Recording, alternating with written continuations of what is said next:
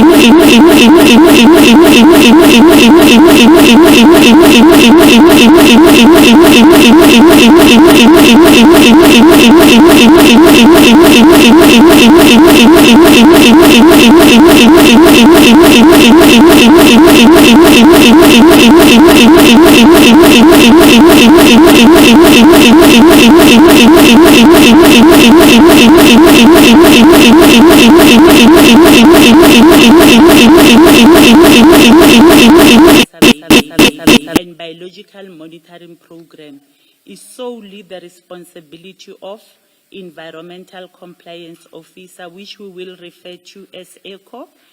And if there are challenges, I still need to address them professionally. It must be noted that I was not part of the bid specification committee or bid evaluation committee, nor bid adjudication committee, and was not aware of the service providers that submitted the bids for the tender, or any engagement with any previous health risk manager that were contracted by SAPS.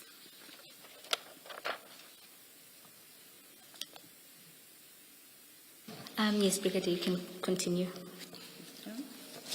Responding to the meetings with Medicare 24, as part of the onboarding in the component quality management, I was informed by my supervisor, Major General Manamela, that when the new health risk manager is appointed, presentations are made to ensure that the contractor understands the core business and occupational exposures into forensic services, and the applicable medical metrics, including required report for management reporting, including holding meetings with the appointed health risk manager. I was further informed that it is a norm that when contracts are awarded, end user and contractor, stakeholder supplier engagement meetings will be held with the appointed service provider. This practice is also applied in the occupational exposure surveillance, waste management, proficiency testing, and personal protective equipment contracts.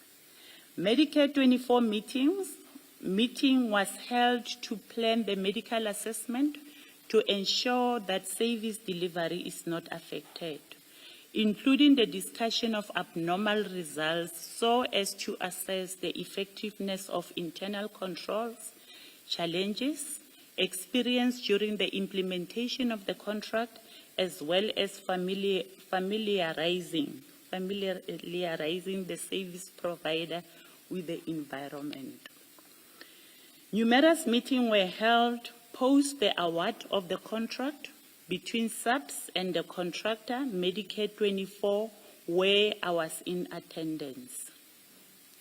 The first meeting was held in July 2024 at head office, chaired by the component head of Employee Health and Wellness, Major General Temba, Management of Quality Management, Contract Manager, which is Brigadier Netengwe, Supply Chain, which is she, Colonel Mugadi, and representative of Metropolitan, as well as representative of Medicare, where the handing over process was discussed. The second meeting was held on 2024-08-06 at CAT VIP offices. The overview of forensic service and medical metrics, wherein she management representative and quality management senior managers were also in attendance. There were several meetings that were held with the service provider, Medicare 24. The meeting in question, which is on my WhatsApp exchange between myself and Mr. Madlanga, was to discuss challenges relating to the implementation of medical surveillance in the component CR and CSM.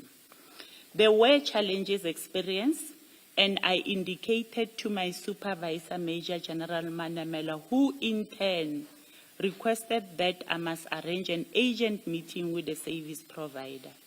Due to the agency of the meeting and knowing the delays we will normally experience with responding to emails, I then sent Mr. Madlanga a WhatsApp to confirm our telephone conversation with a message and details of the meeting. The meeting was held on 2025-01-17 at Medicare offices with Major General Manamela, myself, I think here I've just skipped myself. The meeting was held in 2025-01-17 at Medicare offices with Major General Manamela, myself, and Mr. Madlanga. And we discussed medical surveillance authorization issued to the component CR and CSM, which were progressing at a very slow pace. Outstanding certificate of fitness for members who attended the medical assessment, and challenges raised by employees.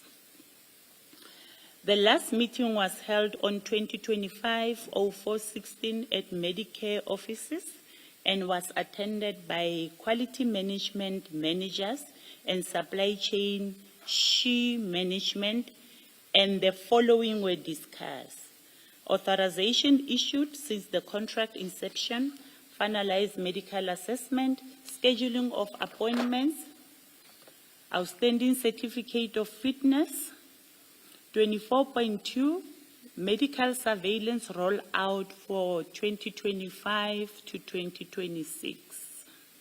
Since we were in the year, the financial year 2024 to 2025. Establishment of a framework for ongoing communication and performance tracking. It must be noted that the certificate of fitness is critical for the forensic services for early detection of occupational diseases. Proceed. Yes, you can proceed. WhatsApp communication regarding the contract. Communication between myself and Medicare 24 was on email, telephone, and WhatsApp. Due to the delays or non-responsive on the email, we then agree with Mr. Madlanga that we can communicate by WhatsApp or telephonically, because that line of communication was long established, where we will also talk about our private matters. He will relay his frustrations about the contract, how they are financially affecting him, such as late payments and partial payments which are made by subs, which is affecting Medicare 24 ability to pay the subcontracted service providers. Delays in facilitating the authorization by making appointment with his contracted service providers, as most contracted service providers do not want to work with him because the company is owing them. Lastly, the stalling of work by subs in other streams, which is incapacity leave, short-term sick leave, awareness program, and the health screening.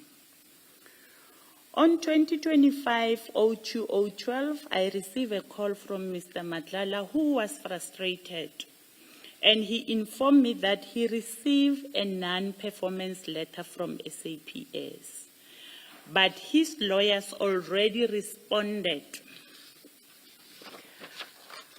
I was surprised by the response letter, as he did not mention some of the issues which he was long complaining about. I then highlighted to him that he could have included the issues of non-payment issues, failures to have quarterly meetings with the company as per service level agreement, and also the issues whereby members were insisting on going to their preferred doctors.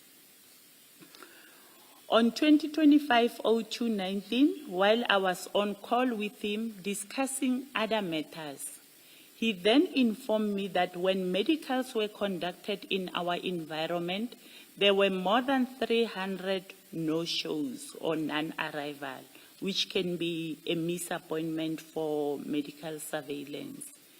They conducted from 2024-08-19 to 2024-08-23. Then I disputed the figure and informed him that there was 2 follow-up appointments on 2024-08-26 to 2024-08-27, and a further date of 2024-09-30 to 2024-10-05. As more members attended the follow-ups, which drastically reduced the number of 300. But I further indicated that I will check and confirm the numbers the following day. I then confirmed the numbers and forwarded him the name list of 140 members, which he will confirm with the authorization they receive, attendance register, as well as the refusal list.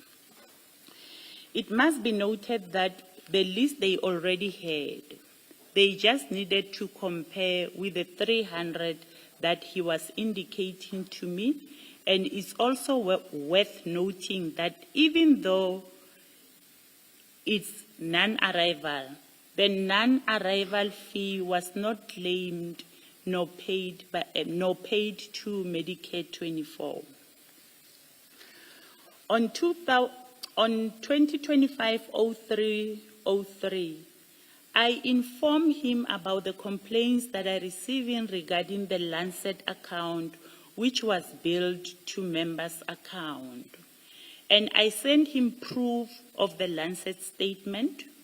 Some I sent through email, and later he sent me proof of email that James Murray saw that, and they are already attending to them. Can you please try to state this in your own, or rather these are your words, but can you, without looking at this, just explain what this paragraph means? And also how James Murray features. Paragraph 32. Yes, please. What happened is, when there are medical surveillance, the members will be sent to the to Lancet as well as Empath to do the blood test. Now, because it's the organization that will be paying or urging members to go and attend the medical surveillance, then the account of Lancet, when it comes, it must be in the name of Medicare instead of the member's name, instead of a member being responsible for that account. So we had several issues whereby members were receiving statements from Lancet indicating that this account is on your name, and they were threatening legal action. So normally you'll have delays when communicating with people from Medicare. Hence, me and Mr. Madlanga, we agree that if there's any agent thing or if there are challenges, forward me a WhatsApp or call me. Then in this instance, I say, no, there's something wrong. Our members are receiving bills from Lancet. And he said, send me proof of that Lancet statement. And I send it to him, whereby there was a member's name as an account holder.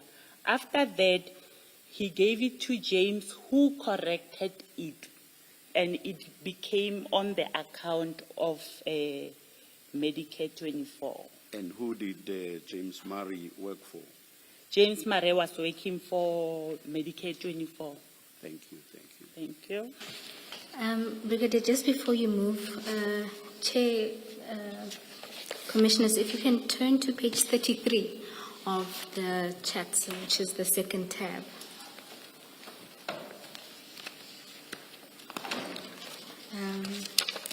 Page 33.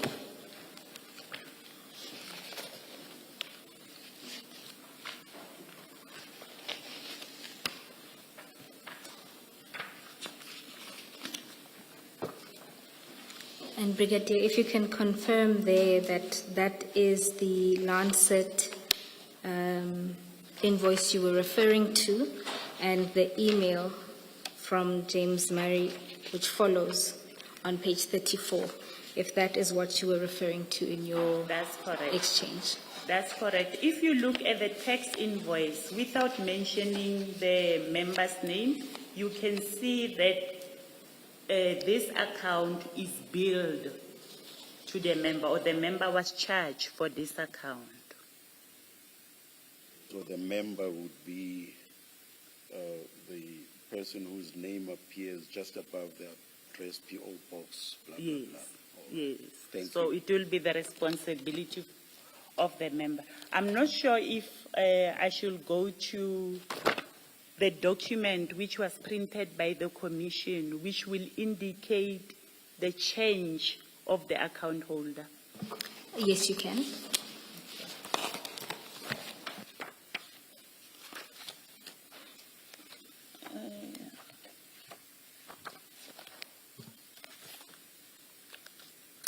Can you remind me which page is that?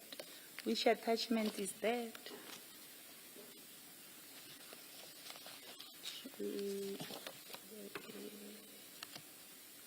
Perhaps continue with your testimony, Brigadier, and if at a later stage you or Ms. Power find the document, you can then make the point you want to make about it. Okay. Thank you. Sorry, Chair, it's at page 61. So that would be the last tab.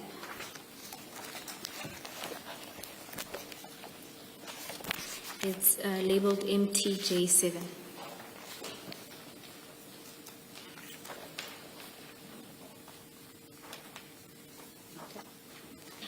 Brigadier, can you confirm that that is what you're referring to? And That's what I was referring to.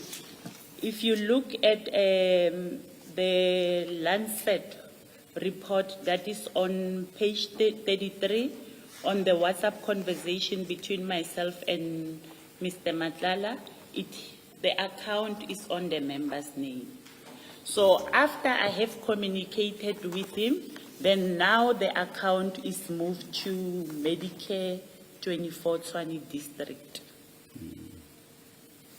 Merely reflecting the member's name to show which member it relates to. That's correct. All right, thank you. Thank you, Brigadier. You can continue. Can I just clarify? I don't know its significance, but the one at page 33, Brigadier, carrying on to 34, has got a different amount from the one at page 62, which appears under the name of that member at page 33. It's different amounts. Is there an explanation? Are they the same? Are they speaking to the same thing? Because the amounts that reflect in the invoice and in this report. They are the same, Commissioner. It's just because of him being a service provider, he had a contract, he had subcontracted Lancet. So Lancet maybe was giving him at a discounted price. Unlike when he's a member, then the member will be charged the full amount without a discount. Okay, thank you. Thank you, Brigadier. You are at paragraph 33. Thank you. On 2025-03-04, I sent him a voice note since I was going to attend the meeting, and he needed to clarify to me when he will facilitate the outstanding authorization. I needed the confirmation so that I can report about it in a meeting, since we were discussing the outstanding authorizations and the plan for the scheduled medical surveillance for 2025-2026. Later in the day, he requested my email address so that he can share outstanding medical authorizations with me. I then share the email address with him. On 2025-0403, he forwarded me a message that he received from one of his contracted service provider that was refused to conduct medical surveillance in Limpopo because they say the contract was cancelled. I did not respond but was surprised by the message because we haven't received any communication about the cancelled contract. But the contract was still active and we continue with scheduling appointment for authorization received. Thank you. Meetings with JK. Who is JK? JK is General Pahlane. All right, thank you. On 2025-03-06, I received a call from JK and we discussed general life issues. While we were on call, that he indicated that he is available to meet Mr. Madlanga to touch base since they have seen each other long ago. Mr. Madlanga and JK have known each other, having met during our social engagement or circle in Pretoria, since I was in a relationship with him. It was during my conversation with JK that the two have seen each other ages ago, that they should meet and greet, checking on each other within their social context. I accordingly sent Mr. Madlanga a message and he responded, "Tell him tomorrow at 1, same spot." I then forwarded the message to JK. I cannot elaborate any further on what is and remains a social relation. Brigadier, is there a particular reason why you call General Pahlane JK? His initials are JK. But is that what you call him or how you address him on a daily basis when you see him? I just needed to understand why in your statement he's referred to as JK. I mean, some of my closest friends call me SK, but when they make a statement, they wouldn't put SK in a statement. So I'm trying to understand what... On the statement, the reason I put JK on the statement is because in terms of the questions that I have received, I was asked to clarify the meetings between Mr. Madlanga and JK. Hence, I proceeded to respond by saying JK.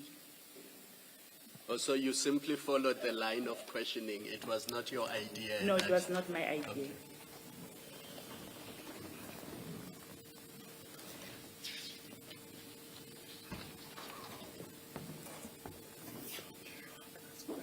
Brigadier, you are at paragraph 36. On 2025-03-25, I received a message from JK that I must tell Mr. Madlanga that they must reschedule their meeting to later or the next day. Then I forwarded the message as received and asked him to respond to JK. He then responded directly to JK and sent me a screenshot. It is through our social engagement circle that Mr. Madlanga met JK. The transparent social relationship has never been concealed, thus I knew and had this occasional communication.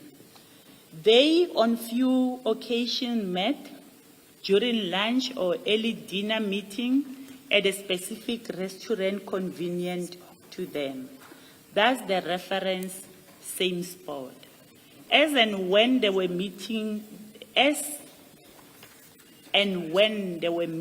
room was when he wanted to meet Mr. Madlanga, JK will request that I inform or arrange because he knows that I have regular contact with Mr. Madlanga or will personally see him.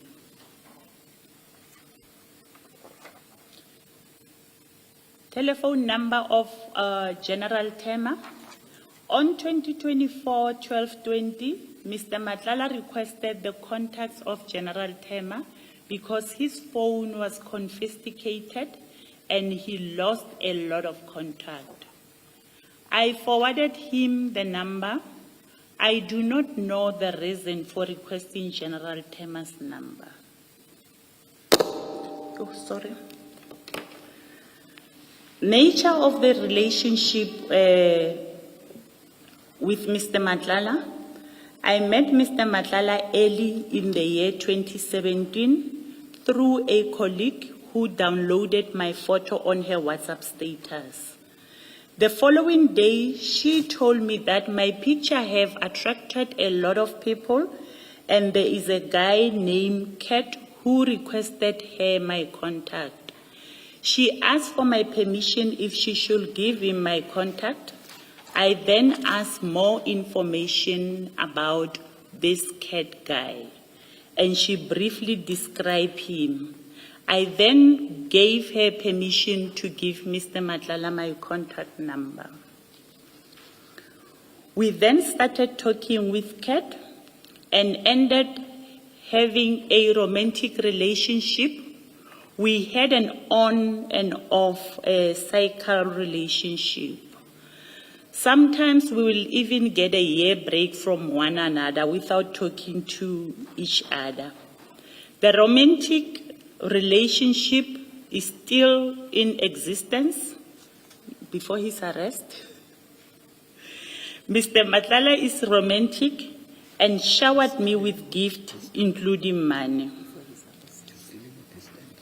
The romantic relationship... Sorry. There's this sentence just before Mr. Madlanga's arrest. I did not quite get what you were saying. No, my statement here is saying the romantic relationship is still in existence. It's still in a? Existence. Distance. Yeah. Existence. But existence. That was Apologies, before apologies. his arrest. So, The arrest did not end the relationship. It interrupted it. No, I just need to be clear. Sorry, it sounded like a joke. It's not. I just needed to understand that section of the statement. It's a difficult question for me, Commissioner, because I haven't spoken to him since. Let me put it this way. The two of you did not end the relationship. You did not say, either one of you or both, the relationship has ended. I presume it's ended. Yeah.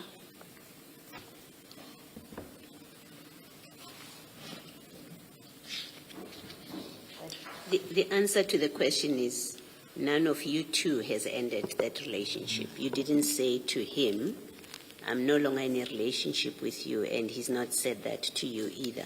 I think that's what you're being asked. It's that direct question. Normally when two people go their separate ways, sometimes there will be no communication. Then you'll have to assume that this relationship has ended.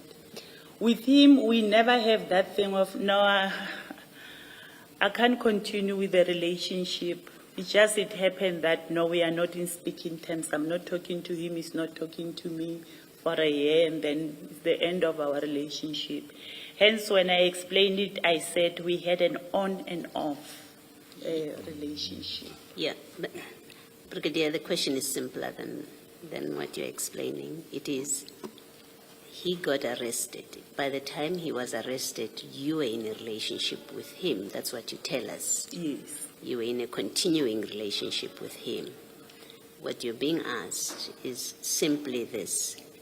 At no point after his arrest has he said to you, I no longer want a relationship with you, and neither have you done that. You haven't said to him, now that you are arrested, or for whatever reason, I no longer have a relationship with you.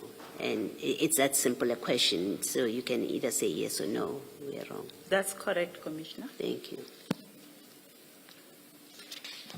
Brigadier, you were at the last sentence of paragraph 40.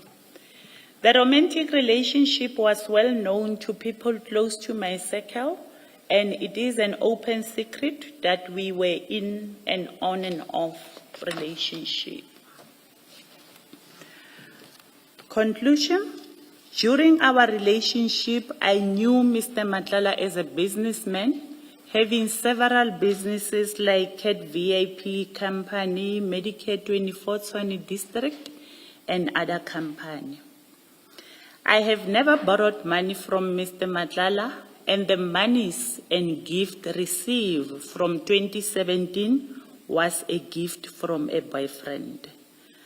None of the gift nor monies received from him were related to me having an influence to the awarding of the tender or the execution thereof, as I started receiving them from 2017 while being in our on and off relationship.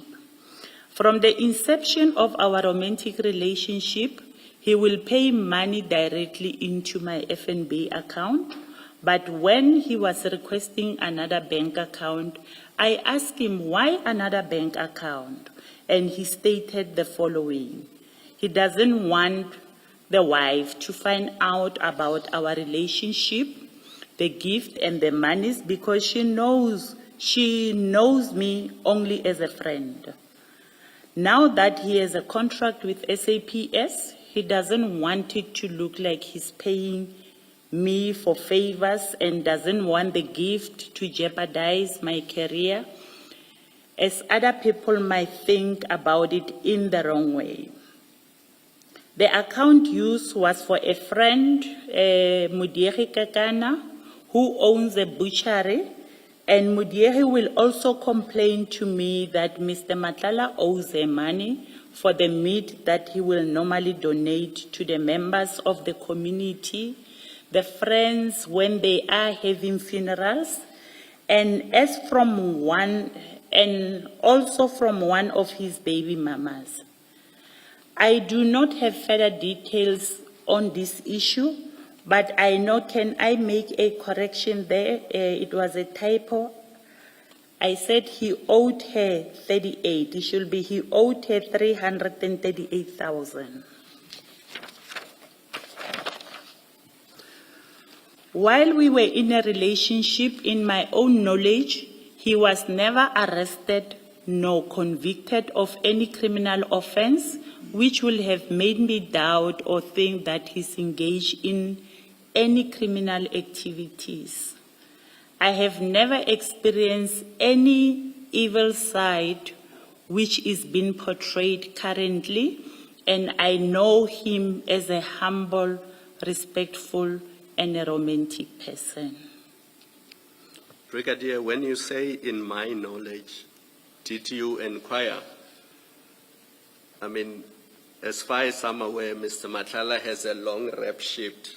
That's what they call it in, I think you understand what I mean. He's got a long record that includes convictions and various arrests, and he was charged several times and charges were dropped.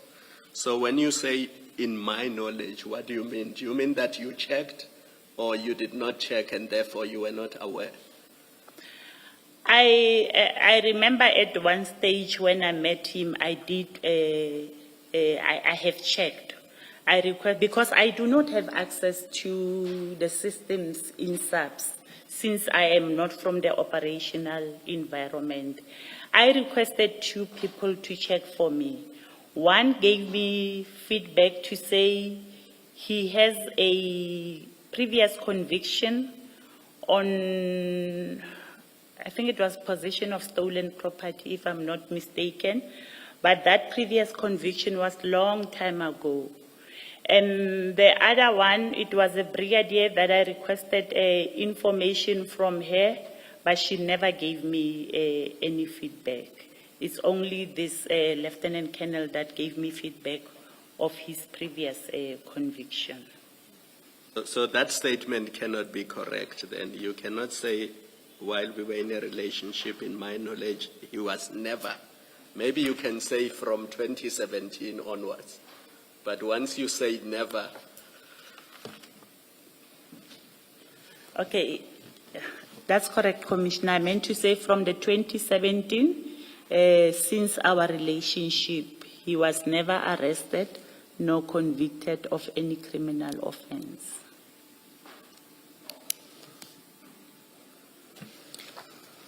Thank you. Also, sorry, just And to follow up. Lastly, Carry on. You want to say something? lastly, he has never asked me for any favors which might jeopardize my career. Thank you.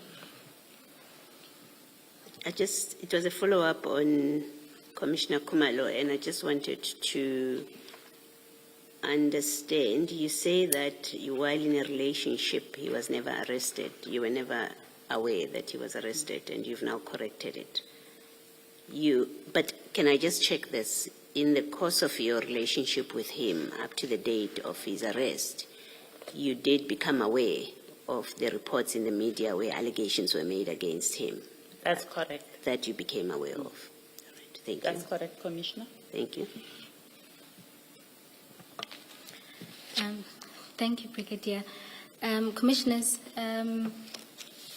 there are a few questions arising from the statement, but in the main, I want to focus on the WhatsApp chats because the structure of the statement is largely to respond to specific chats, and it may be better to display them during the questioning in order for us to see them alongside each other. Maybe before you go to the chats, there was one paragraph in a statement. I had a question, but I thought maybe let's wait until, I think it's the second meeting. And I needed to know why it was held at CAT VIP Services, because CAT VIP is a security company and has nothing to do with this contract. I made a note, I think it's in paragraph 20 on page 6, that you have this service provider, Medicare 24, that has just been appointed. There's an introductory meeting in July 2024. And then in August 2024, you have a meeting at CAT VIP Services. Why was that? And whose idea was it? It was his idea to have a meeting in the CAT VIP offices because by then the meetings were held in Boxback Clinic, Medicare Boxback Clinic. And seeing that we were around Pretoria, then he indicated that we can come to CAT VIP offices, which was in Main Lane. So this was an arrangement between you and Mr. Cat Matlala? That's correct, Commissioner. And maybe when you referring to Mr. Matlala, just use his surname so that we know who you are talking about. Thank We'll you. do that. Thank you. Yeah.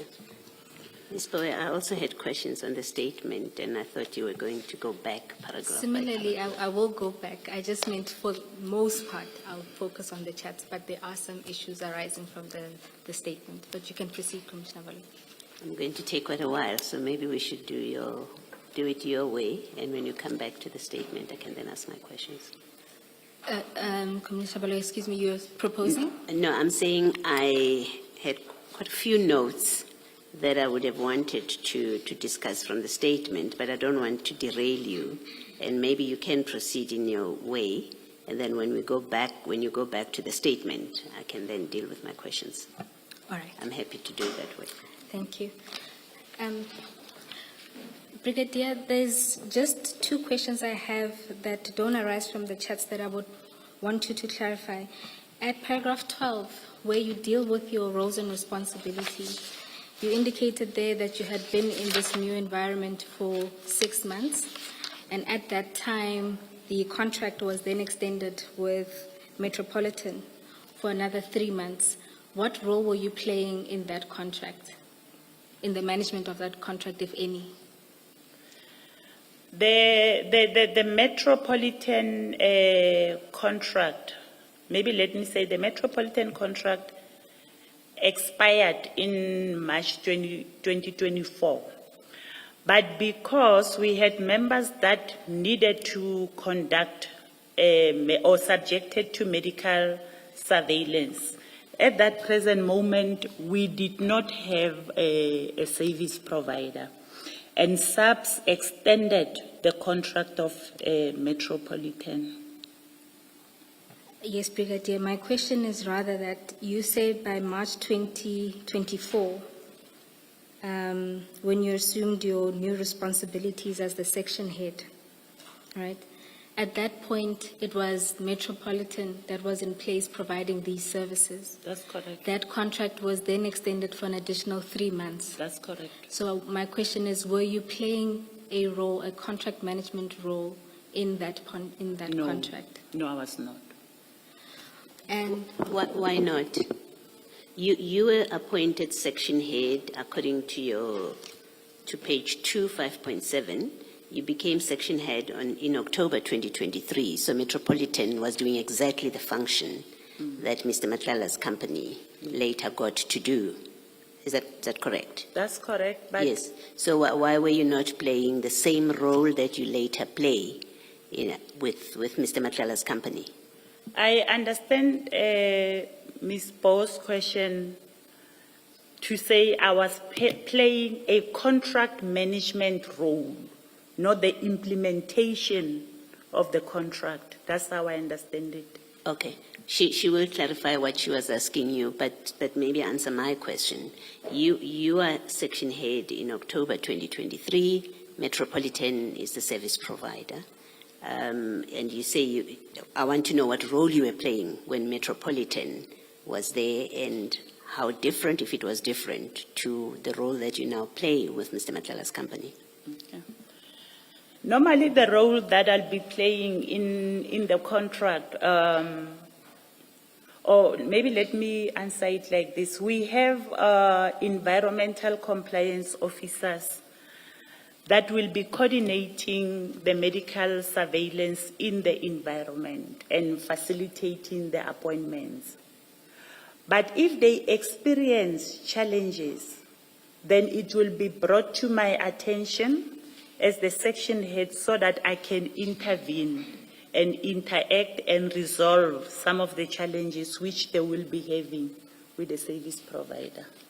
We're playing that role under when Metropolitan was providing the service. That's correct. Of resolving challenges. That's correct. But the environmental compliance officers, I think you call them ECOs, you say, ECOs, were the ones that were responsible to make arrangements. That's correct, Okay.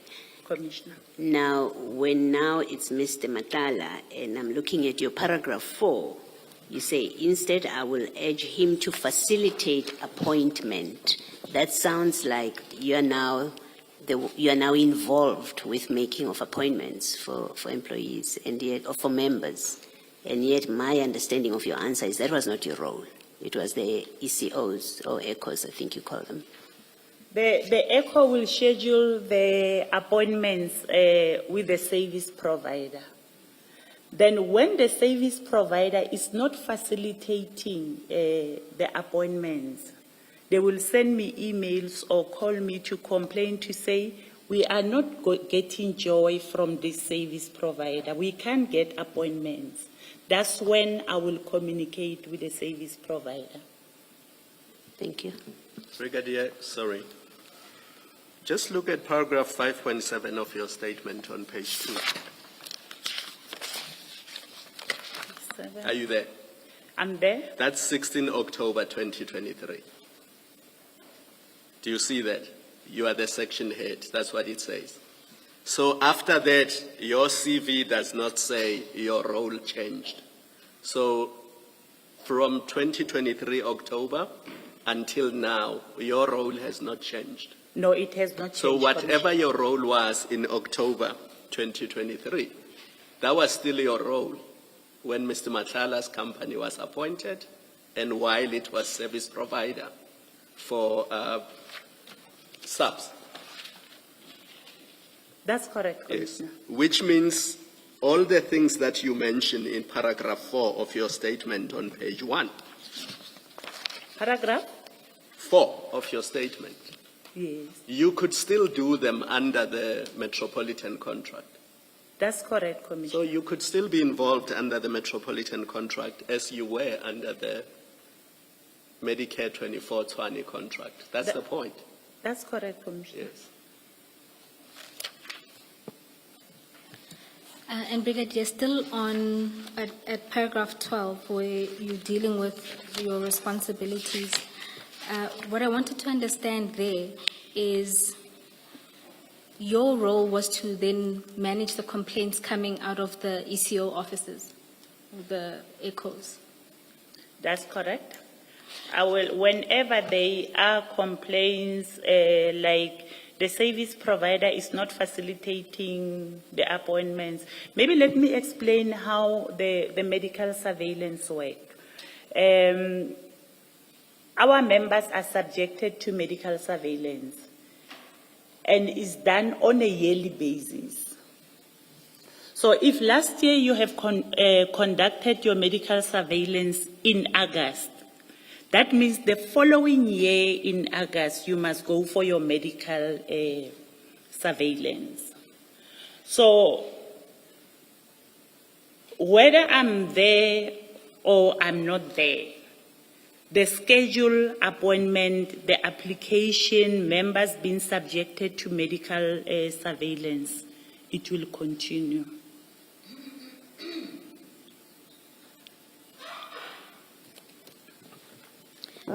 Are you moving from paragraph 12? Okay. Brigadier, your paragraph 12 suggests that the very first time you became involved with this function is after the metropolitan contract had ended. You say, months March 2024 into my new responsibilities as section head, I became aware of the health risk manager contract. But you would have become aware of it in October already, after October, not in March, because this is, you say you were doing the same function. In October, when Metropolitan was the service provider, you continued to do, you did the same function when Mr. Matlala's company was appointed. So the impression that is created there, in fact, let me read more of this. It says, in March 2024, into my new responsibility, we now know you were in charge of this from October 2023, not only in March. I became aware of the health risk manager contract. Now, it seems to me by that point you should have been aware of the metropolitan one. You say the awareness was triggered by coming to an end of the previous risk manager contract, metropolitan. I'm not sure about the accuracy of this, if already from October you were involved with the service being rendered by Metropolitan, exactly the same service.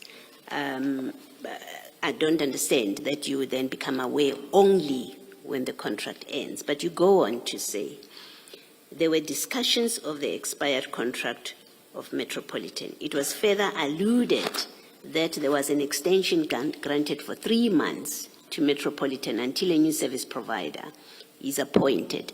The impression created up to this point is you knew nothing about, you were not involved with, and you knew nothing about the Metropolitan contract.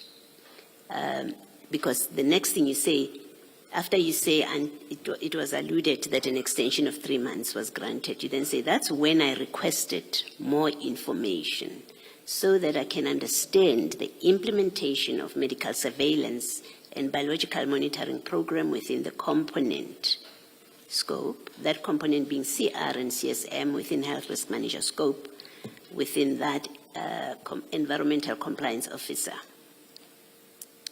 responsible for coordination of medical surveillance and biological monitoring program.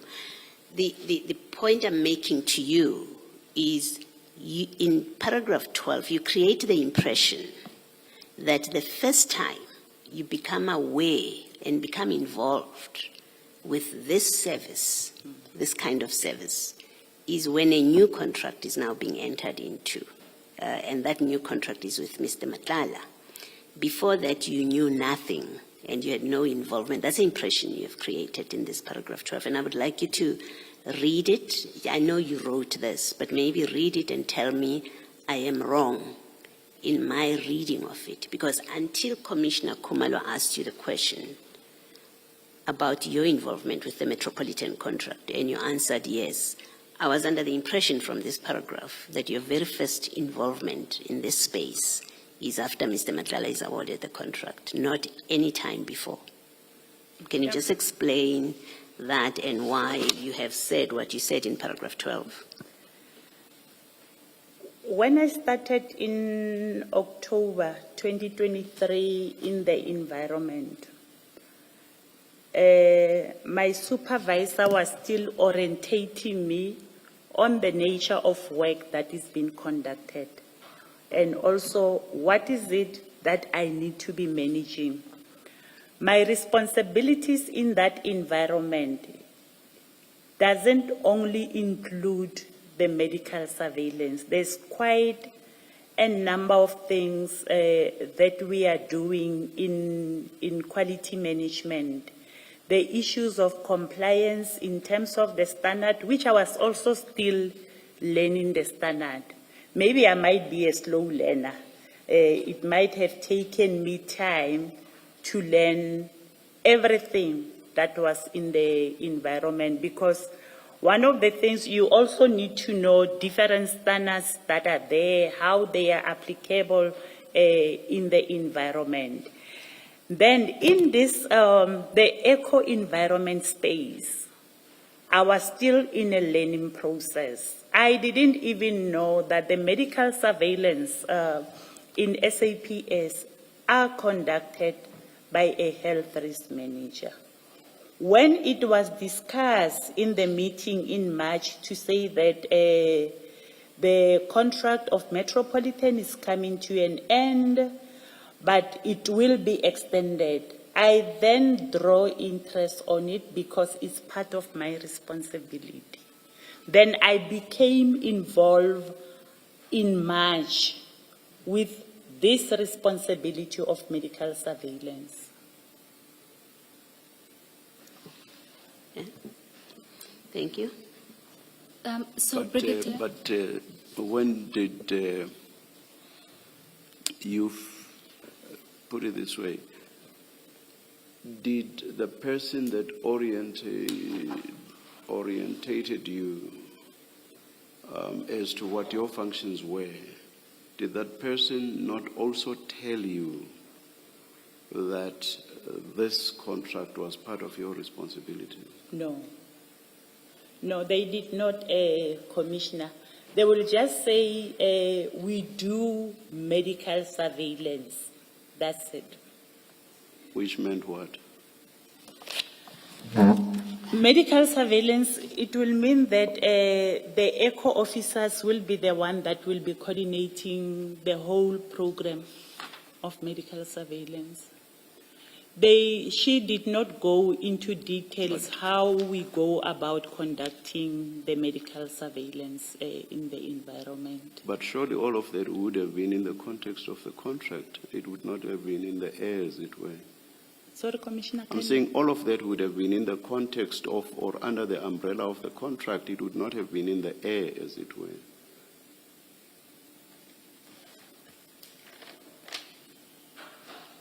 I don't understand your question, Commissioner. Can you repeat? This has been outsourced by SAPS to, at that stage, Metropolitan. That's correct. So I say everything relating to this function fell under what the contract provided for. That's correct. Not so? That's correct. So what I'm saying is what you say you were aware of must have fallen under the umbrella of what Metropolitan was required to do, not so? That's correct, Commissioner. So I find it difficult then for you to say that you had no idea of the existence of Metropolitan and the function that it performed. That's correct, Commissioner, because if you are not involved or dealing with something on a daily basis, you will not get information about certain aspects of the environment. Like I have indicated, the ECO members will be the one doing the application, then it will go somewhere else for approval. They will get authorization. This, it was not coming to my office. But you are there from October, and this is around 5 months later. For all that time, you were completely in the dark. I was not in the dark per se, but I was not fully involved. You were not in the dark, but you were not in the light as well.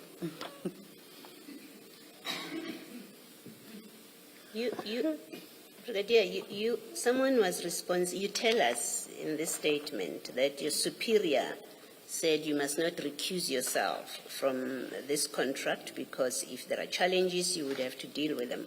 Well, someone was dealing with the challenges from October 2023. That's your position. You are in that position. You say at 9.2, part of your responsibilities is to manage the coordination of medical surveillance and biological monitoring.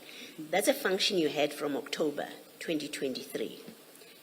And so challenges, if your position means you resolve challenges, you would have been the person still at that point. So it's very difficult to understand that you were completely blind or not involved with this function under the Metropolitan contract, and then with Medicare, you are so actively involved in a contract where there's an obvious conflict.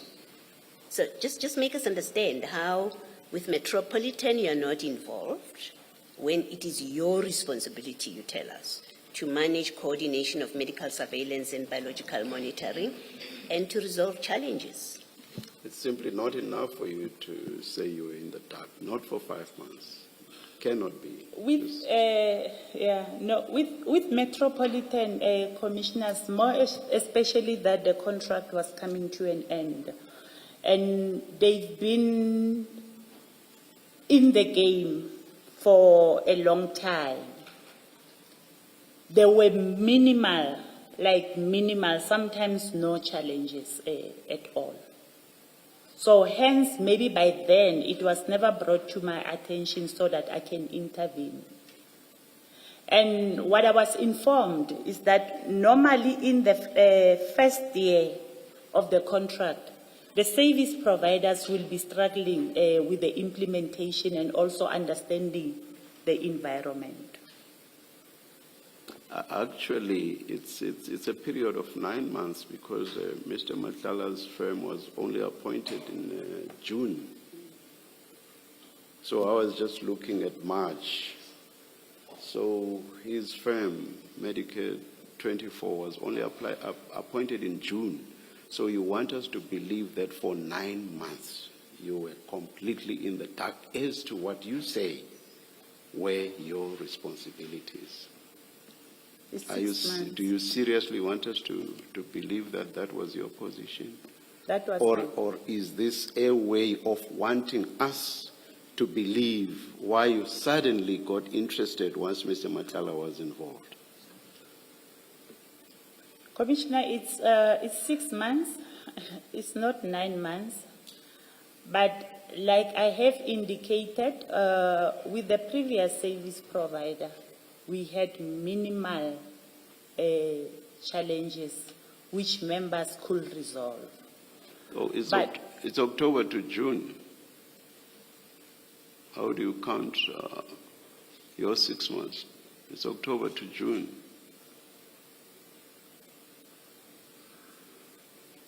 Oh, yes, yeah. So for 9 months, you are not aware of your responsibilities and you suddenly become aware of them when Mr. Matala comes into the picture. And you want us to believe that. I became aware before Mr. Matala can come into the picture, which was in March.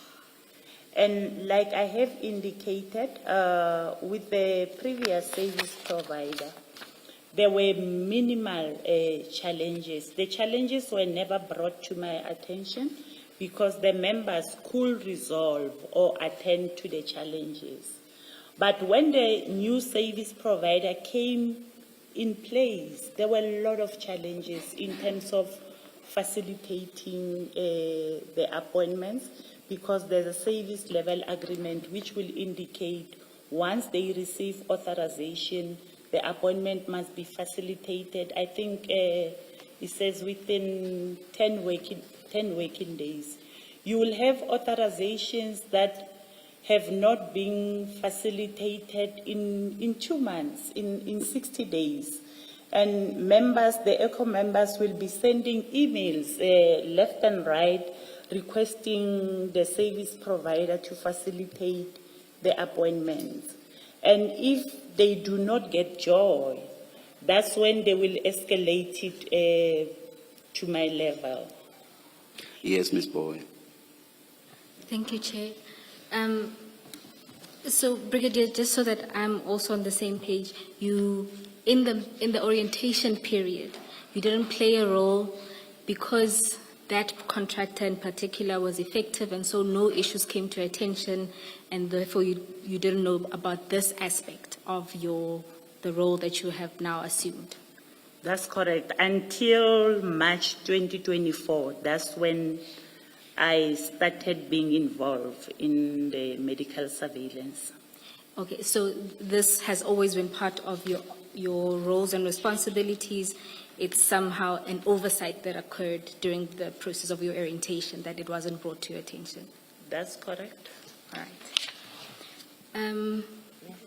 Brigadier, in paragraph 13, you say you were informed in June.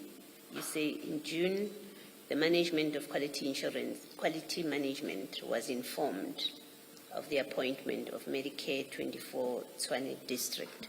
Is this the first time that you knew Mr. Matlala's company has been appointed? That's correct, Commissioner. Okay. Did you not know that he submitted a bid? We were not in speaking terms by then.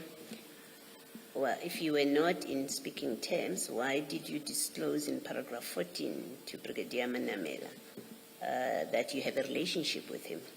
Because you say, I know Mr. Matlala, and explained the nature of my relationship and asked if I should recuse myself from the responsibility.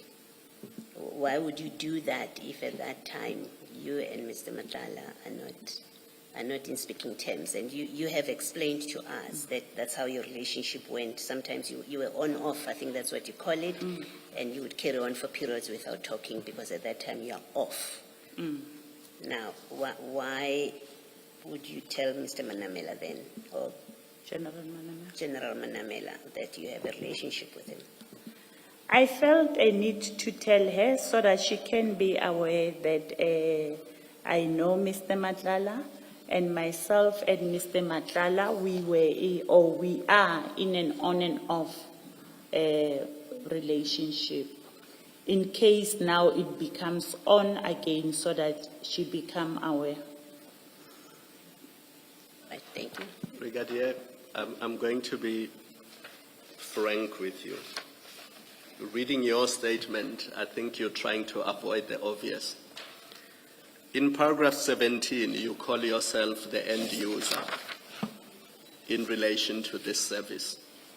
That's why you had to attend these meetings with the new company, which means you would have attended service provider meetings with Metropolitan as well. What you are really avoiding is the fact that as end user, you were aware that a contract is coming to an end, and you were aware that in January of 2024, a new RFQ was going out, and as the end user, you would have participated in the creation of that RFQ. And even though you were not a member of either the BEC or the BAC or the ultimate decision maker, throughout the process, you would have been made aware as end user.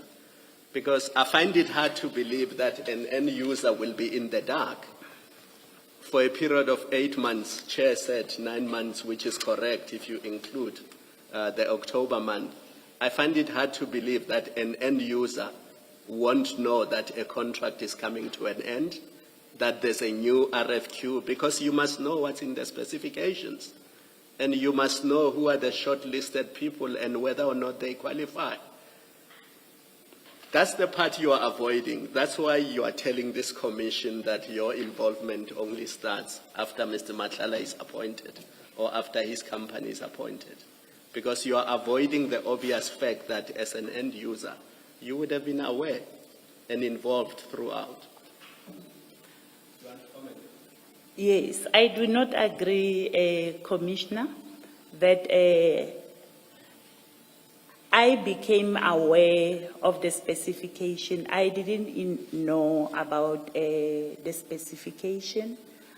I was not even aware of the people that bidded for the contract because it's not within my responsibility. It is the responsibility of supply chain management, who is keeping this process very close without sharing. So from my side, coming from a different environment that was not working with the medical surveillance, I could not have known the specification, who bidded for the contract, what is the contract doing, how should it be implemented. And like I have indicated, there are a lot of responsibilities in that environment, in the environment that I'm appointed at. As part of my orientation or onboarding process, they will take me through them step by step. If maybe I come into contact with something new, I will then ask my supervisor, or I will call members in my environment to come and give me a presentation so that I can understand what is happening in my environment. And maybe also one of the things that made me not to be aware of the medical surveillance is because all the administration regarding medical surveillance, it doesn't come to my level. It stays at the level of the ECOs. And part of it, we also have provinces that are also managing the medical surveillance in the province. So they do it on their own unless there are serious challenges which they cannot resolve from their side, then it will be brought to my attention. And with the previous service provider, there were minimal challenges.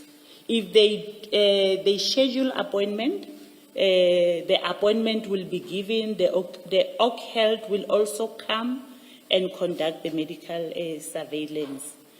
And with this new service provider, there will be challenges in terms of implementing the authorizations, whereby members will stay for months without undergoing medical surveillance. And in our environment, medical surveillance are very critical. You'll have environments whereby members will totally refuse to work, to say, I cannot expose myself to chemicals or to whatever hazards that are there because I have not conducted my medical surveillance. Thank you, Brigadier. I think what this commission will do is we will subpoena some of the records of the meetings with Metropolitan and also some of the records leading to the RFQ, and we will establish whether or not you were involved. Thank you. Brigadier, when you, the paragraph 14 where you speak about your disclosure to your supervisor, can I just understand, when you spoke to General Manamela, what in fact did you say about what you say the nature of your relationship with Mr. Madlanga? What did you tell the general? I told the general that, thank you, Commissioner, I told the general that I do have an on and off romantic relationship with Mr. Madlanga, but I haven't spoken to him for quite a while. That's what I explained. And I also requested, can I be excused from doing the medical surveillance? And she indicated that no, it's part of your responsibility and it's also on your job description. Although, Why did you consider that you should be excused or recused from having to deal with this? What was behind that? the reason I wanted to be excused is that sometimes it's not easy to work with your ex-boyfriend. Although you try by all means to maintain a professional relationship, but sometimes it's not easy. Okay. I think you've clarified exactly what I wanted to establish when I asked you, what did you tell General Manamela about the nature of your relationship? So you said to General Manamela, he's your ex-boyfriend or ex-partner. That's how you explained him. No, Commissioner. Let me tell you what I'm trying to establish. I'm trying to establish whether General Manamela understood that you are in an ongoing relationship with Mr. Madlanga at the time when she says to you, it's okay, you can manage a contract that where the service provider is your boyfriend. I'm trying to understand that. What exactly did you tell her? Because there is a difference between he is my ex-boyfriend. It's a clear statement. It's a past relationship. And the other one is to say, well, he and I are on an on-off relationship, but we are in a relationship. I've just not been talking to him for the last 6 months. It's an important distinction for purposes of this paragraph, for us to understand. Did General Manamela understand Mr. Madlanga is your partner, is your intimate partner as you describe him? That's your language. You say, I have an intimate relationship with him. Did General Manamela understand when you spoke and disclosed your relationship that in fact you have an intimate relationship with him, you have an ongoing relationship, you've just not been talking to each other? General Manamela understood that. Is that what you're saying? Commissioner, I think she did understand, because I remember even her making a joke to say, issues sabojolo hadiseni, this is a workplace. Yes, so General Manamela had no difficulty, and she may not appear before us. So it's important that we get your answer clearly. General Manamela had no difficulty with you being involved in a contract, in managing a contract where your boyfriend is the service provider. Is that what you're saying? That's correct, Commissioner. Thank you. Thank you, Ms. Pop. And Brigadier, was any of this recorded formally, or was this just verbal at that one meeting? No, it The was disclosure. No, it was not recorded anyway. It was just our verbal discussion. Yes, which raises another question for me.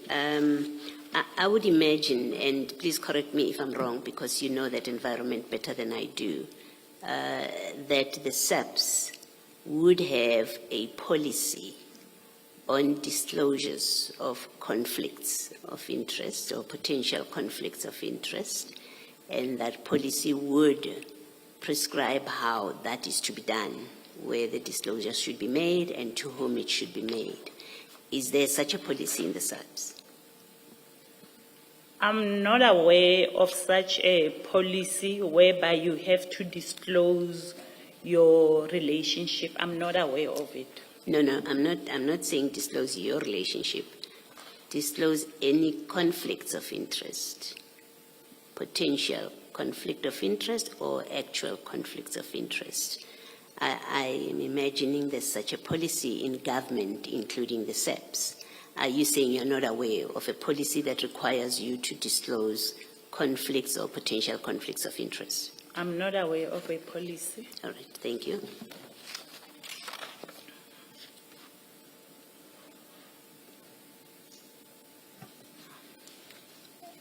Sorry. Chair- Do you know if Mr. Matlala's company disclosed the conflict when they responded to the RFQ, when they submitted the bid? Do you know if they disclosed that actually the end user is my on-off partner? I don't know if Mr. Matlala have disclosed, Commissioner, because by then, as I have indicated, we were not in a relationship. So I'm not aware on the document if he has indicated it. And I don't think he will even know that I was the end user, because this contract has quite a number of end users. It's not only me who was the end user. You'll get someone that is doing recruitment into SAPS. That person will be an end user. You'll get people that are doing incapacity leave in the organization. You will have someone that is leading that stream. You will get a stream whereby... Brigadier, I think you've answered me and I'm not cutting you short. I'm worried about the time because it's almost our tea time. So just one last question and a short answer, please, because it should be obvious. In June, when Mr. Matlala's company gets appointed, the relationship is flat, nothing is happening. When did the two of you start the relationship again? When did you suddenly agree that, okay, now things are back to us being in a relationship?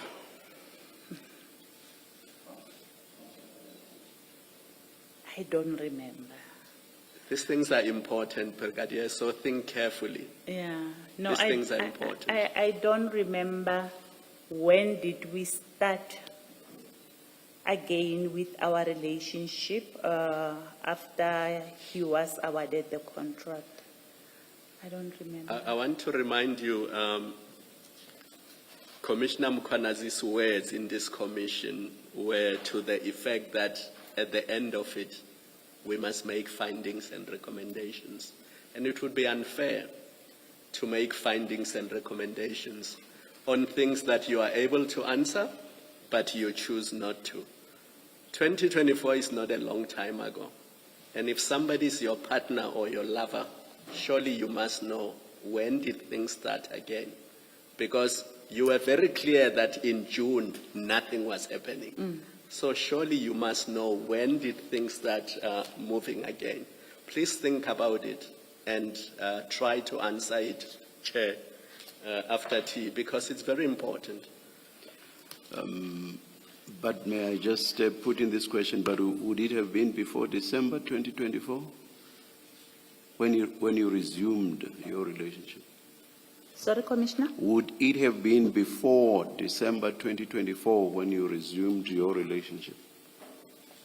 In June, you say you are still not. But by December, would you have resumed it already? Yes, that's correct, Commissioner. Thank you. I'm not necessarily blocking Commissioner Kumalo's question because he wants specificity. You say June not. So Commissioner Kumalo wants when did you resume? So that's what you should mull over during the tea break. Let's adjourn and resume at 11:20.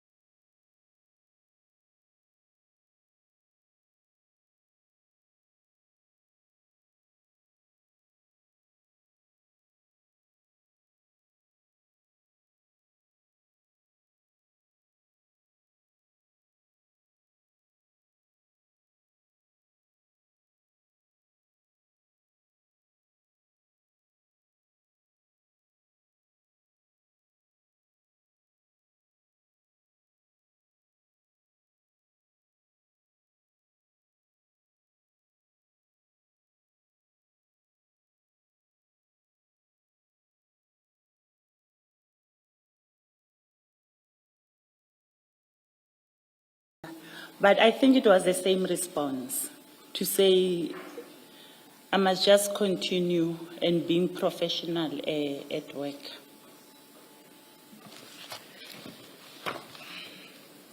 And again, this was not recorded in any form or fashion? No, it was not recorded, Commissioners. Brigadier, let me just go back to a question that Ms. Bowe asked you, and I think you said, when she asked you about your involvement in what she described as contract management of this Medicare contract, and you denied that you are involved with contract management. Yes. Am I correct? That's correct. What do you understand to be contract management in the context of this Medicare contract? What would constitute contract management?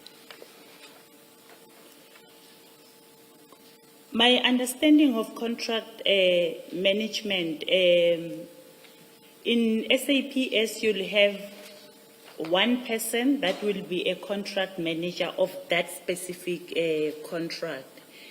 If we are having challenges that we cannot resolve with the service provider, then we'll have to escalate them to the level of a contract manager. Okay.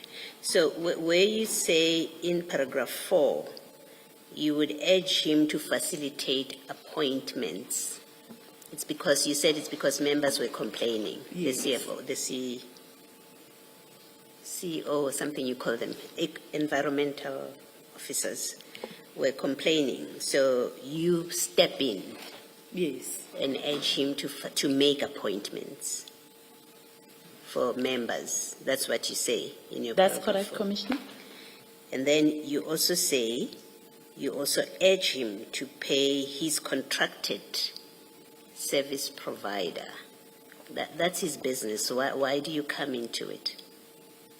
Why are you involved in an issue about Mr. Matlala's company paying his service providers?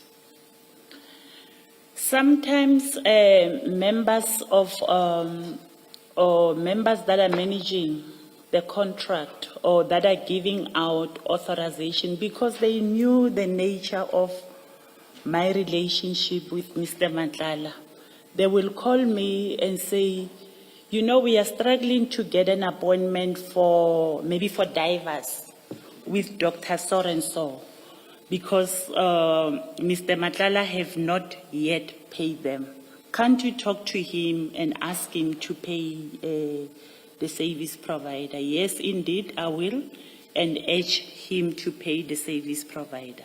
And so from your description, what you've just explained now, this was not part of your functions to urge him to pay his service providers. You were doing it because people know you have a relationship with him, so as his girlfriend,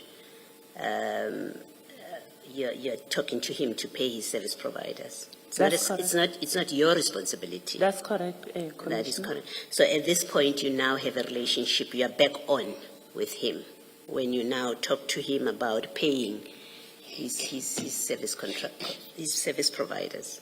That's correct, Commissioner. Okay. And then you say, and correcting him when numbers were not corresponding, which effectively qualified him to invoice lesser. This to me sounds like a purely finance function, not your monitoring, surveillance, and making sure that there is surveillance of your members. The discussion about invoices being corrected, I don't see how from how you have described your responsibilities, where it comes in that you're responsible to now look at invoices for correction, even if it means him being paid lesser. I don't see how that flows from your responsibilities. Yes, you may comment. I was not correcting him for invoices. When medical surveillance have been attended by the members, there will be an attendance register which will be kept by the service provider as well as our ECO members, they will keep the attendance register. Sometimes the attendance register is not corresponding. His attendance register and our attendance register will not be corresponding. Yes, what I'm saying is I don't see why that is part of your functions, that kind of engagement with Mr. Madlanga, that you are the one that has to solve non-corresponding registers. Your ECO officers are responsible for this. They are the ones that know what appointments are being made. Just make me understand why and how that fits into your responsibilities relating to this contract. If there are any fruitless expenditures regarding the medical surveillance, I'm the one that must account to the fruitless expenditure. And as much as possible, from my side, I was trying to avoid the fruitless expenditure. Reason being, when we started with medical surveillance in my environment, I received an email from She Management, Colonel Mogadi, who indicated that the environment that I am managing has a lot of, a huge amount of fruitless expenditure due to non-attendance of members. Okay, can I just stop you there? The point I'm trying to make is, can you see from the three things that you have listed that in fact this is contract management? You are managing now the day-to-day performance of this contract, because to urge him to facilitate appointments is to say to him, you are not performing, our members are not getting their appointments. Why that gets escalated to you, I think it's a different debate, but you say to him, comply with the contract. That's a management of a contract, at least that's what I'm suggesting to you. To pay his contracted service providers, I think this has absolutely nothing to do with you as an SAPS person who is the end user of the contract. This you were doing as his girlfriend because others have come and spoken to you. It had nothing to do with your responsibilities. And then correcting him where numbers were not corresponding, which effectively qualified him to invoice lesser.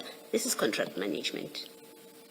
So when you say to Ms. Bowe, I wasn't responsible for contract management, officially, yes, maybe you were not, but you took on this function on this contract of managing the contract in the name of solving challenges, when in fact it is typical contract management. That's what I'm suggesting to you. You may comment if you want to. From my side, Commissioner, I don't see it as contract management. I see it as stepping in whenever there are challenges. And in SAP's language, we understand contract management to be something else different. Hence, I indicated that I was not managing the contract. Thank you. Thank you, Brigadier. Brigadier, just to follow up on two aspects in relation to the answers you gave to Commissioner Baloyi. You mentioned that managers, so the actual contract managers, would then approach you to do ostensibly what they were supposed to do when they had issues with the contract. Do you accept that? Yes. So if you not were managers, but there's someone that is issuing authorization and doing payment as well. So whenever there are challenges of non-payment, and it's very urgent that the divers must attend their medical surveillance, she will call me and say, hey, we can't make appointments because Dr. So-and-so has not been paid. Can't you talk to him, at least prioritize this doctor so that our divers can conduct the medical surveillance? Yes, I understand, Brigadier. I guess the question is, if that sounds like a management issue, why was that then not directed to managers, if you are now saying that those people were indeed not managers?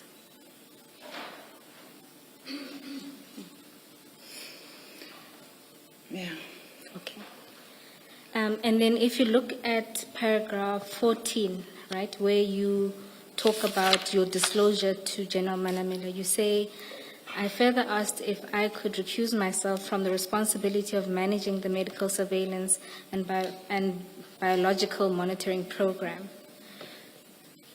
And so that sort of management didn't include actual contract management or the provision at least of those services that affected your environment. That's correct. Right. Thank you, Brigadier. And then if you look at paragraph 15, just to clarify, at the end of that sentence or that paragraph, you say, perhaps let me just read the whole paragraph. It must be noted that I was not part of the bid specification committee, bid evaluation committee, nor bid adjudication committee, and I was not aware of the service providers that submitted bids for the tender or any engagements with any previous health risk managers that were contracted by the SAPS. What do you mean by that? Are you solely limiting it for purposes of the procurement process?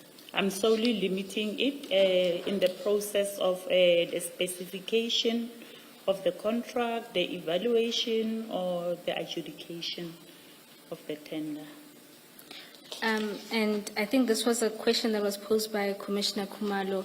As an end user, there wasn't a part that you were playing in the bid specifications behind the scenes, as end users would contribute to bid specifications as they are the receivers ultimately of the service. So No, there was nothing. no participation there. Nothing. The part of the specification, it even started before I can arrive in that environment.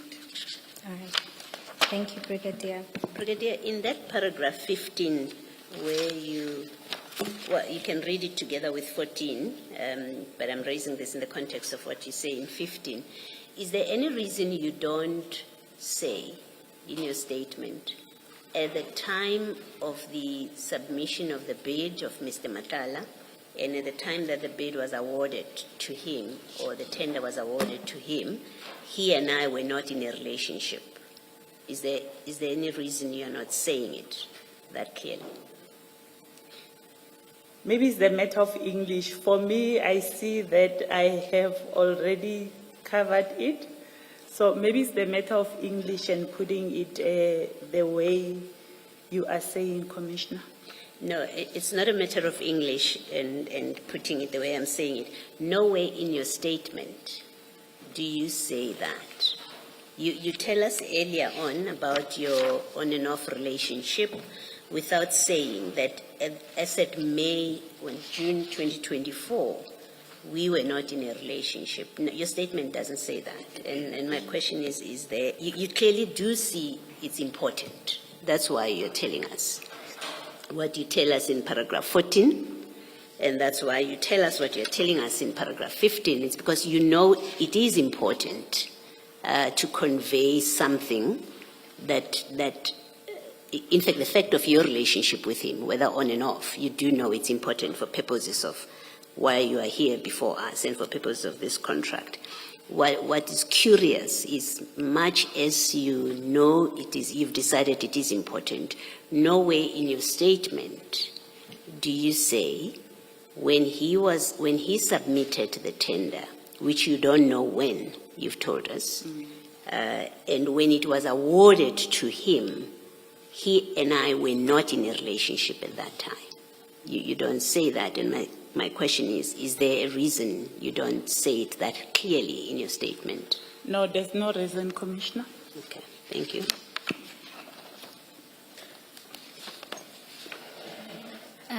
Commissioners, I'm going to move to the chat for purposes of questioning the witness alongside some of the statements that arise. So I think it may be easier to just remove the statement and put it alongside the chat.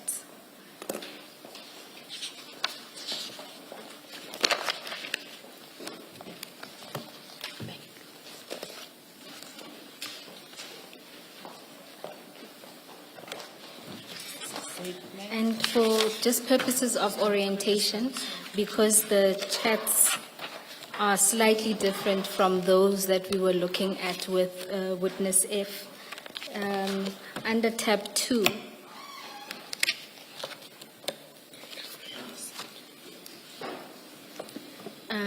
you will see that the chat box that is green would represent chats from Mr. Madlanga, and that which is white or gray, depending on the level of your eyesight, will be those of Brigadier Madlanga. Ms. Bowe, perhaps for the record, you should say the source of these chats, from whose phone. And if you were already going to do that, I do apologize for anticipating. Thank you, Commissioner Baloyi. The chats originate from the phone of Mr. Madlanga and were extracted, both the WhatsApps and the metadata. So we were able to get copies of the chats as well as annexes to the chats that includes multimedia like videos or audio. Brigadier, you've had consideration and sight of the chats. Yes. And you are satisfied that these are the chats that you had with Mr. Madlanga? That's correct, I am. Thank you. Commissioners, I'd like to begin at page 2. Brigadier, you'll see there on the 15th of December 2024, you send a number to Mr. Madlanga. Whose number is that? Sorry, maybe do you know? Ms. Bowe, for completeness, maybe also give the timestamp, because there's quite a number of messages on the same day. Yes, Commissioner, that is at 12:37.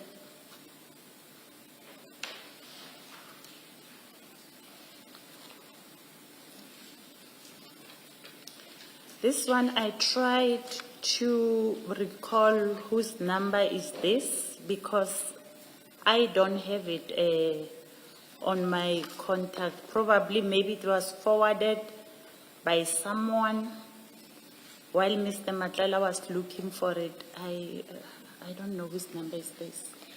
And if you turn the page over, you'll see you then text Mr. Madlanga at 15:04 on the same day. You say, did you find him? Apparently he changed his number. Does that help you recall?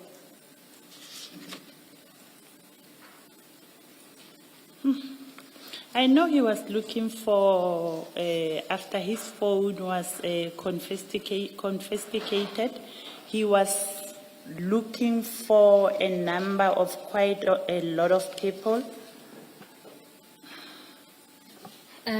I'm trying to recall, and I even dial it on Truecaller just to check whose number it is. So we've done a check of the number. It's Captain Cartwright. Do you have any sense of why you would be Sorry, providing? Ms. Bowe, you said it's what? Captain Cartwright. CARTWRIGHT. Thank you. Do you have a sense of why you would be sharing Captain Cartwright's? Or first, perhaps, do you know who that captain is? I know him by surname. I've never met him personally. I just know the name Captain Cartwright. And then please respond to Ms. Bowe's question. Do you recall why you would be sending his number to Mr. Madlanga? No, I don't remember. He was looking for a number, and I got him the number. Thank you, Brigadier. When you asked for the number, he would have told you why. He's asking for a number of an SAPS person, a colleague of yours, so he would have told you why. It's not always that when someone is looking for a number of a specific person, they will tell you why they are looking for that person. So in this instance, I don't know why he was looking for the captain.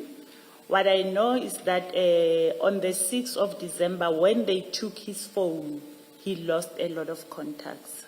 Yes, no. I understand that, and my question has nothing to do with that. My question is, when Mr. Madlanga asks you for a number of your colleague, which you don't have on your phone, and so you don't just pass it on, you would have asked why, or he would have explained, I want the number, this number. You would have had to look it up on your SAP system. So you would know a bit about him because you have to look it up. You are sharing police information or an employee's information, actually. You are sharing an employee's number with an outsider. If it's, I expect he would have said to you, I want this number for this reason. 2, when you look it up on your system, you would know who it is. They are employed in this section. I would imagine that information would have been there available to you. So you would know more than just by name from looking him up. You would know this is where he's employed. no, I don't have access to check where members are employed. But if it's Captain Cartwright, I know he's working at supply chain management. And he's one of the people that he signed. When he was going to sign the contract, he signed it with Captain Cartwright. Okay. What he was looking for or what he wanted to discuss with Captain Cartwright, I really don't know, Commissioner. Okay, but you now know, you knew just at looking him up, if you didn't know before, that this is someone in supply chain management. You came to know that. No, after Ms. Bowe mentioned Captain Cartwright, then I remembered to say Captain Cartwright is the one that was working in, or he's still there in supply chain. I'm not sure if he's still there. Okay. Now you also say you tried, I mean, Ms. Bowe seems to have had better luck than you, even though she's not in the SAPs, to locate who this number belongs to. When you say you tried, you even used Truecaller, are you saying you could not establish whose number this is? That's correct, Commissioner. Even when you called it? No, You I say did you not called call them? it. Oh, What I do, I just check on Truecaller if it will show the name of the person. As I was writing my affidavit, some of the numbers, I will check them on my Truecaller and it will give me the name of that specific person. all right. I don't know how Truecaller works, but thank you. Thank you, Brigadier. I can confirm, Commissioner Baloyi, that when I used my Truecaller this morning, that's how I discovered the name and then double-checked it with our IT. Okay. Brigadier just was not able to do the same. All right. Thank you. And then you'll see, then let's go to the next chat on still the 15th of December at 17:04. You text Mr. Madlanga, you don't have money, ungithumele. And his response is, I don't have bank account. And you respond with Yane. I just wanted to understand in relation to this was just ordinary boyfriend-girlfriend talk. That's correct. And he also then indicates that he would be opening another account. Now, if you look at the next message on the 18th of December at 13:27, we won't get into it. You just send Mr. Madlanga a correspondence that you received, and you asked him for assistance. That's correct. And again here, just to confirm, this was regular boyfriend-girlfriend Yes, request and because interaction. Yes, Commissioners, because previously I told him about this account that I was owing and could not settle the account. I told him in September 2023 because I had an incident in September 2023. It's a very traumatic incident which I do not want to divulge what happened there. But at the end of the day, my car was burned down. So, yeah. And because of this account, I have challenges in getting finance to buy a new car. All right, Brigadier, you don't have to go into the specifics. Ms. Bowe, at this very early stage, I want to test this idea of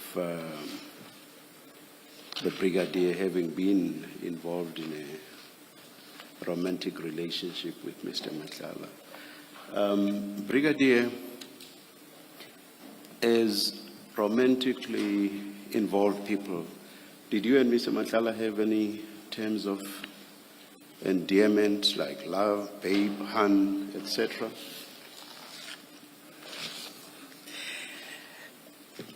Yes, Commissioner. I am not a romantic person. I'm not into calling people honey, love, or whatever, but I'll give you a pet name. So for him, I was calling him Mr. V, and from his side, he was calling me Diva. That's how we call each other. I must say I've gone through all the chats. Well, people differ, but I find it very, very strange that you don't have or you don't use, not at all, any of the usual terms of endearment that some people, if not most people, use. I find it very strange. Do you wish to comment on that? I've gone through all, from page 3 all the way to the last one at page 49. Not once do you use any term of endearment, except, as you say, you saying Mr. V, and he's saying Diva. Even those, even that Mr. V and that Diva, those are very few. Do you accept that they are very few? I do accept. If you go beyond 5, that would be quite a lot, actually. I doubt that you even reach 5. The same with him. Starting from December to, what's the date of the last one? It's the 25th of, oh no, it's the 13th of May, 2025.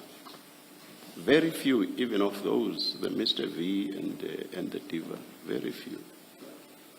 Do you wish to comment on that? Yes, Commissioner. I do accept that in writing there will be very few of that. But when you look at our chairs, most of the time we will be talking through phone. I've seen that most of the time. I've seen that there are lots of phone calls, but I will still say it's very strange that you would use these terms of endearment, the Mr. V and the Diva, if you are suggesting that you were using them during the calls. I would still find it strange that you would use them in the calls but not use them in texts. It's still the two people interacting, so it doesn't make sense to me that you would change, you would switch, or not relate in the same manner you do in phone calls. Sometimes when someone is having a girlfriend, you avoid using those terms a lot because if maybe the girlfriend can get hold of the phone, they will be able to read and see the discussions between two people. So in most of the time on our chat, we try to keep it professional. But that can't be the answer if you say you ask for money from him because you were in a relationship. If saying love, hand, babe, or whatever, if you saw that as problematic for purposes of the wife, asking for money should equally have been problematic for the wife, if not worse. So your answer, again, doesn't make sense to me. It would actually be worse to ask for money, especially huge sums of money like we have here. Your comment? I am not a romantic person. That's not what I'm asking you. I'm not asking you that. I'm asking you now about the point you make about it being problematic if the wife were to see terms of endearment. So now I'm saying, if you say that would have been problematic, in my view, it would actually have been worse for the wife to see texts in which you were asking for money. And not money for airtime or anything like that, but huge sums of money, hundreds of thousands of rand. Would that not have been worse than mere terms of endearment? It will be, Commissioner. So my question stands then. Or perhaps let me ask a different question or make a different comment and ask you to respond to that. To me, a huge doubt is cast upon this idea that you and Mr. Madlanga had a romantic relationship. The very fact that you did not use any terms of endearment suggests to me that you were not romantically involved. What do you say? I don't agree, Commissioner. People can go out and investigate around my circle, and my circle is very big. They will be able to confirm this relationship. Why then are you not able to explain how you interacted, or why it is that you interacted in a manner that didn't show that you were romantically involved? Because the reason you gave does not make sense.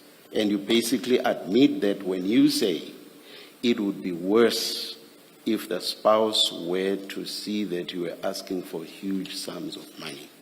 So why is it, try to give a better response, why is it that you did not interact in a manner that showed that you were romantically involved?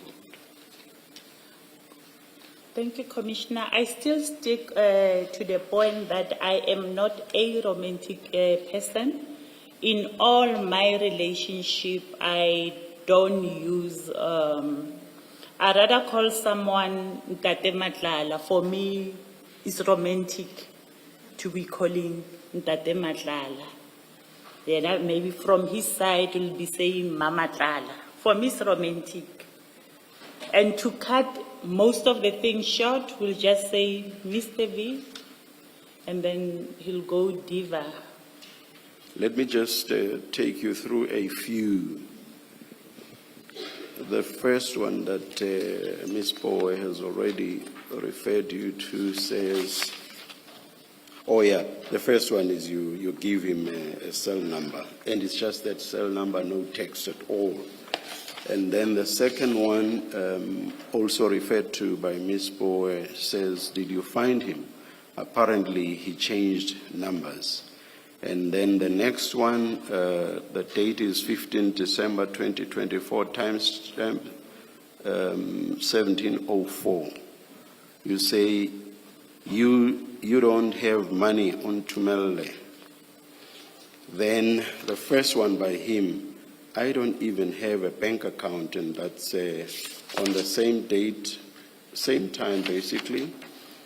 And your next one, Yane, same date, 1710. And his second text, I'm opening another account on Tuesday while they're busy investigating irregularities of funds in that one. Same date, 1713. I'll skip a letter from attorneys, that's at pages 3, 4, 5. And I go to the top of page 6. That's your next one. Where's the timestamp? It's cut there at the top. Let me see. Yes, it's at the bottom of page 5. It's on the 18th of December 2024 at 13:28. You say, I'm in trouble now. These guys are on my case. Remember, I told you September. And then I'll skip a few and go to page 14. 14.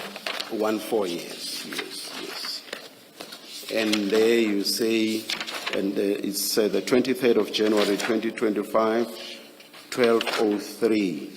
And there you simply say, confirmed. The point I want to make about all these is that they sound businesslike. All of those that I've read sound businesslike. And in fact, I've gone through all the texts. All of them are like that, businesslike. I find it very strange that this is how people who are romantically involved would write to each other. Do you wish to comment? Yes, Commissioner, as I have previously, my previous comment, to say that we will have our regular phone calls whereby we will talk our affairs, and on WhatsApp. Like I said, I'm not a romantic person, so it will... Would you be romantic during those phone calls? In terms of using terms of endearment, for example? Sometimes, depending on... But only using Mr. V, nothing else? Yes, I only use Mr. V. So that's what you mean by being romantic during the phone calls? That's correct. But I'm also inviting the Commission to investigate. But please, just let's not get distracted. Please answer my question. My question was, do you agree that it is very strange that people who are romantically involved would talk in this business-like manner? Do you accept that or not? I do not accept, Commissioner, because it will differ from one person to another. Thank you, Ms. Bowen. Brigadier, at that page 3 of these WhatsApp exchanges that the chair has gone through about requests for money, you then get to, you forward him, you forward Mr. Madlanga at page 3 at the bottom, a letter to you, right? That's correct, Commissioner. And you do that on the 18th of December 2024. And then at page 6, you then say, I'm in trouble now, these guys are on my case. Remember I told you, September. So that these guys are on my case, you are referring to what is contained in that letter. It relates to that letter. That's correct, Commissioner. And I told you, September, it has to be September 2024. 2023. Why 2023? Why do you say 2023?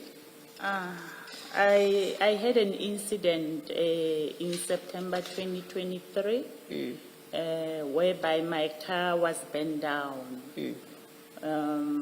Yeah. So these guys are after me. You're not referring to the people, to these attorneys who have sent you a letter? I'm referring to the attorneys who has sent me this judgment. It was a judgment. Yes. I'm referring to it because this judgment is, I'm struggling to obtain vehicle finance because Yes. of this judgment. Yes. Unless I pay them, then I will be able to apply for vehicle finance. Yes. As So- I'm saying, I'm in trouble. Now these guys are on my case. Remember, I told you September. Yes. If these guys are the attorneys, then the guys who are after you, I told you September that these guys are after me, you must have been referring to this letter, these attorneys, not your incident. Yes, I agree with you, Commissioner. When I'm saying I'm in trouble, these guys are after me. Yes. I mean this letter. Yes. But when I say I told you September, Yes. I told him September that I'm struggling to buy a car Yes. because of this account. By then, there was no judgment on my name. Now, they went on to get a judgment for this account. Yes, they get a judgment in October. Yes. In October. Yes, Commissioner. And it's, I'm saying to you, according to this text, and my reading of it is, you would have told him in September about this judgment. That makes sense. It doesn't make sense that you would send a text which has an attorney's letter that has a judgment taken in August 2024, and then you say, I told you September, and and that's all you say, and you are referring to September 2023 when you are attaching an attorney's letter that is in August. Let me just express it again. This is a judgment is taken in August 2024, Yes. right? So we know that you get this letter after the judgment is taken, because the correct. letter refers to a judgment. It's in August 2024. Then you send a text, you send that same letter, and you send a letter that says, I told you September, and I'm suggesting to you that the September you are referring to is in 2024. You told him about this judgment in September 2024, not 2023. I do not agree, Commissioner. Reason being, once you get a judgment, or once there's a judgment on your name, you are not being informed immediately that there's a judgment on your name. The first time that they sent me a message to say there's a judgment on your name, it was on this date. Yes. The point, actually, the more important point I seek to make, Brigadier, is you're asking him for money in December, and you're showing him that you need to pay. That's why you're sending him this letter. That's correct. I've got this letter, there's a judgment against me, and I need to make payment. And that follows on that sequence of requests for payment from you to him, right? Is that, you agree That's with correct, that? Commissioner. Okay. Now, and the point I wanted to make about it is, well, if you told him in September 2024, then we know that your relationship had started in 2024 September, and I think that's why you're saying 2023. You're avoiding, conceding that, in fact, having told General Manamela in June about your relationship, which you say was off at that time, because that's what you tell us. You say your relationship was off in June 2024. In fact, in September 2024, your relationship is back on, and that is consistent with an earlier answer to Commissioner Kumalo, that your relationship started towards the late 2024. So in September 2024, you are now back in a relationship with Mr. Madlanga. You are talking to him, and that's when you tell him that these guys are after you. You accept that? Commissioner, it might be that in September 2024, our relationship was already on, or it started in September 2024. Okay. But when I say I told you September, I'm referring to September 2023, after my car was burned down and I could not get a car. Okay. I just wanted to establish that we are on the same page, that by September your relationship was you say it's possible, but I wanted to put it higher than that by September 2024 your relationship was back on track. And the important point I want to make about it is that from the time you told General Manamela about your relationship, and you say to us it was off at the time. That's why you didn't know he had been awarded. In fact, not too much time passed between the June award of the tender, on your version, the June award of the tender, and when you are back on. We know that latest in September you are back in a relationship with Mr. Madlanga. That's the point I'm making. So it's barely 3 months in there somewhere.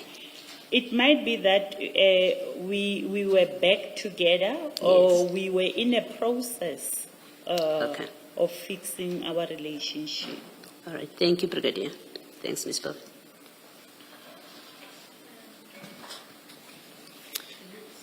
Before we move on, I think you were answering a question of the chair, and you spoke about your relationship was known to people close to your circle. You remember you also say that in the statement. What does it mean? I mean, I don't know what it means. Who are the people close to your circle? Are you talking your family? Are you talking your friends? Are you talking your colleagues? It's family, it's friends. Some of my colleagues will know. Did that include General Patlane as people who knew about your relationship? He knew about your relationship. That's correct, Commissioner. All right, thank you. Brigadier, then if we can go to, again, still on page 6, there's an exchange of calls that we won't go through, but on the 20th of December 2024 at 18:33, you send him a contact card giving him the details of one General Tim. Is that correct? The contact details of General Tim. Ms. Bowe, we really have to strain our ears. Can you please try to... Oh, my apologies. Yes. Maybe bring the mic closer to you. Yes, the contact details of General Tema. That's correct. He called me and requested that I forward him the contact details of General Tema. And because by then he lost a lot of contact, and I know that he knew General Tema, and he previously had the contact of General Tema, I then forwarded him her contacts. And Brigadier, I mean, you say that you knew that he knew General Tema. Maybe to start here, what environment is General Tema? General Tema has resigned, but previously, when she was in the organization, she was the head of basic police training. Basic? Basic police training. Police training? Yes. All right, and you knew that he had her number? Yes. And this is why you provided it? That's correct, Commissioners. And just to say that you said in your earlier testimony that the reason why you provide contact details of SAPS members is because he lost his cell phone and he couldn't access their numbers on ongoing correspondence because he's a contractor and I imagine frequently would be talking to these individuals. I think after losing, or after the phone was confiscated, he changed the numbers and used a different number. So the number that we are communicating from December It was his new number. I suppose my question is simply, couldn't he have gotten it through his emails? Most SAPS employees in their email signatures, they put both the official and cell number. Is there a reason why he frequently asked you for these numbers? General Tema was not in the organization by then, and he will see me spending much time with General Tema through the WhatsApp status, photos, and she liked posting on Facebook as well as on Facebook. So in this context, he was asking for the number because she's your friend? That's correct. All right. Not really a friend. She's Acquaintance. yeah, she's older than me, but yeah, we do see each other as time permits. An acquaintance.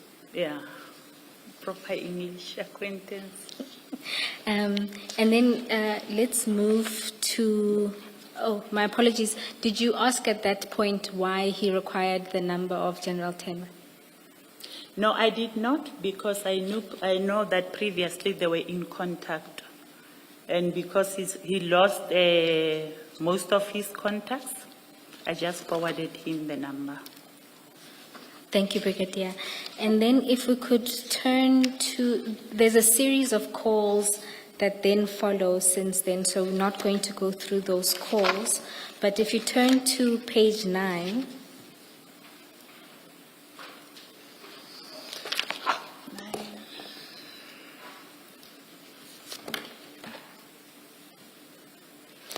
and Commissioners, just to make sure that you have regard to a statement in particular, paragraph 45.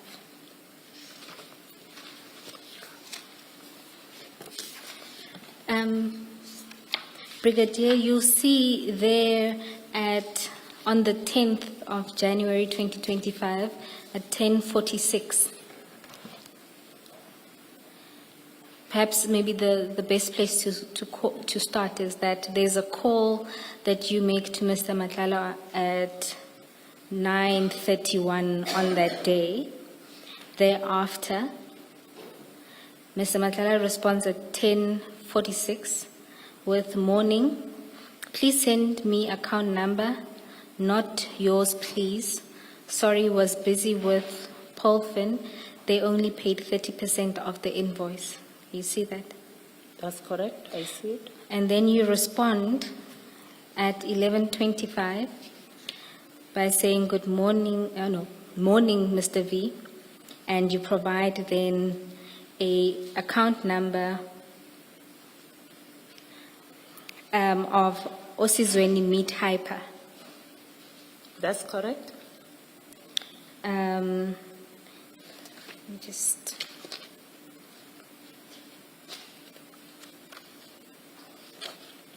And then you, at 16:03, I just want to cover the text for this day. You respond and say, did you do it? I need to pay and send proof of payment today.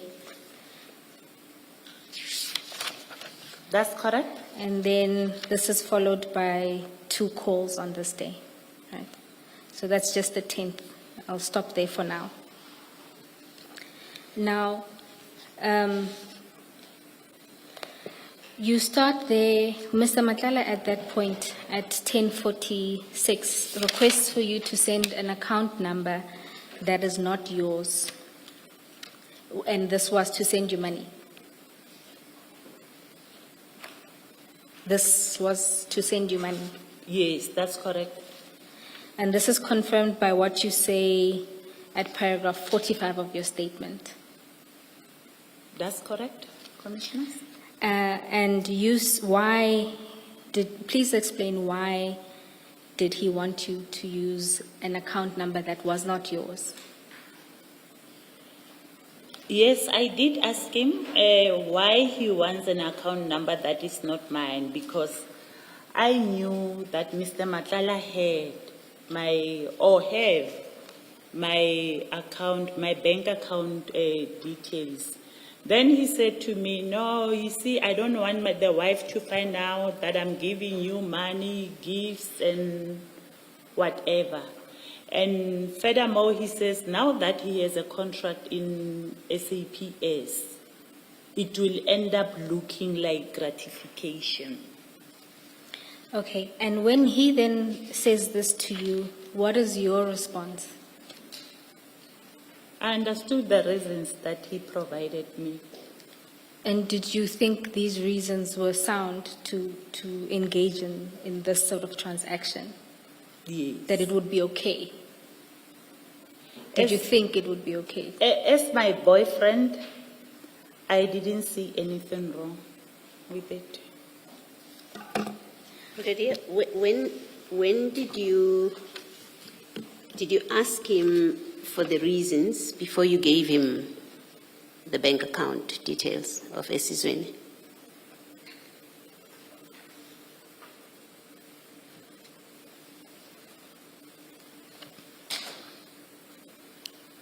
No, I gave him, but we previously spoke about it.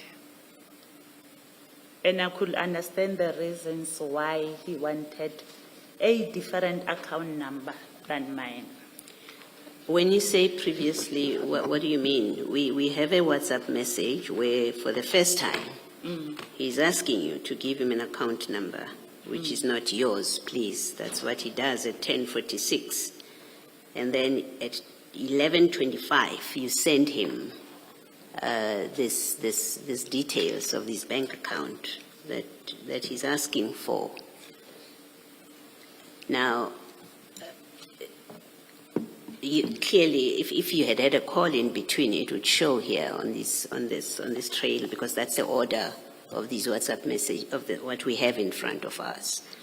Now we know from this that there was no telephone call between you and him after he requested and when you gave him this. Hence my question: when would you have had that discussion before he asked you to give him a bank account other than yours?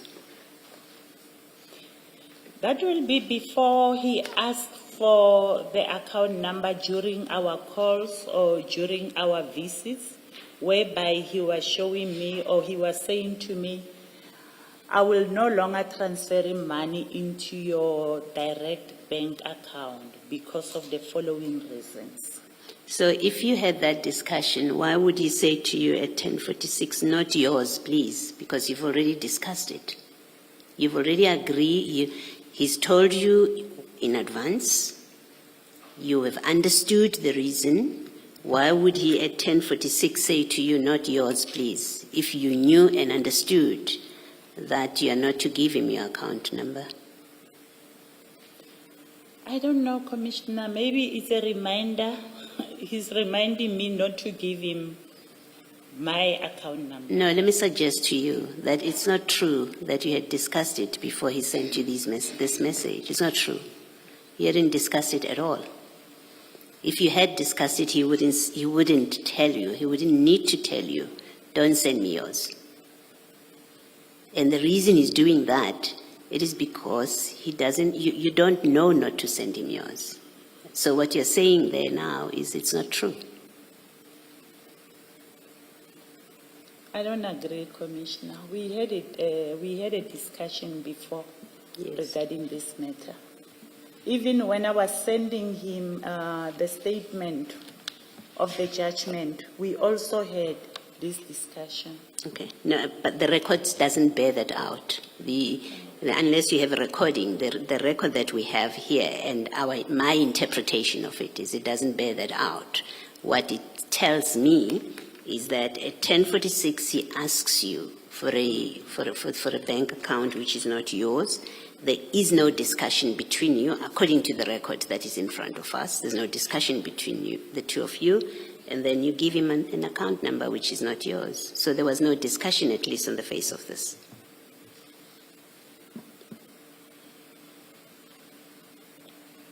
Thank you, Ms. Boy. Brigadier, then let's turn to the reasons that you say Mr. Madlanga gave you. The first reason is that he didn't want his wife to find out about your relationship, gifts and monies, because she knows me only as a friend. That is paragraph 45.1. If you can then turn to, it's the annexures section of the file, so tab 3, the last tab at page 92.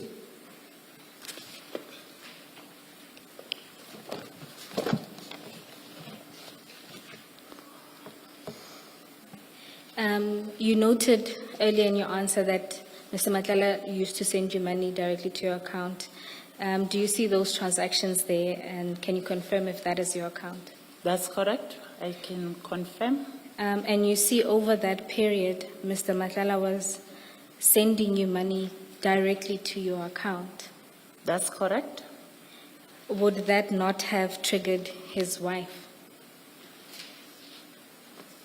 No, I think by then he has not met the other one, the latest one. With the previous one, yeah, he could send money directly into my account. So your understanding is, with the previous wife, he could send, there was no problem. Yes. This issue only arose with the With the current one. the current one. That's correct. And by the current one, you mean? The current one that he's serving now. Ms. Bowe, can I just understand, you say, what does page 31 represent? My apologies. The top part represent into into Brigadier Macheng's account 92. at 92. Okay, thank you. Yeah, so in that account, the brigadier is confirmed to be hers.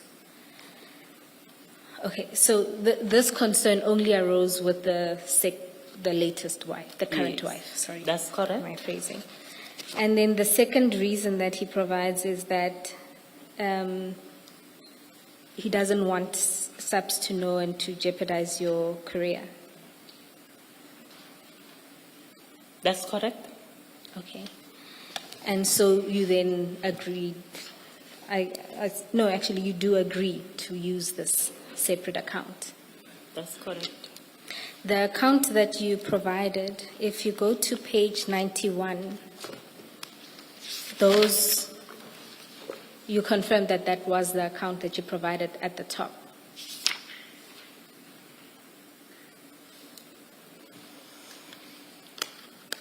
I confirm. And just to orientate everyone, the top part is the transactions from one of Mr. Matlalala's account to the account number that was provided by Brigadier Majeng, and the bottom one is the contra account, being the account of Osizweni Meat Market. And the first one, the Luxo Africa, that's the company, Mr. Matlala's company. Yes. And I think it's the same company, the bearer or owner of the card that was referred to during the testimony of... Witness F. Yes, all right, thank you. Yes, it's the very same account.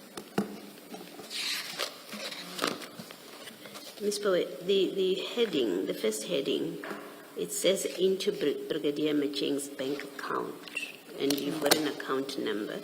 And then the second one, it's Osizweni's bank account, and it's the same number. Is there not an error somewhere? The first heading? Yes, it was represented as Brigadier Majeng's bank account number, but it really should be the account number given by, which is the account of Osizweni. Osizweni. Yes, the account that was used to pay into that account would be the one that's in the table itself. Yes, I understand Yeah. that part. Yes, thank you. And then, Brigadier, is that then the amount of money that was then sent to you through that account? Is the amount that was sent by Mr. Madlanga through this account, but unfortunately, I never benefited from this money because Mr. Madlanga was owing Osizweni Mid-Hyper the money. On the first one, the lady just totally refused to give me the money. She said she can't give me the money if Mr. Madlanga is owing her. Maybe before we get into that, if you go to 445.3, you say there that you used that account because of your friend who owns a butchery. That's correct? So did you have an understanding with her before the money came in that you would be using her account for this purpose? Yes, we had. And at the point that the money was paid, she then refused to give you the money on account of Mr. Madlanga's death? That's correct. Okay, then maybe to understand that, let's go back into the chats. In particular, if you look at the correspondence, let's start at page 9 at 1603 on the 10th of Jan. Are you going to be coming back to the bank statements, Ms. Bowen? Yes. At 91. At 91. Yes, it was just to deal with the claim that she never benefited, and rather that. All right. Yeah. Okay. Oh, you are dealing with that. Yes. All right. Thank you. At page 9. My apologies. If you look at 1603, you say, "Did you do it? I need to pay and send proof of payment today." Over the page, at page 10, at 10:51, so this is the following day, 11 Jan 2025, you say, "I spoke to Mudieri and she didn't receive it. Given my desperate situation, I thought you will gladly assist me. I guess once more, I don't deserve to be assisted by you. It's okay." He responds at 10:53, "What you mean, Diva?" And 10:53, he says, "They made payment in front of me. I don't know why you saying such things. That money is going to reflect it, so we can please be patient."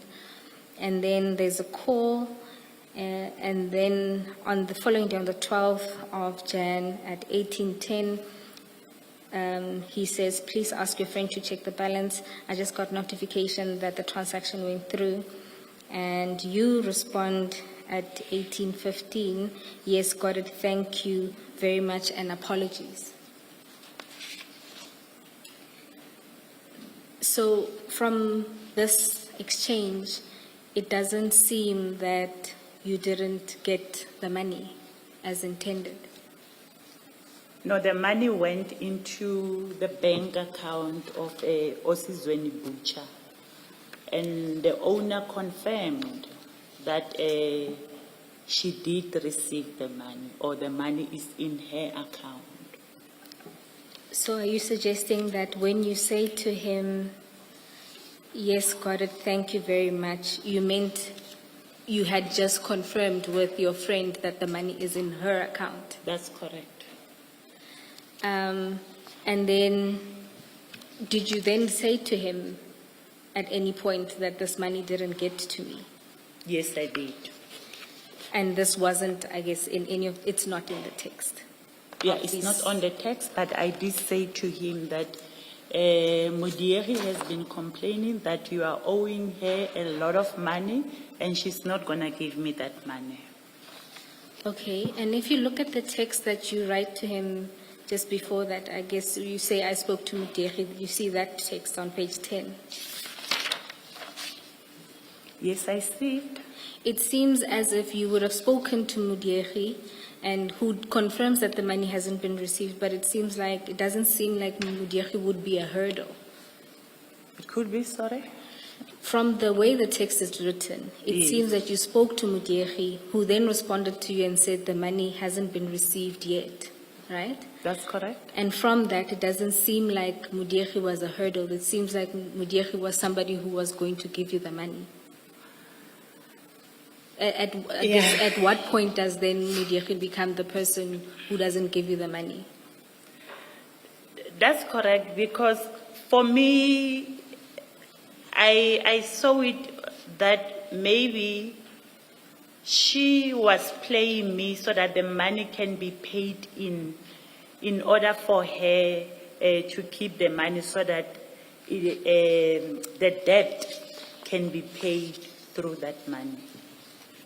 All right, I want to... No, Brigadier. Page 10, the bottom email, you say, yes, got it. Thank you very much, and apologies. And you have an emoji of hands that ordinarily I used to say thank you. At this point, Mudiegi has told you the money has come in. And if she had told you are not getting the money, you would have said it here, and you would not have apologized because you don't have the money. No, I said, yes, got it, she got it. Thank you very much, and apologies. No, you didn't say yes, she got it. You said yes, got it. Yeah, yes, so you got the money. Let me finish. You got the money, 1. 2, you thank Mr. Madlanga for the money. 3, you apologize for the tantrum that you threw earlier on about this. All of that is inconsistent with Mudiegi having just said to you, yes, I've got the money, but I'm keeping it. Or even just saying, I've got the money. It's inconsistent, whatever explanation you seek to give us now. These documents, this WhatsApp exchanges, is inconsistent with your explanation. She confirmed that she got the money, Commissioner, and I thanked Mr. Madlanga for transferring the money.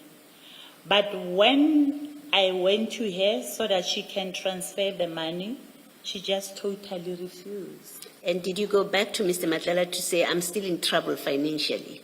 Give me that 300,000 rands that you gave me, because you still have these people that are chasing you. Yes, I did. Did he give you? No, he didn't. Okay.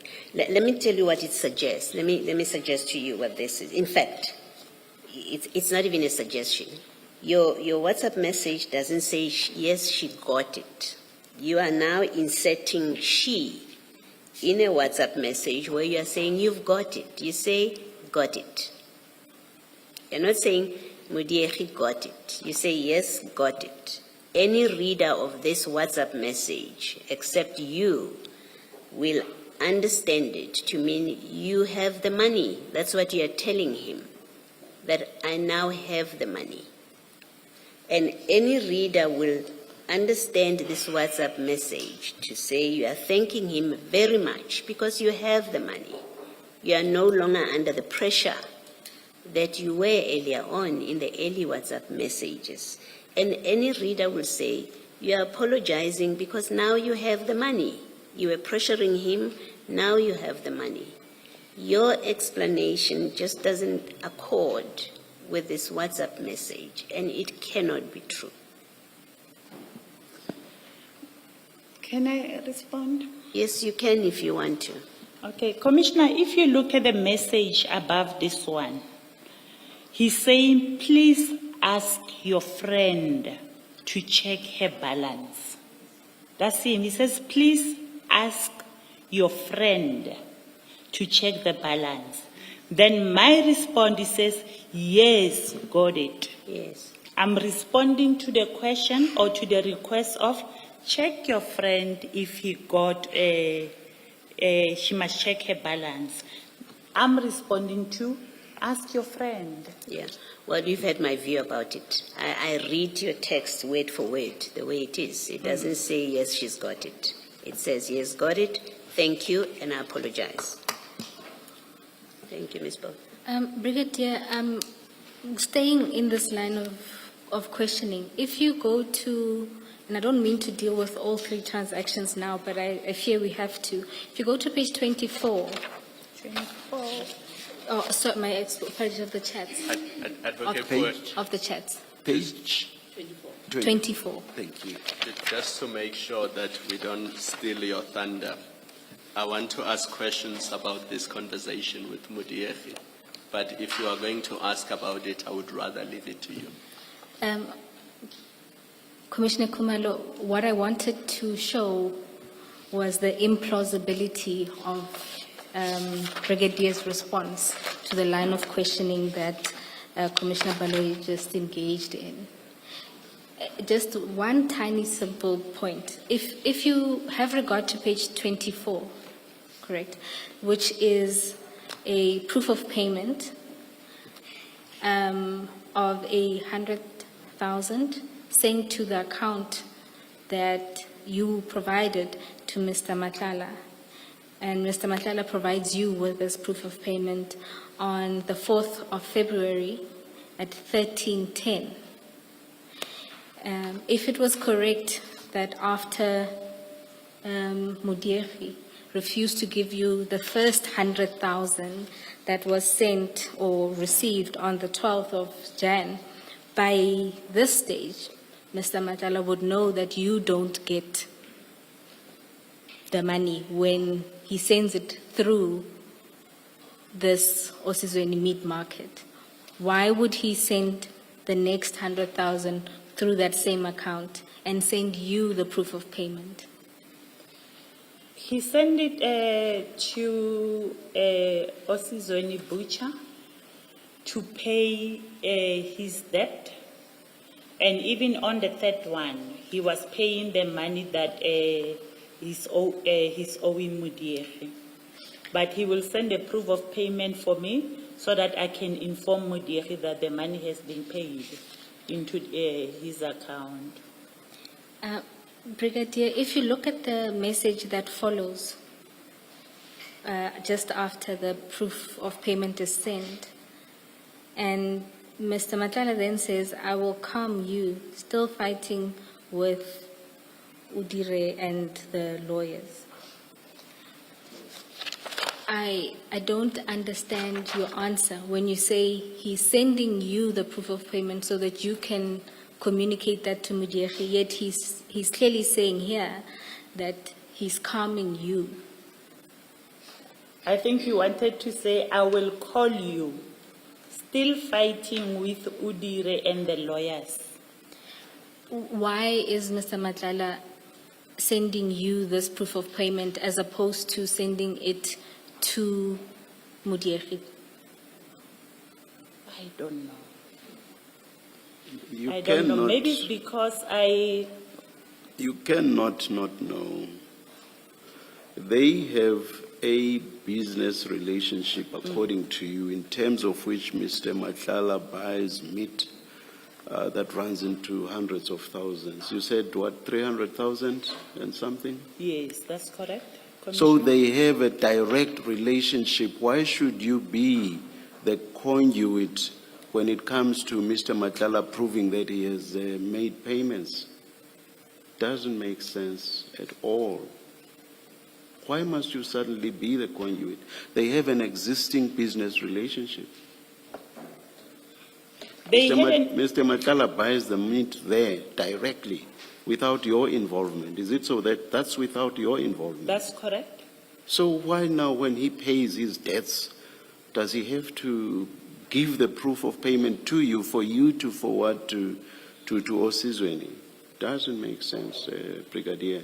Think of something better than that. In most of the time, when I will have queried him to pay his debts, he will pay them and send me a proof of payment to say, I've honored my debts. I will tell you why you are saying this.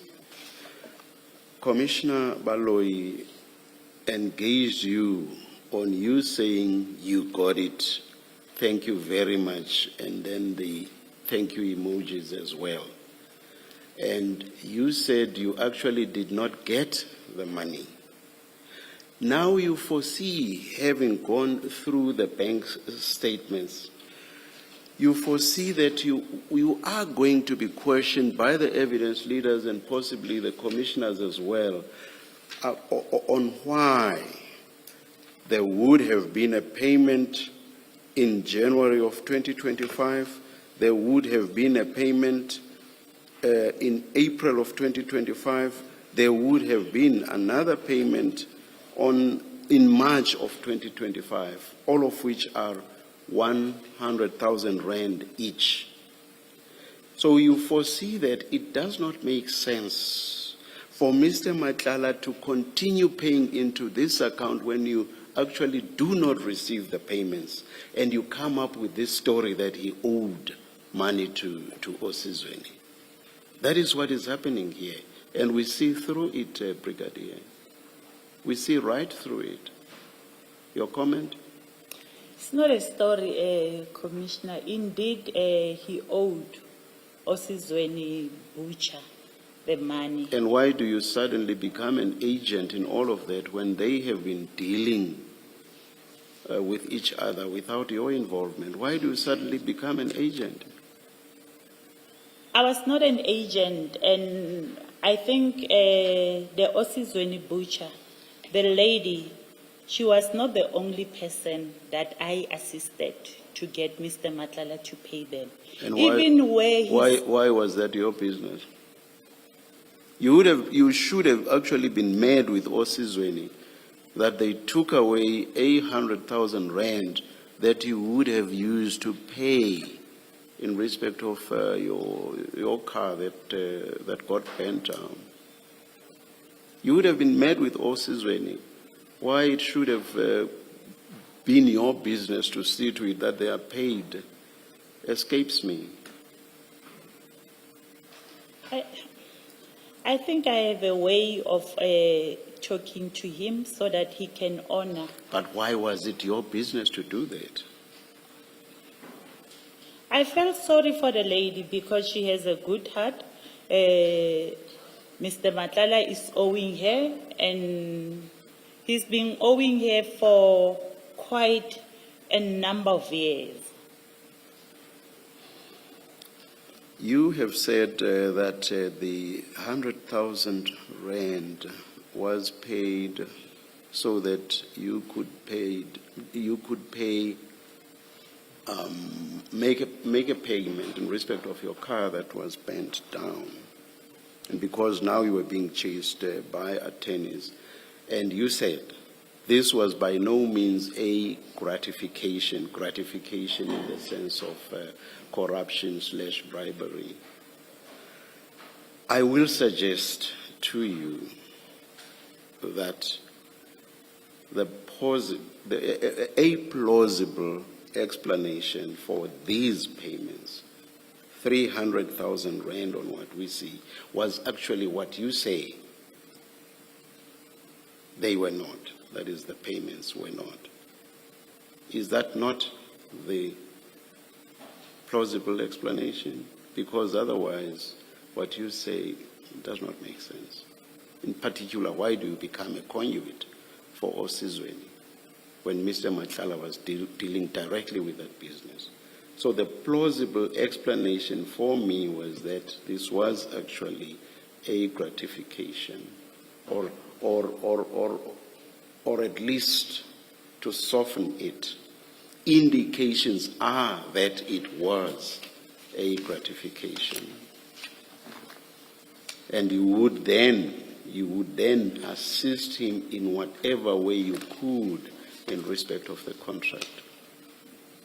What's your comment? Commissioners, I don't disagree that the money was meant for me. And I don't disagree that I'm the one who requested the money. But at the end of the day... when you say the money, I refer to 300,000 rand. So when you say the money was intended for you, you are referring to the 300,000 rand? No, I'm referring to the 100,000. Okay, continue about the plausibility of what I'm positing to you. Please comment on that.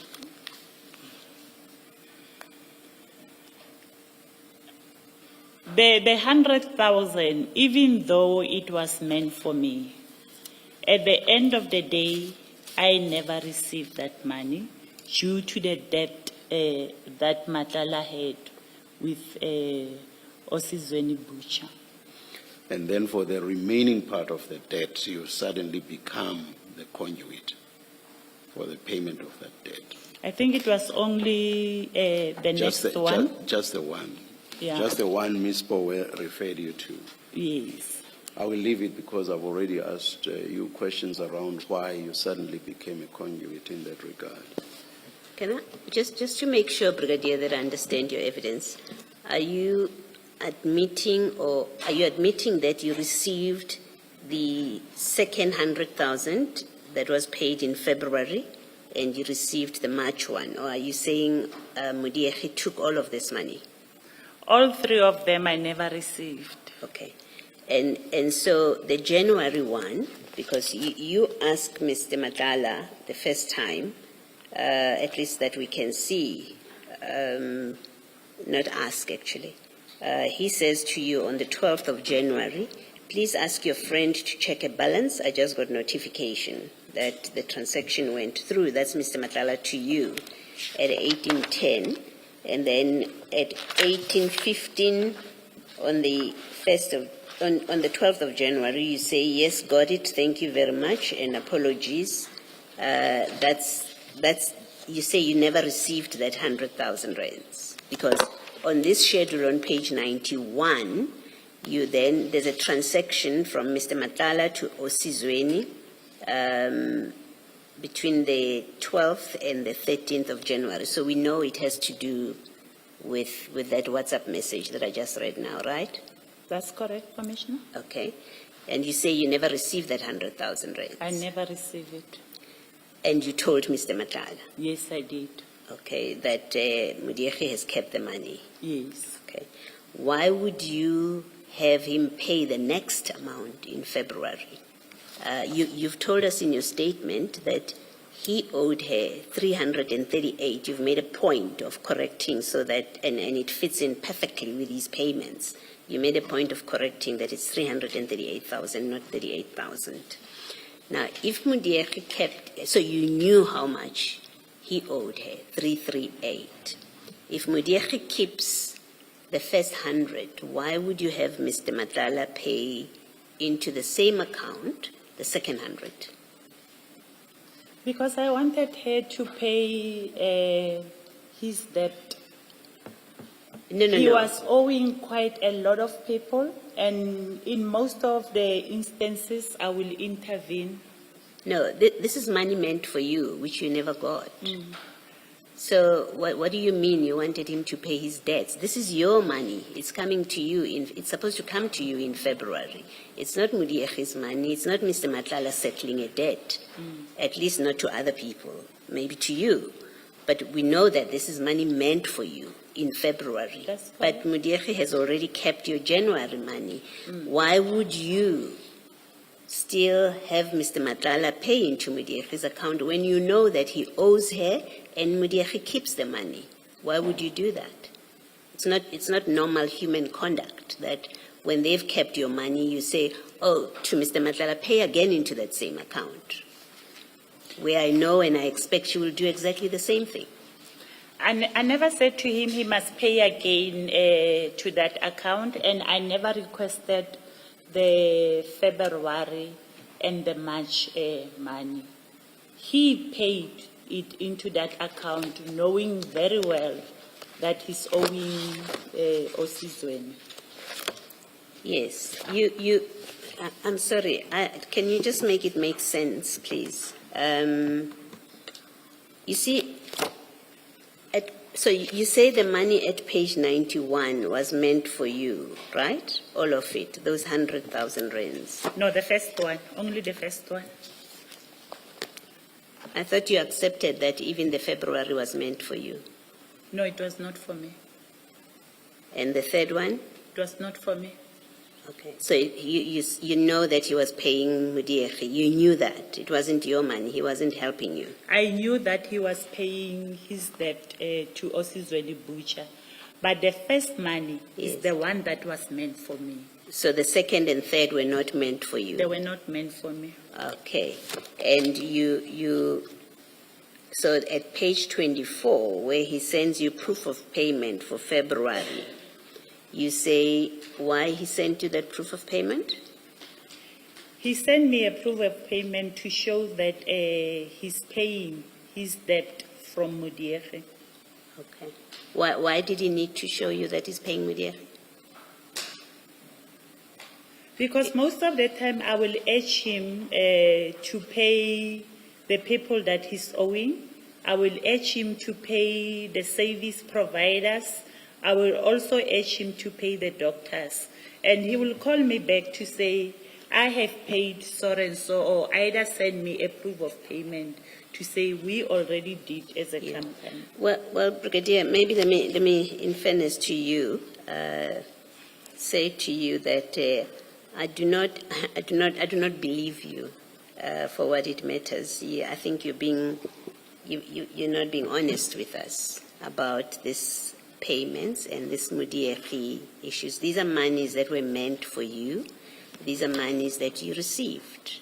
And when Mr. Makala sends you proof of payment on page 24, it is to confirm to you that I have paid. The money is in that account. When you say, got it, thank you, apologies, it's all money meant for you. What you're telling us now and trying to explain away these payments as money is owed to Modiege, that's not true. In fact, it is false. I want to put that to you.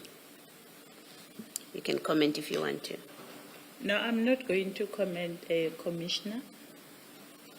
Advocate Paul, let me deal with my questions now because they follow from what has been asked. Brigadier, you were good friends with Modiege, correct?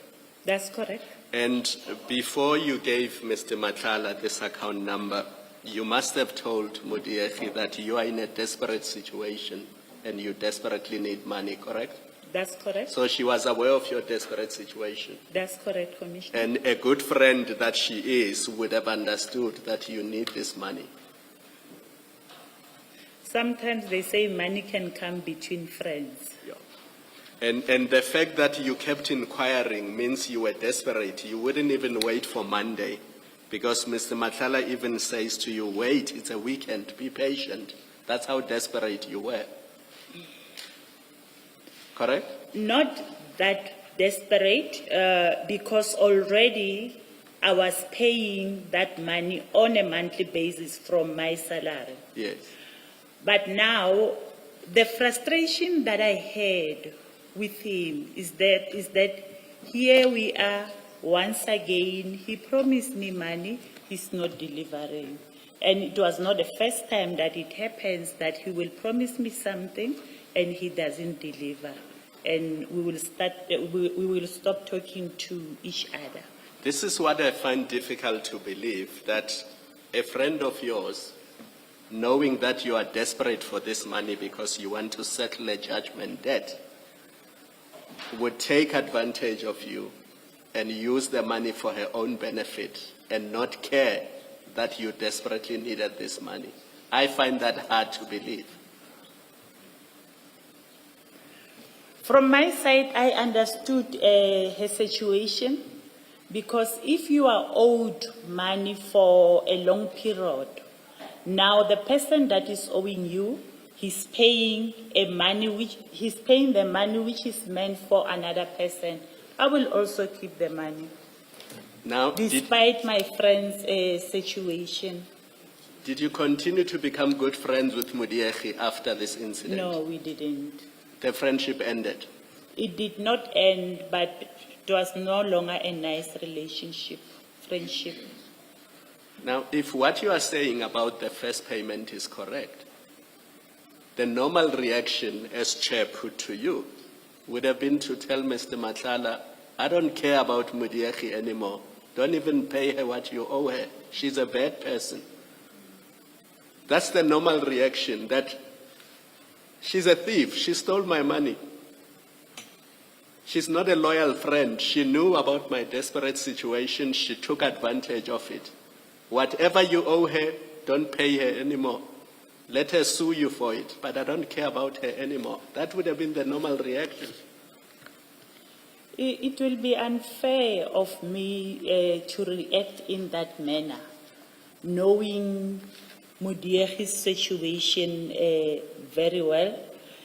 And again, knowing how Mr. Madlanga is always assisting people when they have funerals, he will go there or he will send people to go and collect the funeral packs from Mudiegi.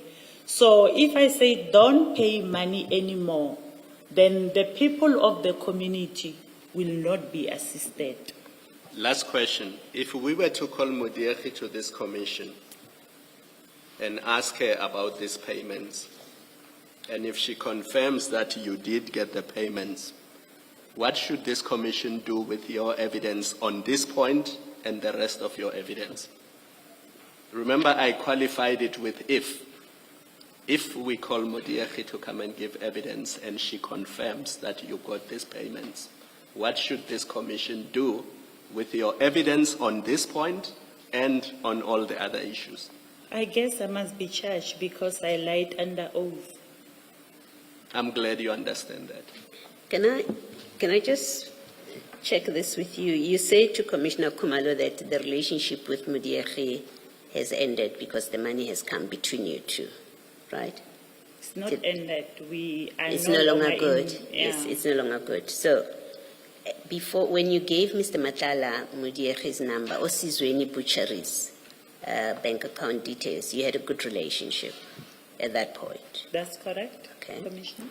Then he pays the 100,000 rands that is meant for you. That's correct, Commissioner. You don't get it. That's correct, Commissioner.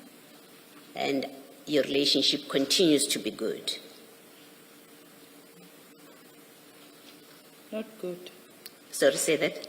Not good. Okay. So if at that point she's taken your money and the relationship is not good, how do you go to Mr. Madlanga and say, pay Mudiegi her money that you owe her? When your relationship is no longer good, she's kept your money. You now go to him and say, you know what, pay her, you owe her. How do you do that, and why should we believe that happened? I never went to him and say, pay Mudiegi the money that you owe her after she kept my money. I just indicated to him that you are owing Mudiegi a lot of money and she doesn't want to give me that money. Please make sure that you pay her the money. And like I'm saying, Commissioner, I have intervened in a lot of people that Mr. Madlanga No, was don't tell owing. me. No, please don't tell me about other people. I'm interested in the story that you have told us. Remember, you've already told us something, so I'm really interested in just that story. And I'm interested in it because it does not make sense that your friend keeps your money. Remember, you are desperate. You are very desperate. And that's why you are harassing. Harassing is my word. I'm not meaning it in a negative way. But you apologize eventually because you appreciate that your conduct towards him about this money was quite forceful. So you're desperate for this money because you are running, these guys are chasing you. Your friend gives you a bank account for you to receive payment. She keeps the money. Your friendship, as one would expect, your friendship, if someone has kept my money, I would react like you immediately. My friendship with them gets affected immediately. What I don't understand is after that, how are you still the same person who's still desperate? Because you haven't told us that you got the money elsewhere, right? She took your 100,000 rands. You haven't told us, well, I went and got it somewhere. What you actually have told us is Mr. Madlanga didn't replace that money that Mudiegi keeps. But you're the same person that says to him, you owe Mudiegi, pay her. That's not consistent with human conduct of a person who's desperate for money and who's been betrayed by a friend who's keeping her money, notwithstanding her desperation, and then you go and you feel sorry for her because she's desperate. It just doesn't make sense that, and it's improbable that things happened the way you describe them. It's just improbable. Do you want to comment? I don't know how to comment further than what I have commented, Commissioner, but that's the sequence, that's the way it happened. A different question arising from your earlier discussion with the chairperson. In page 92, you've got that list of payments to you starting in 2019 to 2021, and you say you accept that. They indicate that they come from Mr. Matlala's different companies, Falcon Cat, Medicare 24, Black AK, and another one from him personally, it indicates, or at least it says, Vusimuzi Matlala, you've confirmed you received those payments. Now, in the period between 2019 June, which is what this schedule is, to September 2021, you have received from Mr. Matlala a total of 113,500 rands. That's what you've received. And they're broken down into small amounts, 10,000, 3,000, 10,000, 10, 10, 10, 15, 5, 20, 10, and then 10. How do you explain the sudden escalation? I mean, he used to give you small numbers. And I'm asking this because the chair earlier suggested to you that the huge amounts that you now receive, the 100 that you are now being paid, suggests that there may well have been a part of it, if not all of it, being gratification. Now, if you look at that huge amounts, the hundreds that you're receiving vis-a-vis what you were receiving in 2019, all of to 2021, all of which totals to just over 100,000 rand over a longer period than what you get in January, February, March. It does suggest that what you now receive after the Medicare contract may well be or include gratification for your role in managing this contract, the facilitation that you are making, the role that we see you playing now, the active role you are playing in this contract. That's what it looks like. I do not agree, Commissioner. Maybe by then his financial status was a little bit low, hence he could give the 10,000 rand and the 20,000 rand. And now his financial status he's become richer now. That's why he's giving you so much money. That's what it is, right? That's what you want to say. His financial status has changed for the better, and knowing my current situation that by then I was struggling to buy a vehicle, we were pushing so that he can buy me a car. Okay, thank you. Chair, I see that it's 4 minutes past, but can I ask one more question so that when we return I can move to the next chat? It relates to this subject. Yes. All right. Please go ahead. Brigadier, just one small thing. If you look at after the message where you say, yes, got it, thank you very much, and Which apologies, page? on page 10 of the chat. In particular, if you look at the days that follow, right? So the next chat, or rather, there's a call that happens on the 16th, there's a series of calls thereafter, more calls on the 17th, and then on the 17th at 10:15, you text Mr. Matlala, morning Mr. V, and from your interaction with Chair earlier, this is your way of calling him affectionately. Now, if you then consider that from the 11th, you were desperately asking for assistance, he says, calm down.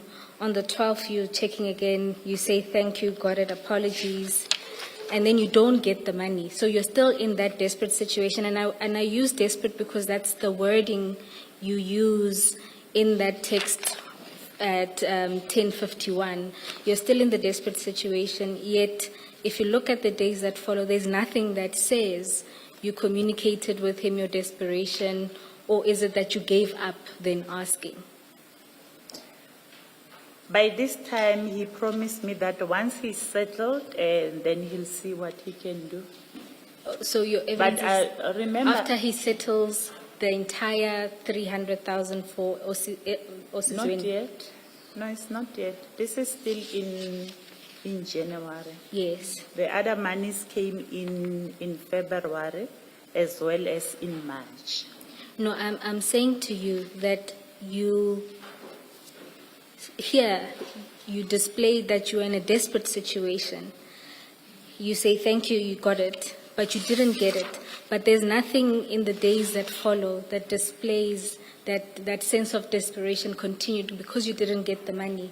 And in fact, the next text that you send on the 17th, you back to the affectionate morning, Mr. V. Yes, because I understood that it was not his fault that money did not come through to me. He did what he was supposed to do from his side. And Can I just add something to that, to Ms. Bowe? You see, your last text of the 12th January, it's where you say, got it, thank you.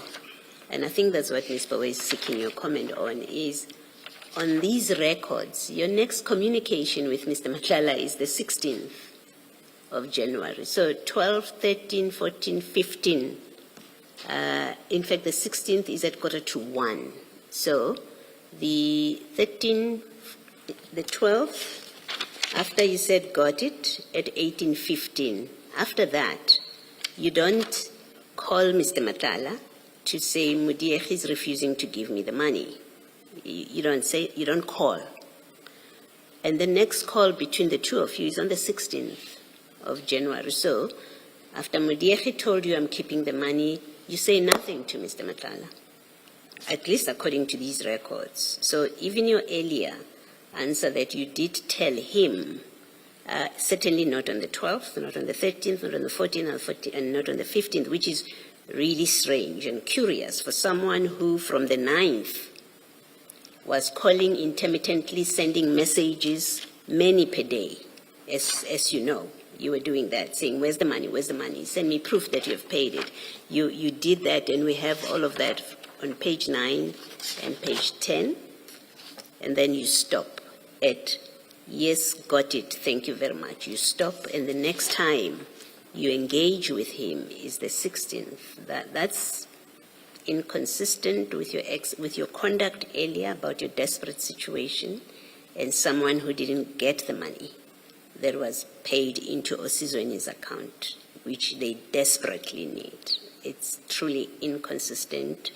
It cannot be true, what you're telling us.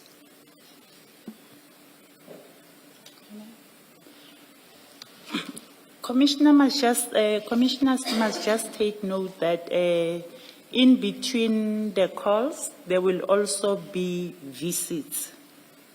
It's not only that we were restricted to the calls and the WhatsApp messages. There will be visits whereby he will come and talk to me.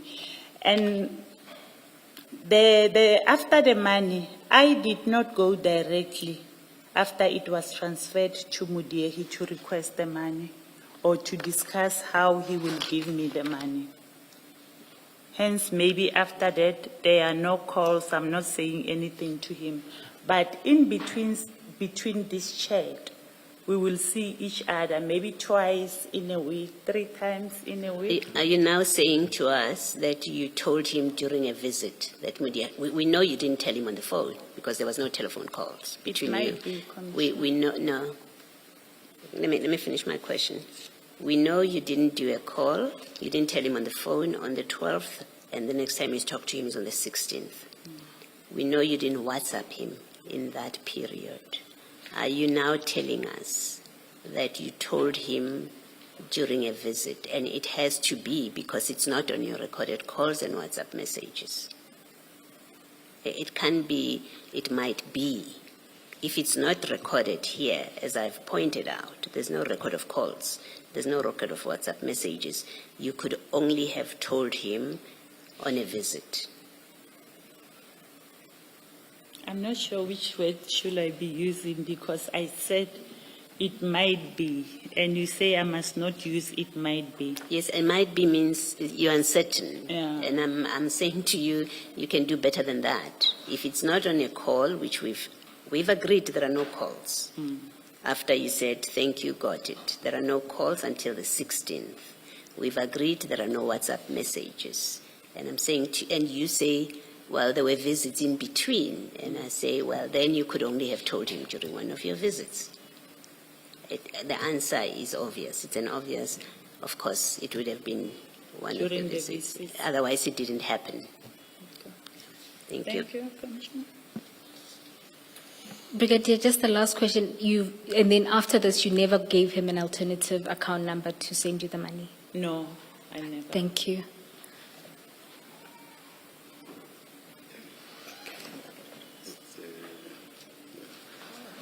Let's adjourn and come back at 14:15.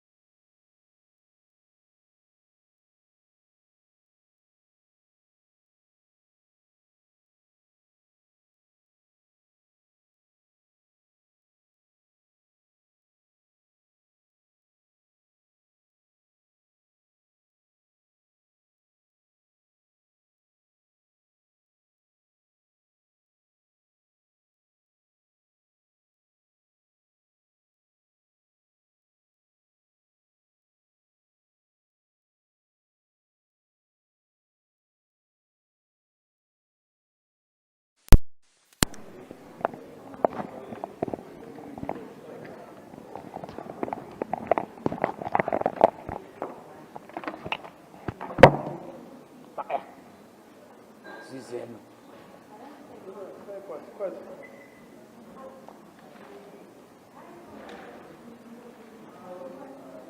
Zizeno. Zino.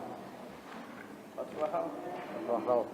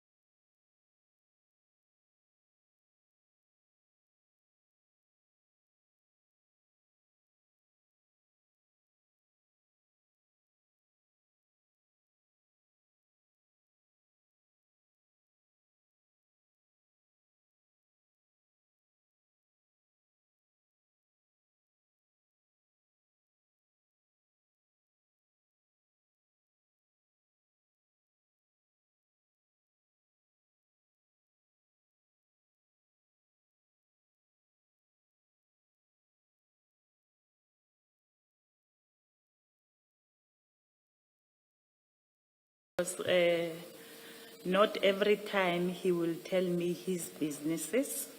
He will limit the conversation between me and him. Yeah, but this is not just his businesses. This is a contract that you are involved with, in that you are managing it. We've seen, and I've said to you, something that you say in your statement suggests that you played a role, some role in the management of this contract. You are communicating with him about this contract in particular. But this is someone that you have a personal relationship with. How would you not know that he's resigning and these are the reasons for resigning, or even if he doesn't tell you the reason, that he's resigning or he has resigned? You did not need to hear it from the SAPS. No, I do agree with you. But I was not aware that he resigned as a director of Medicare, but he was still actively involved in the running of the company. Okay, thank you. And then, Brigadier, on page 12, between at 15:30, still on the 17th, Mr. Matala sends you a series of documentation, all related to a Buena Vista Learning Academy. Page 12. Page 12 of the chat. Okay. And the actual attachments can be found in the next tab. So it's MTJ 1 to 4.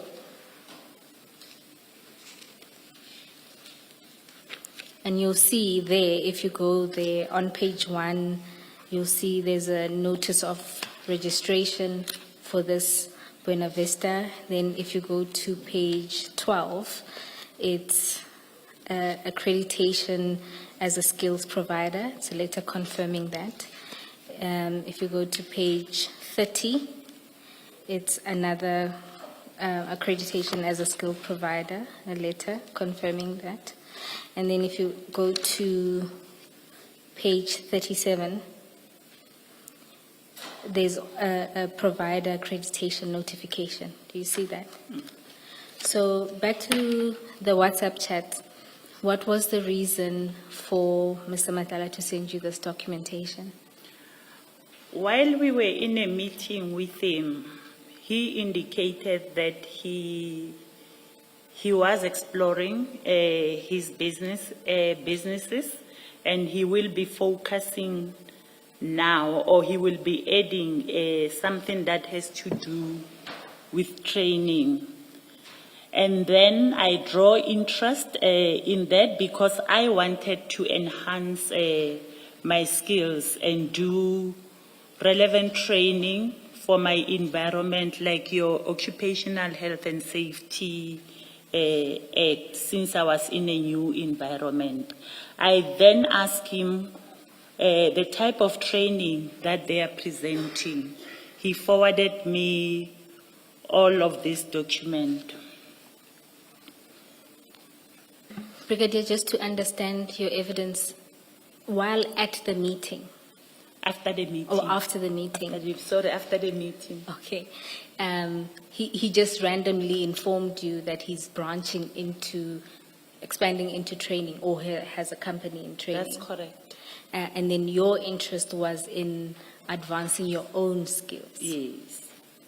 Then I say, what training are you presenting? And he says, I'll send you all the documents so that you can see it. And all of this is something that is not related to my environment. It's municipal training, municipality training. That would have been the next question, because on consideration of the documents and the areas of competence, it doesn't appear that anything in your environment would have been taught at this institution. That's correct. So now, Mr. Matala, knowing your environment and assuming that he knows your qualifications and what you're interested in, why would he have sent you this or proffered it as a possibility for you to enhance your skills? It's me that requested that he send it to me because he did not have knowledge of the training that was presented. I think he also had to ask someone to forward it to him so that he can forward it to me.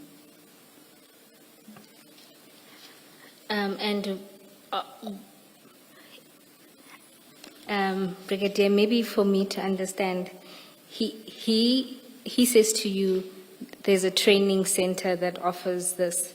You say, send me the details because I want to enhance my skills. Then he sends you the details, but nothing is related to your environment. Yes. Okay, and outside of these documents, did you know anything about this entity? No, nothing. Brigadier, if you just have regard to the third tab, I'll tell you the page. If you look at two documents that we've added to the bundle, the first being a News 24 article, which is at page 80, and a report that confirms the company registration details at page 151. Have you had regard to those two documents? A newspaper article, yeah, this is a new document that I saw on Tuesday when you were delivering the document, the file. Yes, but have you had regard to it? Have you had regard to it? No, I didn't go through it. Not a problem. And the other document at page 151?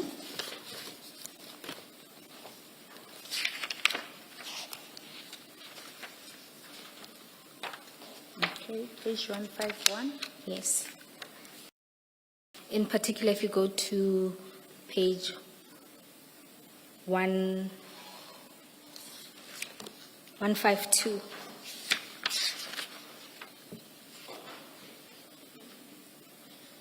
In both that article and this document,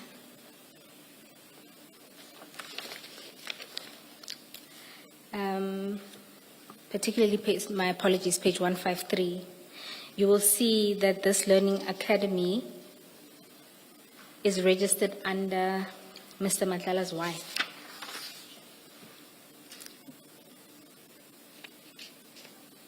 Okay. In your conversations with him, did he indicate this? No, he did not.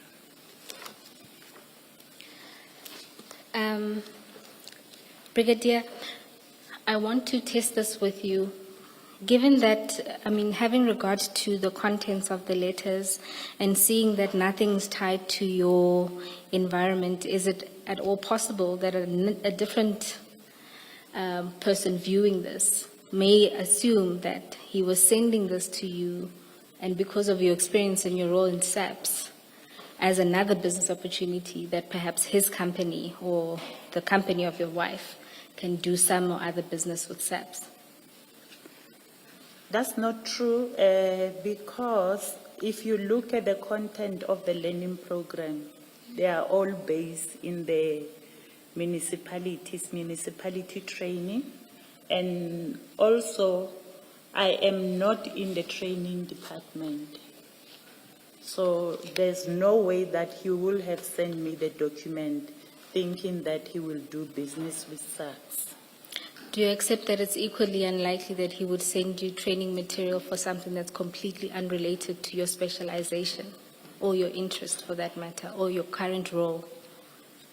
As I have indicated, when he was telling me about the training opportunity, I indicated to him that I want to advance my skills, and I asked him the type of training that they are presenting. And he says he doesn't know it. He then forwarded it to me. And you would want us to believe that he didn't know the training that his wife's company was doing? That's correct. Thank you, Brigadier. I think, Brigadier, for me, it's a different question, really. It is, if you say to him, you wanted training for yourself, that's why you're interested in this business, which we now know is Buena Vista Learning Academy. You want training for yourself, then I'm confused why he would send you this full batch of documents, because MJ4 is the accreditation notification, right? And then it lists what this organization is accredited for. Buena Vista is accredited what services, teaching services it's supposed to provide. I can see how maybe that is necessary information to someone who says, I want to join this institution. What actually training do they provide? But the preceding ones, MJ 1 up to 3, I don't see why he would have sent you this if it was if it's for your training.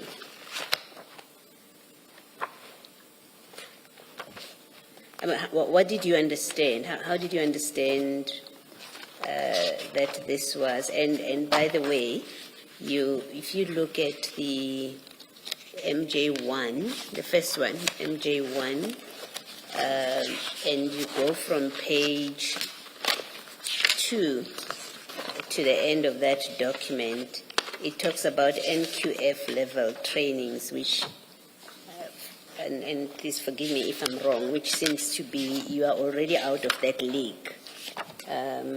He knows that, he knows you, he's close to you, so he knows where professionally and by way of qualifications where you are.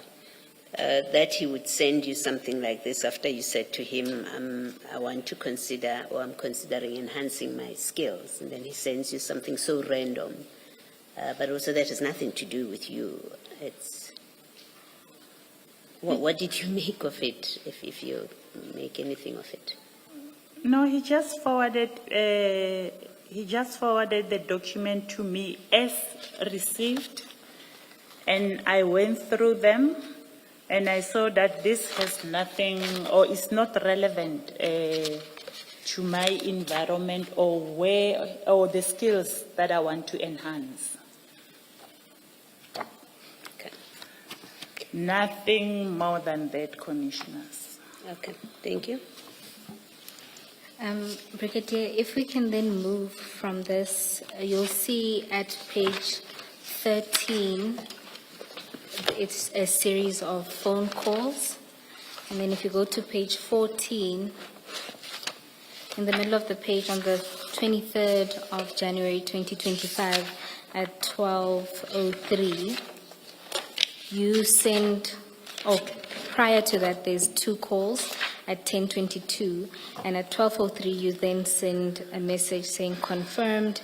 Mr. Madlanga responds with a thumbs up emoji. Do you recall what this was about?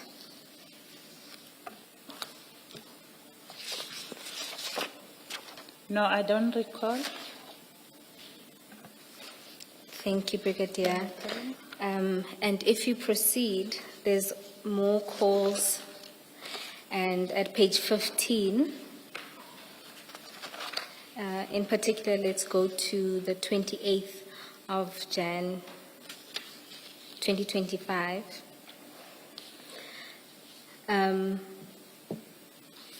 Mr. Madlanga sends you what is a picture.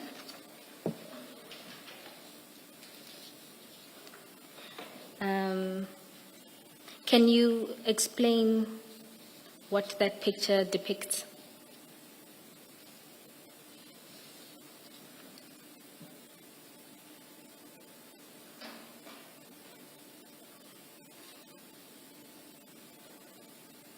I don't know, maybe perhaps it's a picture of the outstanding payment or the authorizations that were captured, I am not 100% sure what does the picture depict. The text below the picture says, I believe tomorrow, since they did send a notification to you and there is a new 4th-generation chicks land include. Do you remember or recall what the context of that is and what would be the significance of Mr. Matlala sending that to you? No, I don't know. If you look at the text itself, it's clearly related to the picture, the contract itself. Yeah. And it may be a list of approvals. I'm not entirely sure. The question remains why? Why would Mr. Matlala send this to you?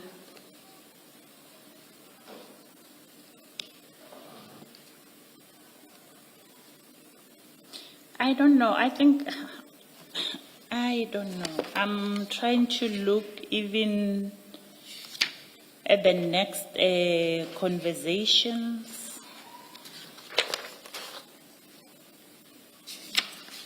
Perhaps. Could he not have been telling you, I mean, you have a telephone call with him on the same day at 11:11, and then at 14:24 he sends you a screenshot, and there's stuff like ACB information, and I think approved, checked. I think that ACB has to do with banking. I think I can say that to you.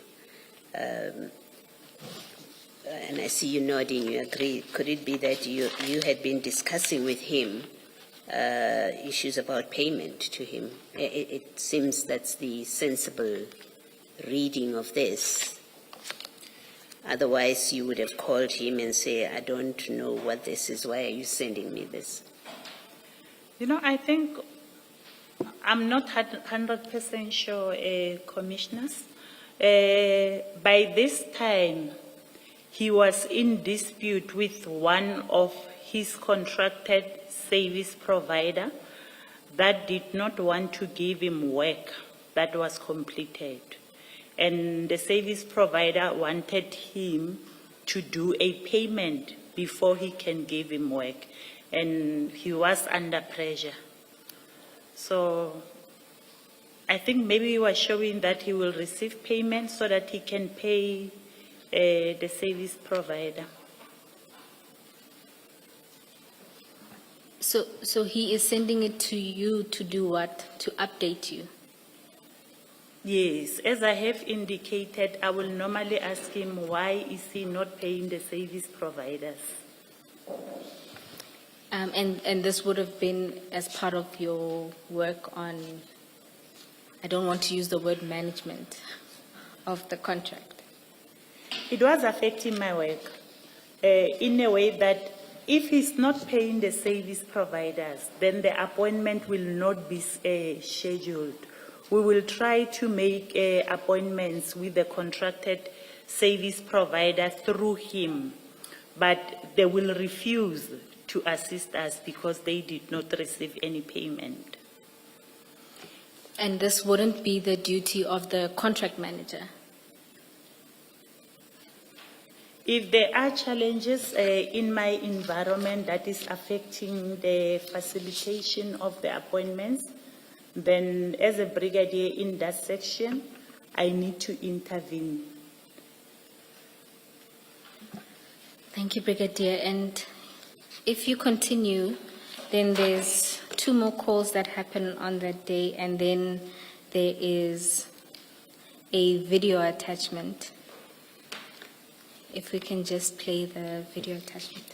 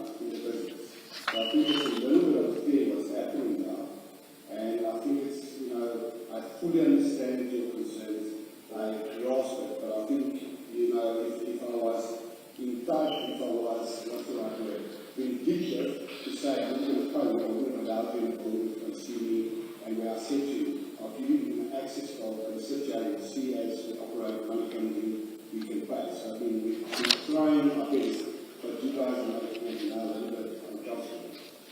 And I don't want it because I think you guys are amazing service providers. You've gone beyond the call, and also especially a problem. I mean, we can't change the ball game. It doesn't work. Yeah, Mike, the ball game has completely changed after the negotiations that continue today. Okay. I think what we must do is, let's have a chat. I need to speak to you because I think I've done this everything. I need to actually meet you back. Let's stay in chat whenever we chat and we'll manage it from there. All right, no problem. Yeah, because right now you put me in a difficult position. I have to keep calling exco meetings just to, you know, proceed with decision making. Yeah. So yeah. And I fully understand. I mean, the family must decide together. And I fully understand. It's just 3.4. I don't know. I can't see that happening, but it's not my call to make. That's chairman's call to make. But I know the current story of time. All right, no problem. Mike, I want you to know that I really want to assist you, especially if you meet your deadline. But that's going to be in your guys' hands. Okay. Cool. I'll give you a shout back. I'll see you on another line.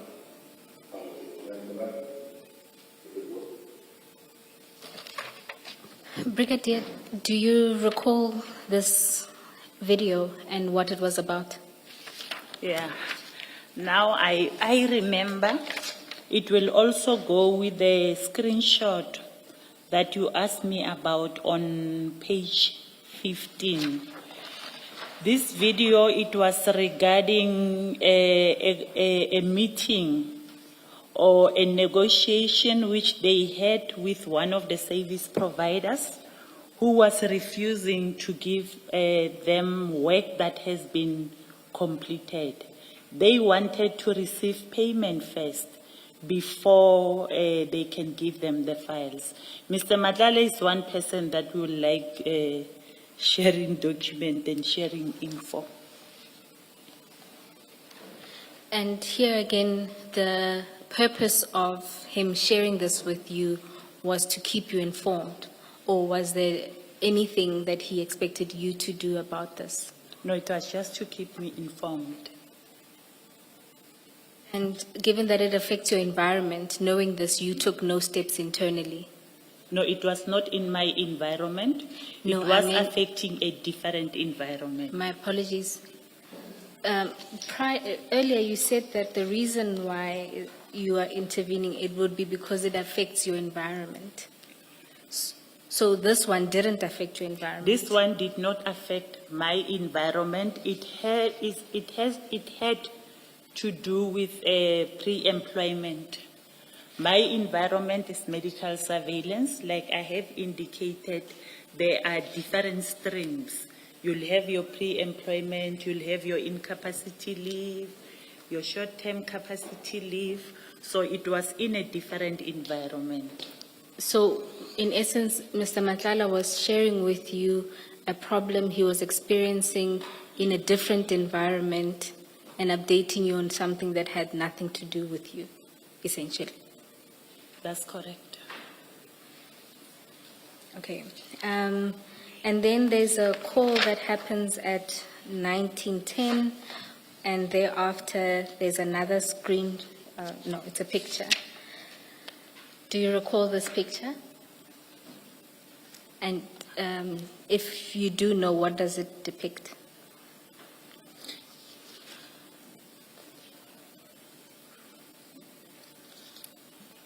I don't know whether there was payment or it's what he was paid.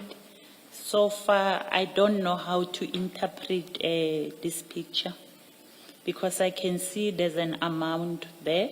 So I'm not sure whether it was a payment which was to be paid to him or whatever that he has been paid since the inception of the contract. And when you get this picture and you don't understand what it means, did you ask Mr. Matlala what is he trying to convey to you? The way he likes sharing information, sometimes you don't even ask, why are you sending me this document? What must I do with this document? I just open it and leave it there. So in essence, again, Mr. Matlala would send you random information from the contract, the Medicare contract, which part of it is serviced by your environment, and you wouldn't understand what it's for, you wouldn't ask, and you just leave it at that. You will see a lot of times when he send me documents or pictures, I'm not even commenting on them. But equally, there would be calls in between or following those messages. For example, if you look at that document, before that at 9:10, there was a call between you and Mr. Matlala. Thereafter at 9:14, he sends the picture. 19. Sorry, my 1910 apologies. and 1940. My apologies. 1910 and 1914.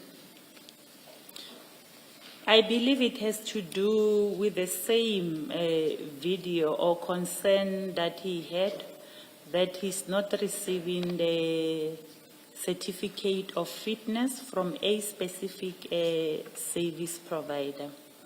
And sometimes we will discuss our own personal issues.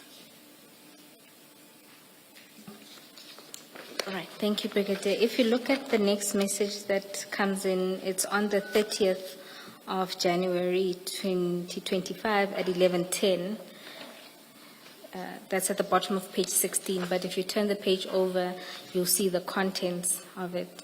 And there, it's an email correspondence with the subject line, SAPS Recruitment Project 5500, Outstanding Medical Certificates of Fitness. Have you had regard to those screenshots? They continue on, my apologies, at page 18, and it ends at page 19. This is the same information that will be relating to the picture and the video that was played. This one will be in connection with the outstanding certificate of fitness, which were not submitted by his company.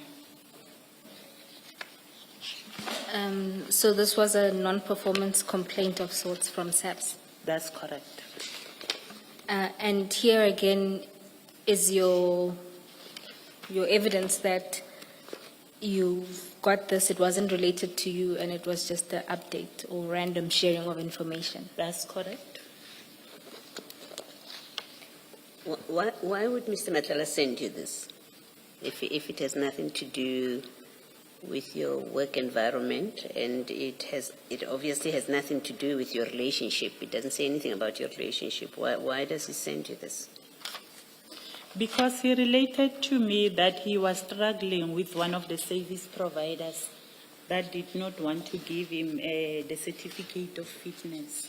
Yes. Well, why does he tell you that?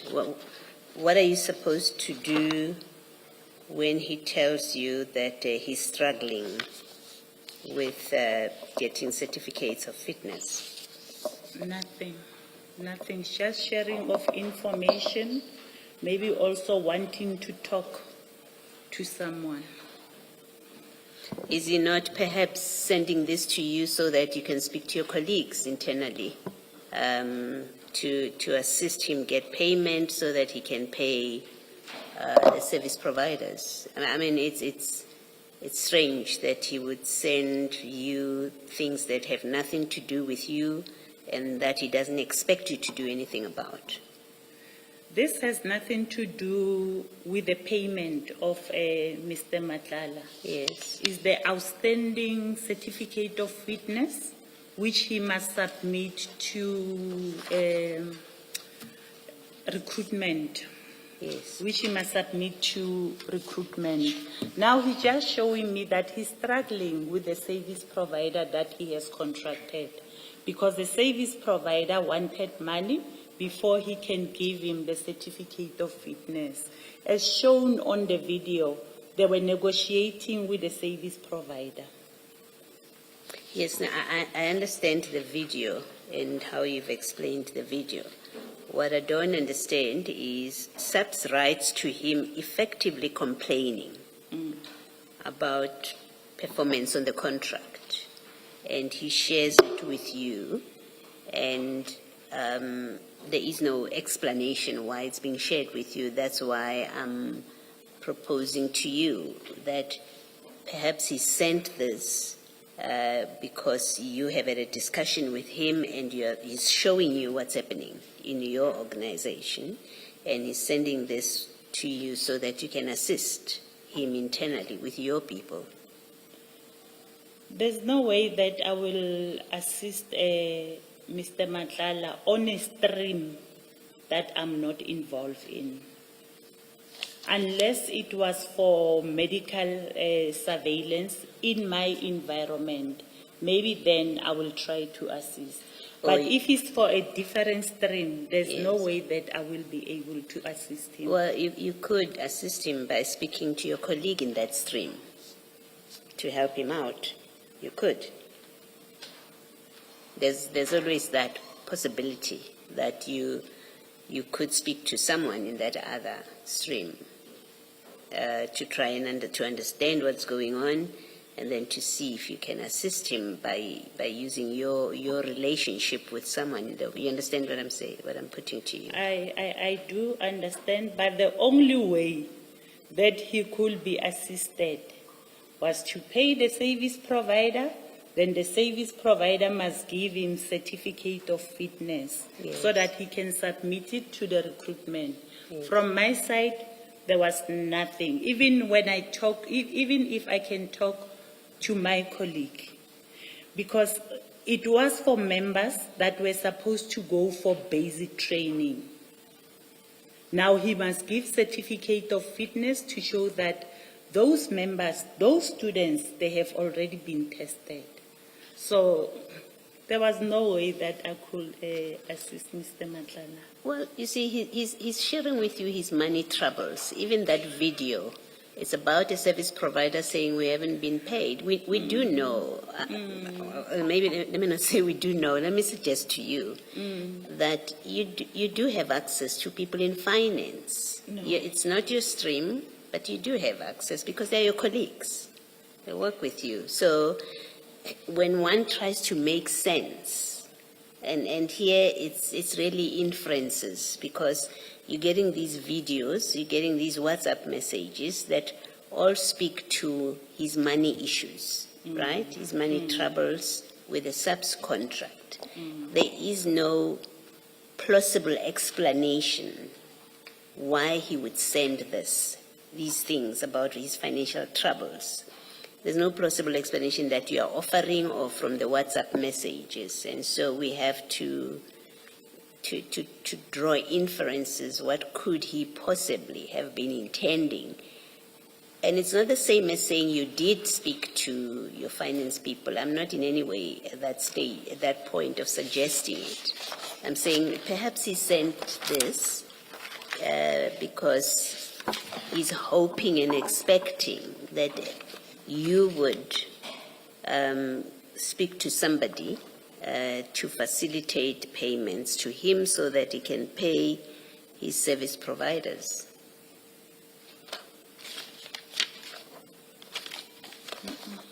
No. No, Commissioner. Okay. You're telling us that you never did anything about all of these things that he's sending to you? Nothing, because with this contract, as much as we have a finance department within our component, our division, this one, it was managed differently. There was a specific office that was dealing with the payment of the service provider, of this specific service provider. Thank you. On that issue, Did you play any role in the processing or payment of invoices to Medicare 24? No. No. In What- the approval? You were going to Nothing. explain, but remember approval is a different process and then there's the processing and payment. You were about to explain what your role was. Okay.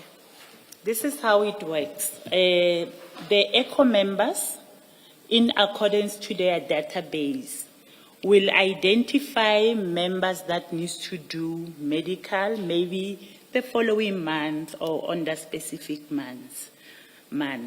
Then they will draw a list of those members. They will take it to the relevant managers of those members.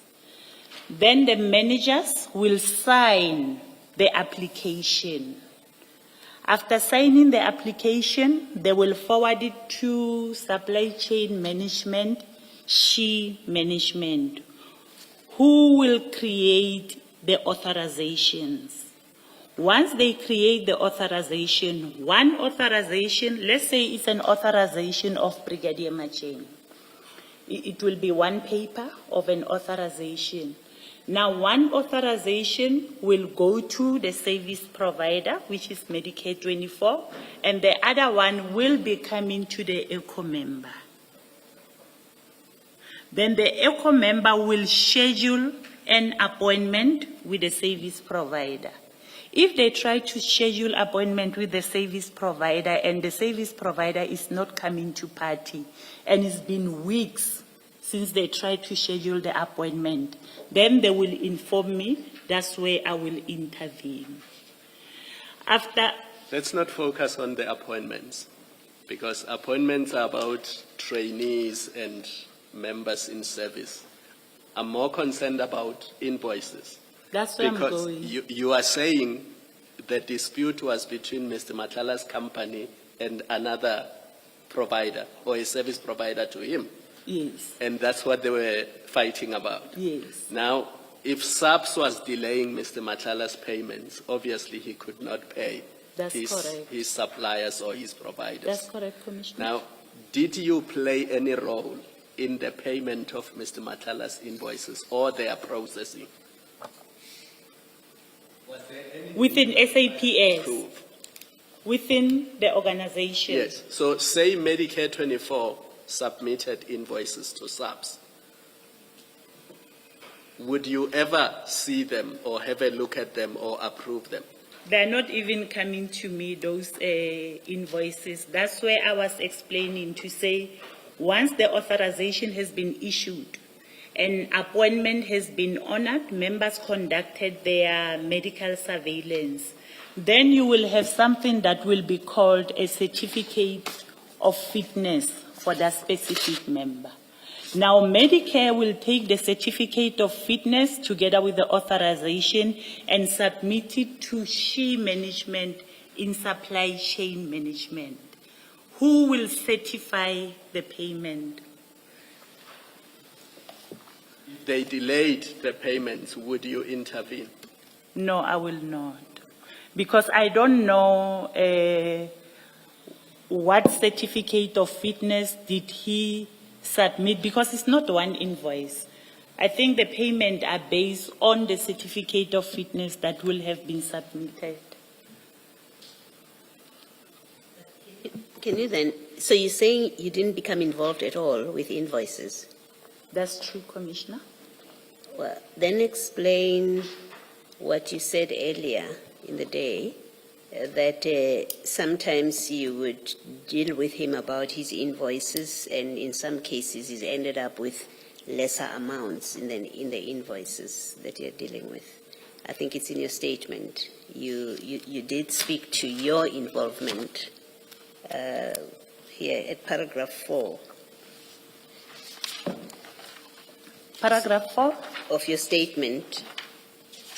I don't think it was, I was referring to invoices.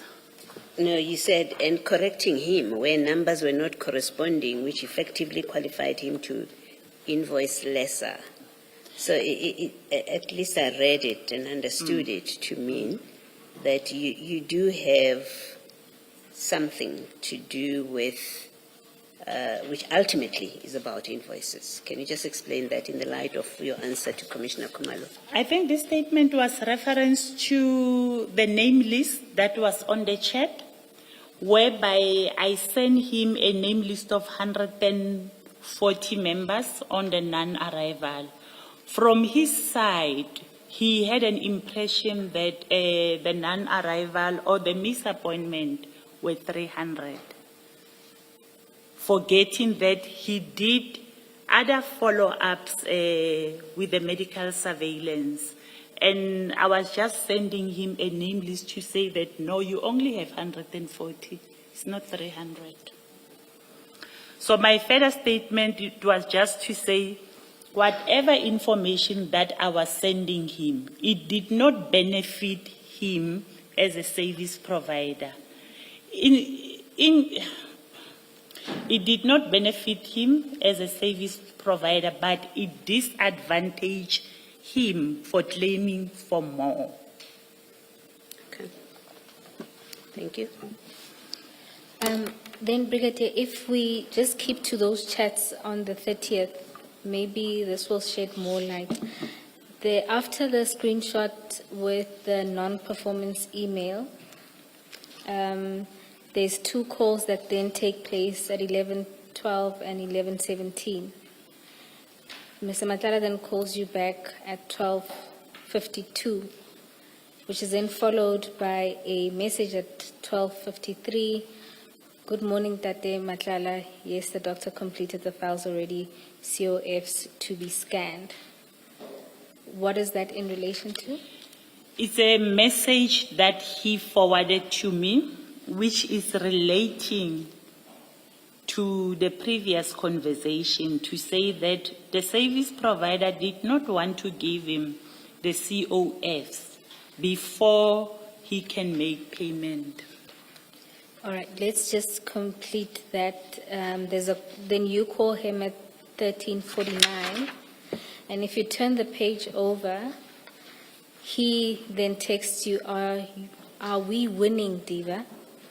And this is then followed by two calls at 16:17 and 16:32. Now, considering what you've said about this interaction on the 30th, what was he referencing when he says, are we winning, Diva? Sure, I'm trying to recall. Sorry, I didn't get that. No, I'm saying I'm trying to recall why will he send a message to say, are we winning? Remember, the context, if one has regard to it, is that on this day in particular, he started by sending you the non-performance letter, so saying to you that your SAPS has sent me this letter, and he, like you said, it was a continuation of his struggles with a service provider or a subcontractor of his, and he's sharing to you all of these complaints. And then at the end of that, having shared to you all of his complaints and that SAPS is not paying, therefore he can't pay a SAPS provider, he says to you, are we winning, Diva? Maybe before you answer, let me say that are we winning, Diva? You were obviously doing something for him. He was expecting you to come back with a response that yes, I'm winning or not.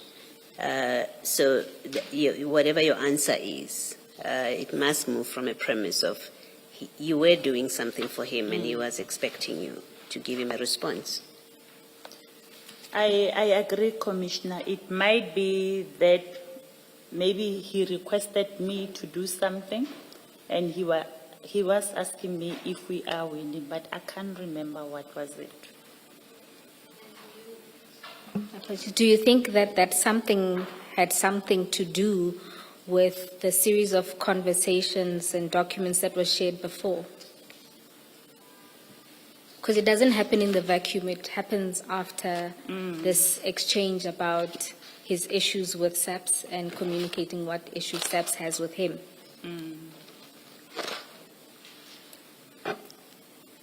And Okay. maybe to to tie it all together and refer to the exchange that you had with Commissioner Baloyi about him sending you all of this. Wasn't there an expectation that you'd do something, and could the something be talk to your colleagues? Talking to my colleagues, I don't agree. I don't remember calling any of my colleagues regarding this matter. But when he says, are we winning, probably there must be something that he requested me to do. Then he's asking if we are winning. Let me say what it looks like to me. It looks like on the 16th, on page 16 rather, the very last message from him, or WhatsApp from him, the 30th of January at 11:10, which is that letter of complaint, that email of complaint from the SEPs about certificates, outstanding certificates of fitness. That's on the 30th at 11:10. And then at 11:12, you have a call with him on the same day. So, remember, the letter from the SAPS, or the email, complaint email from SAPS, is at 11:10. You call him, because it's an incoming call, you call him at 11:12. It looks like your call is prompted by that letter, just looking at the sequence, including the time stamp. You call him again at 11:17. And then it says sent. There's an audio call from him at 12:52.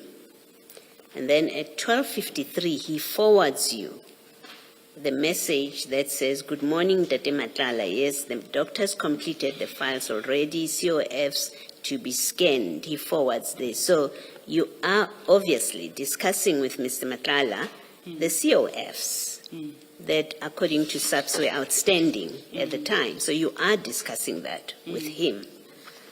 So now we do have an explanation. When you look at the sequence, we do have an explanation of what was going on here. Otherwise, he wouldn't have sent you, forwarded you that speaks about COFs being sent. And then you call him. So this is at 12:53 that he forwards you that good morning, Tate Matlala message.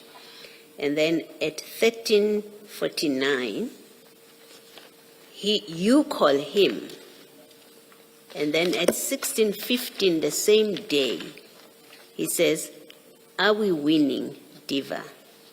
I didn't skip any communication. That's the complete communication until he asks you, are you winning, Diva? And 2 minutes later, at 16:17, you call him. And at 16:32, you call him.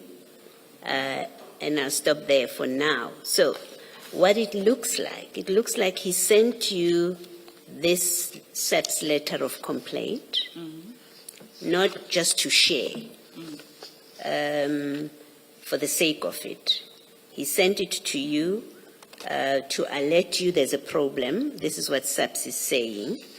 And then he forwards you that message that tells you, you have that communication with him, and I'm suggesting to you that in the telephone conversation, you must have been discussing this letter, because the next thing that happens is he forwards you the message from somebody, and then Diva, right? He asks you that question. So what it looks like, or what it suggests, is that he sent you were doing something for him about this, right? You accept that? That's what it looks like. Okay. I agree, Commissioner. All right, thank you. And then, Brigadier, at the end of that day, there's a series of calls between yourself and Mr. Matlala. Now, if we go to the 31st of Jan 2025 at 10:26, Mr. Matlala sends you the following video. Ms. Bowie, I'm so sorry. Can I just finish off something that I meant to? So you and I, Brigadier, have agreed that this suggests you were doing something for That's him. correct, Yeah. Commissioner. I just want to confirm finally that this is the same area where you said it's not your component. This is about trade, recruitment, I think you Recruitment, said. that's correct, Commissioner. Okay, thank you. Thank you, Ms. Bowes. Thank you, Commissioner Baloyi.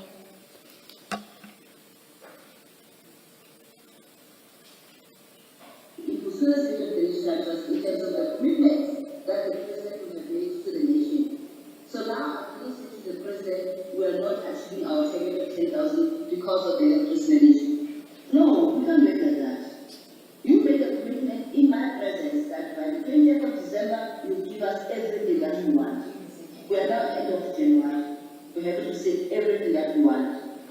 And there's that possibility that we might not even reach our target, not because of ourselves, but because of you, the health management. So I hope you are going to give us a better feedback when you come to the podium under 1.2, on the 2.2 item. And I don't want to hear anything, Mr. James. I don't know you. I don't want to hear anything. The only thing that I want you to say, your certificates are delivered. I've been delivered today. That is the only thing that I want on the table now. Nothing else. No more stories. I want those certificates by today. Otherwise, I have to escalate it. Because now to me that is beyond me. I can't do anything about it.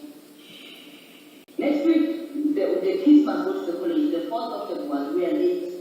And who is paying us? The health manager is paying us. The service provider whom we are paying. No, we can't make like this. So general government in terms of this item will say it's clean. You try to arrange a meeting, one meeting set. You will try to arrange the meeting. The meeting was postponed as a result of the request by the health manager. That's why it's going to be kept up and you can make it clean. We're not going to have it again. Let's move to the next item. Item number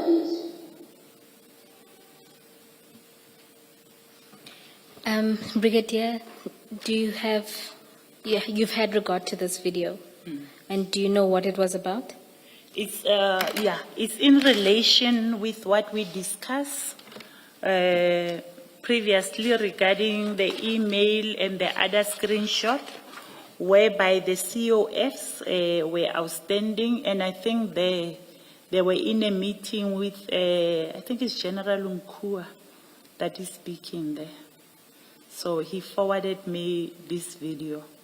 So it's a follow-up of all those documents and videos that he sent me to say I'm in trouble now.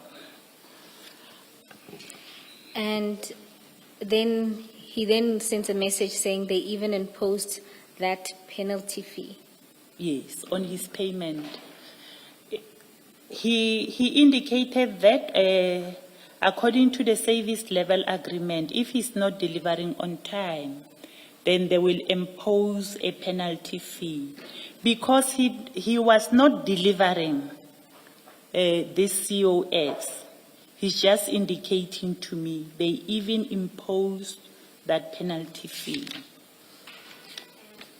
And then what did Mr. Madlanga expect of you in this context?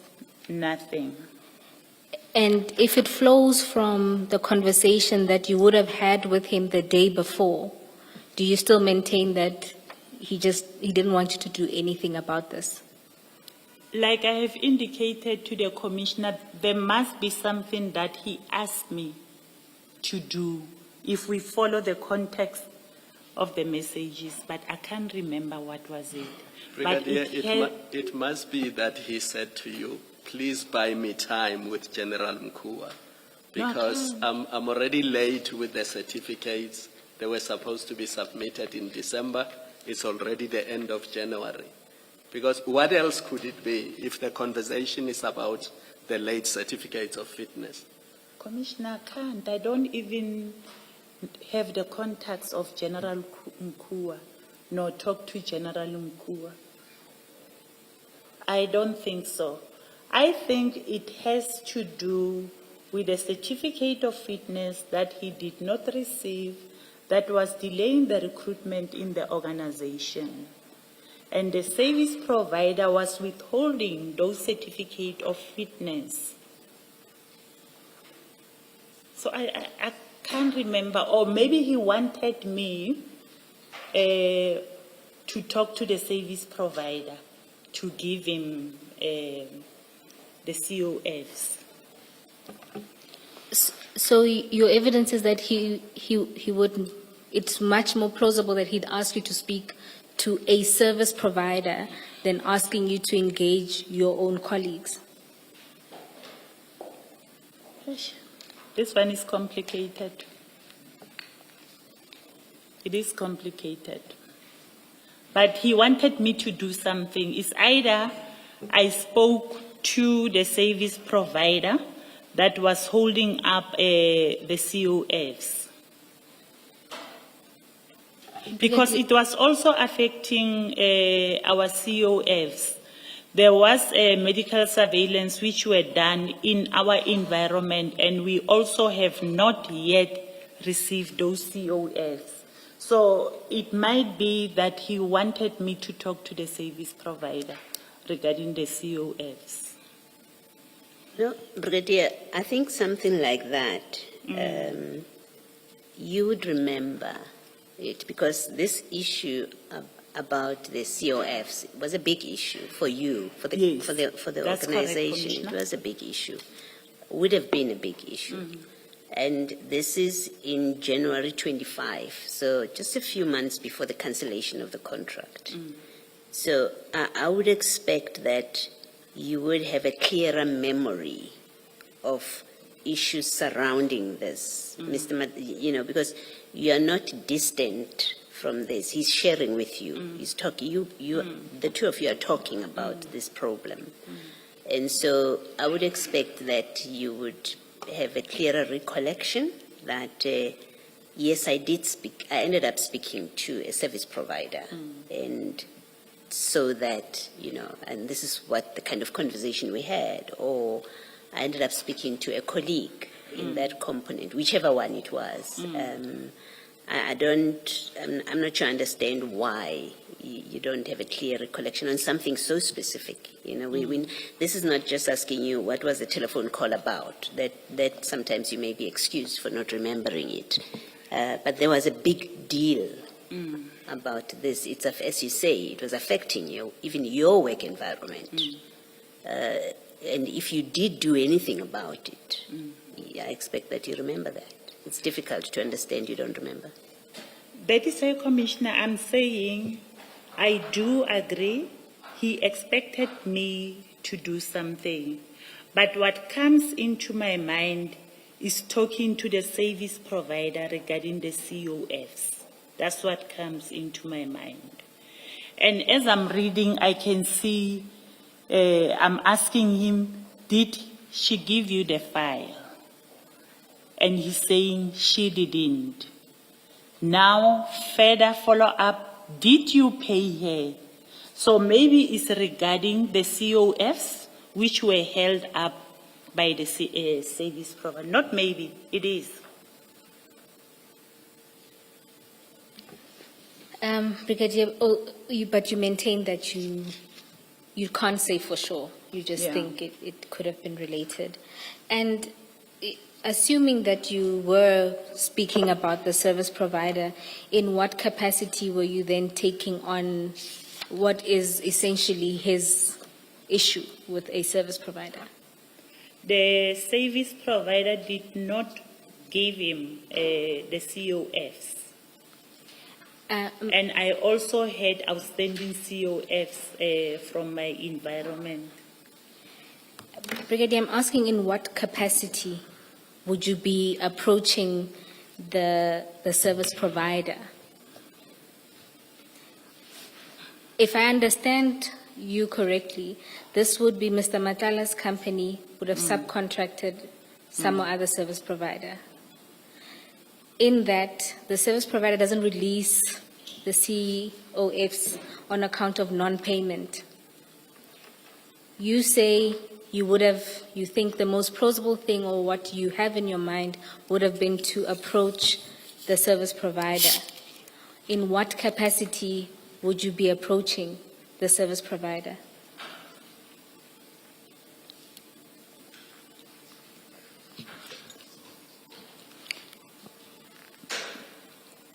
I think I overstepped there. I was not supposed to approach the service provider. And whose interests would you be advancing if you approach the service provider? Both. Both? Because I also have outstanding COFs So when you say both, what do you mean? Both Mr. Matlala and the SAPS? organization. Yes, not you as an individual. No, Or maybe 3, not 2. no, not me. You really can't quite divorce your interests from his. You are his partner. And let's face it, when you speak to a service provider in this case, it's really to assist Mr. Matlala, right? You didn't do it to assist SAPS. You did it to assist Mr. Matlala because he's stuck, penalties are being applied. So when you approach a service provider, it's to make it possible for him to get those certificates in the training, because you said that's for recruitment, right? So you were making it possible for him to get those certificates of fitness so that he complies with the terms of the contract. Because General Nkua has now said, I will escalate it. That's it. So you are helping him. There's no question about it. But you must also accept that assisting him benefits you as well personally, because you are his partner. He gives you money. He assists you. And I'm not criticizing that he gives you money. It's not my emphasis now. My emphasis is a financial resolution of Mr. Matlala's conundrum now, the fix that he's in with this contract. If that is resolved, the certificates and therefore the finances, the payments to him also benefits you. You might look at it in that way, Commissioner, but it's also benefiting the organization, because delays in submitting the COFs, members will not go to training on the allocated time or the planned time, as well as from my environment. If I do not receive the COF, some members are refusing to go to the lab and work. Yeah, but that was not a concern here. You have said the COFs, these ones that this stuff that is sending you, those COFs have to do with recruitment. You said it's not your, I think you said component, I don't know what it's called, but you said it's not your area. Yes. So it's somebody else's area. Yeah. If SAPS benefits, it's incidental. It's not what you were trying to do. You were not solving a problem for SAPS, because that area of recruitment, they have the ability to solve this. Contract management, as you say, contract management, that's their function, to solve this kind of stuff when it happens. Your direct involvement here, when you speak to, if that's what you did, you spoke to a service provider, which you say you realized it was overstepping. It was to benefit him, to solve a problem for him, so that SAP stops giving him a problem.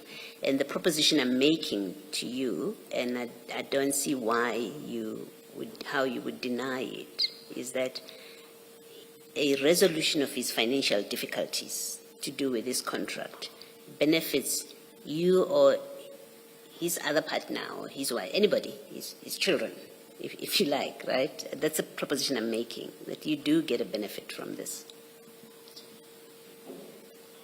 Commissioner, over and above that, I don't want us to leave the fact that SAPS was benefiting as well. Yeah, no. The consequence, if the certificates are submitted, SAPS benefits because it gets, but that was not your intention. You didn't act to help the SAPS. You did not. It wasn't your job. You say you overstepped. You didn't do this for the SAPS. It wasn't even your unit or your section that was at issue here. You were not doing it for the SAPS. But You were doing it for Mr. Matlala. Can we agree that? You were helping Mr. Matlala in an area which had nothing to do with your functions. You use your position and relationship with a supplier, because you deal with this supplier. I'm assuming it has to be a supplier, that otherwise how would you even call them a cold call? So I'm making the assumption that it's a supplier that you know because of your work, of your area. So you are able to pick up a call and speak to the supplier. If it's not a supplier that you know and have dealings with or you have encountered because of your area, then you were using your position as a subs person to call a supplier cold, to say you are giving Medicare trouble because they haven't paid you. Please work with them and help them to get those COFs. But it was to benefit Mr. Madlanga when you made that call. That subs benefited is incidental to that, or it's a natural consequence of assisting Mr. Madlanga. So let's take it step by step. Do you accept that your call to the supplier, you called to assist Mr. Madlanga? That was the reason you called, because he's having trouble with COFs for recruitment. Do you accept? Are you prepared to accept that, to concede that? I'm partially accepting because it was not only to benefit Mr. Madlanga. Okay. And I hear what you are saying, Commissioner, but I was assisting both individuals, not individuals, Mr. Madlanga as well as the organization. From my side, from my environment, I also had the outstanding COFs. Okay. My second proposition to you is that you're assisting Mr. Madlanga, if you're successful assisting Mr. Madlanga, you also get a benefit from it because your partner's financial troubles and contractual troubles get resolved. You do have I would have an interest in my partner's business getting money and their contract not being terminated. So I don't think you should be shy to accept that you, of course, would benefit, because he would be able to give you 100,000 rands and he wouldn't be able to give it to you if he's not getting paid by the SEPs. I mean it only in that way. Commissioner, I will accept only if you add also that SAPS was also benefiting from this. I'm prepared to accept, Brigadier, that the SAPs benefited as well. Thank you. They did get a benefit. Thank you. Thank you. Brigadier, if you can then go and just finish off that conversation that was happening on the 31st. We are on page 21. On page 20, I think the timestamp is at the bottom for the next message. On the 31st at 10:32, you ask him, did she give you the file? That's correct. And he responds, she didn't. You then revert and say, did you pay her? And he then sends you a screenshot of what seems to be a conversation with someone who then confirms that they say payment is done. So if you look at the bottom of that screenshot, they say payment is done. On the following page, I'm waiting for the remittance. And there, Mr. Madlanga reverts to that person and says, okay, I'll be waiting. What was that in relation to? It's a relation. Same issue. Sorry, my apologies. You can proceed. Can I? It's relating to the question that I've asked him, did you pay her? And now he's just showing me that payment has been done and I'm waiting for remittance. It's a screenshot of someone that forwarded to him.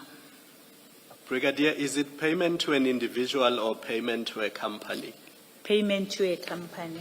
Why do you refer to the company as her? and he answers she didn't. I mean, your first question was, did she give you a file? Yes. And then he says she didn't, and then you say, did you pay her? Yes. So both of you are speaking about a female person here, and not a CC or a company or... Yes. Because the company owner is a female. Is that... Yes. This company is a service provider. It's a You service know provider that. to Mr. So that's who Madlanga. you spoke to. Yes. That's the person you spoke I to. believe so. No, it looks like that when he asked, are you winning Diva, he was asking, are you succeeding with the service provider? And you succeeded with the service provider, and you expected that she would give Mr. Madlanga a The file. files, yes. And you asked, did you pay her? Pay her what? What had you been discussing with Mr. Madlanga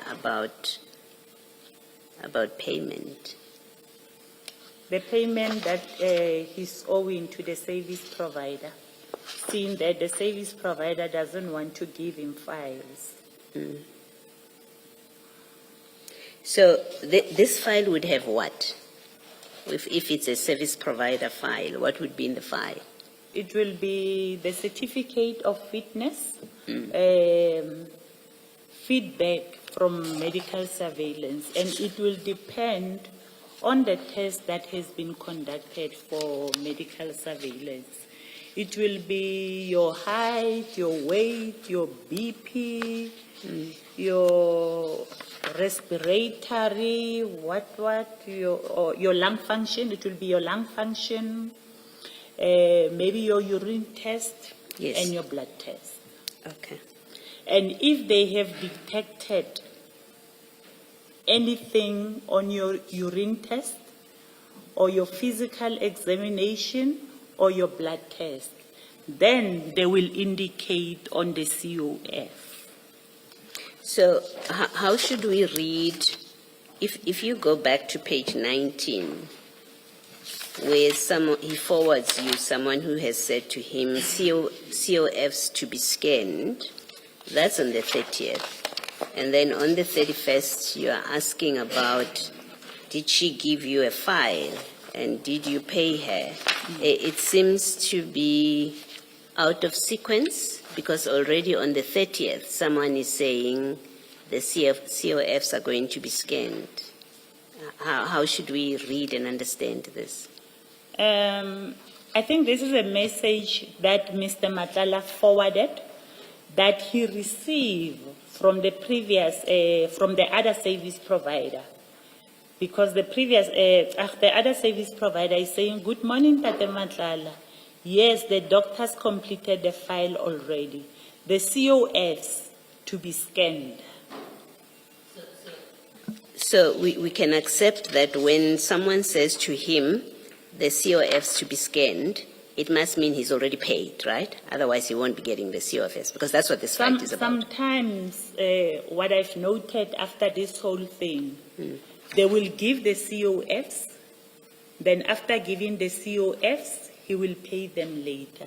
Okay. Based on the COF that they have gave to him, and also the quality check that will have been done on the COF. Okay. So in this instance, I think he promised him that the COF will be scanned. Then he realized that Mr. Madlanga is owing him money, and he never gave him the COFs. Hence, that video whereby they were negotiating the money. So are you saying that the message about COFs to be scanned and the message at 21 where you ask, did she give you the file? She didn't. Did you pay her? Are you now saying they relate to the same service provider? That's or correct, different Commissioner. service providers? That's the same service provider. Okay. Thank you.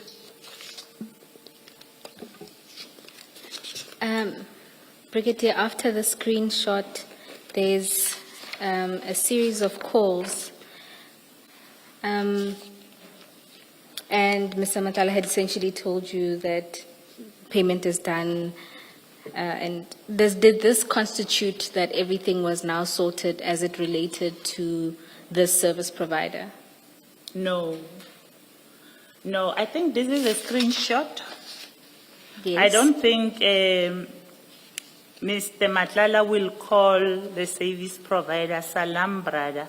Can you please check with your guys how far is the payment?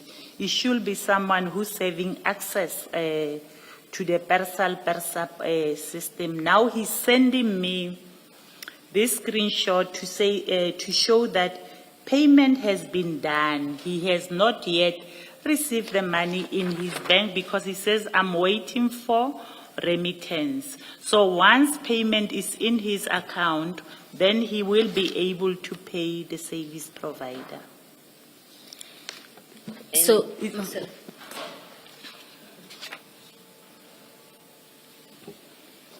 and so at this point, is this the end of your intervention then? I believe so. Did you ask for anything after all your efforts?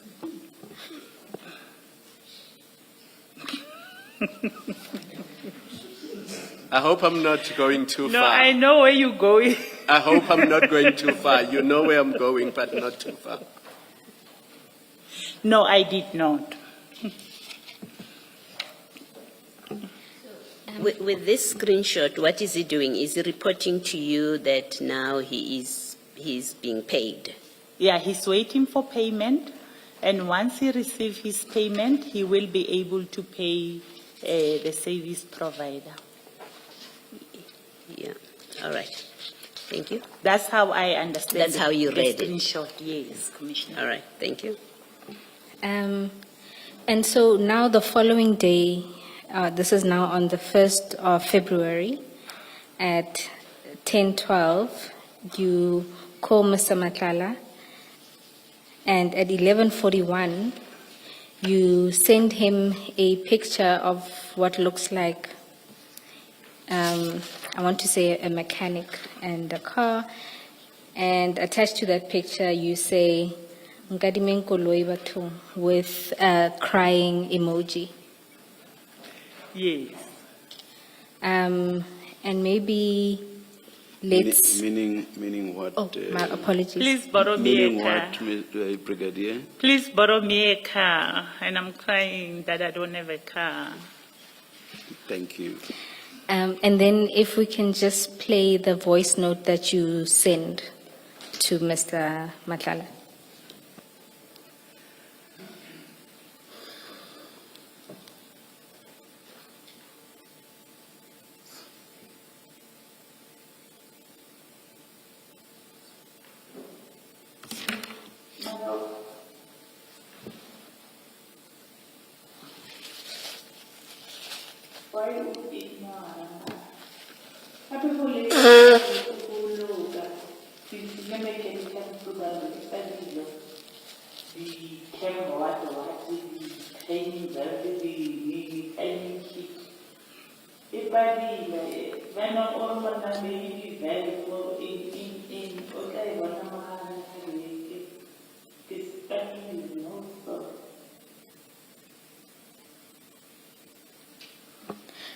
Thank you, Brigadier. Because there was some Setswana in there, I'll just ask you to translate what you said, or just recount what you said in that voice note.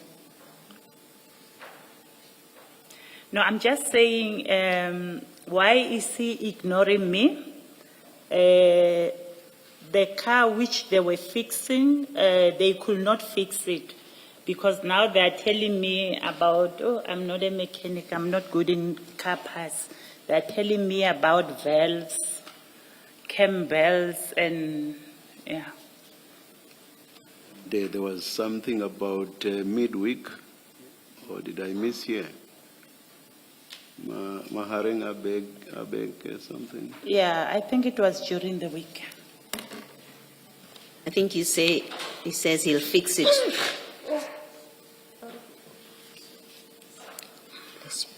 I think you said in that clip, he says he will fix it during the week.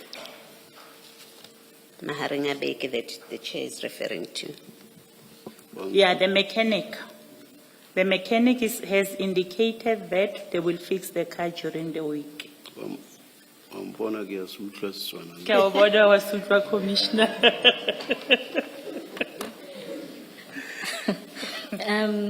And then in response at 1421, Mr. Matlala says, I don't have a car, rather I'll rent a car on Tuesday for you.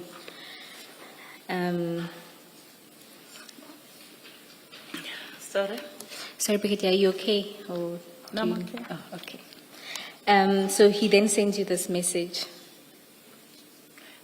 The one that says, I don't have a car, rather I'll rent you a car on Tuesday for you.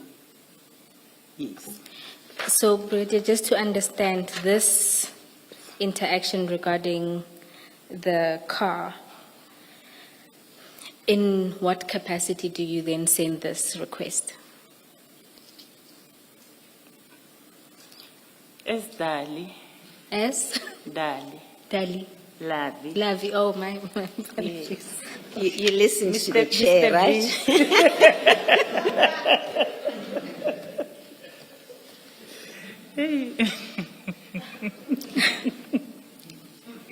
Okay, so now you've reverted back to advancing. This was a conversation in the context of two lovers. Mm. All right.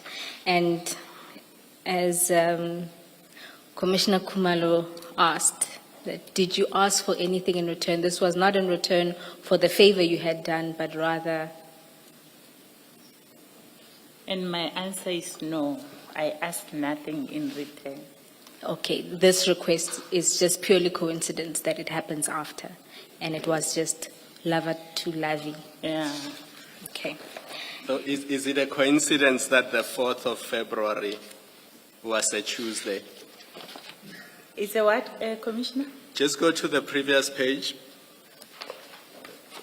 Remember now, as Dali, as Lavi, he says, I'll rent a car for you on Tuesday. Now, is it a coincidence that the 4th of February 2025 was a Tuesday? No, remember the money was not going to me. It was going directly to the butcher. I was not asking about the money. So you already know where I'm going. Yes. I suppose for good measure, then on the 4th, which would have been then, so on the 4th of February at 13:10, Mr. Matlala sends you proof of payment at the account of choice being Osizweni Meat Market for a payment of 100,000. And just to confirm, you still maintain that that was for him to settle his account with the butchery, and it wasn't to direct a payment to you through that account. That's correct, I confirm. And on the same day, he also sends you a message saying, I will come, you still fighting with Udire and the lawyers, and you say that you think that would have been call you. I will call you, still fighting with the lawyers. Yeah. And Udire and lawyers is the service provider that we've been discussing regarding the COFs. Okay, so he's updating you ostensibly on a conversation you've been having. All right. Then this is followed by a series of calls, one at 2027 and another at 2030. Then on the 12th, Ms. Boyd, just let's deal with the issue of the car first. Your car troubles at the end of January. Mr. Matlala promised you a car on Tuesday the 4th. What happened to your car troubles? We are now on the 12th, which is a week later. It was fixed. Before it was fixed? It Did was, he it rent was a car fixed- for you? It was fixed the following day. Oh. So he did not need to rent a car for you? No, Or to give you money to rent a car? no, Commissioner. I've been driving this Korokoro that you are seeing here.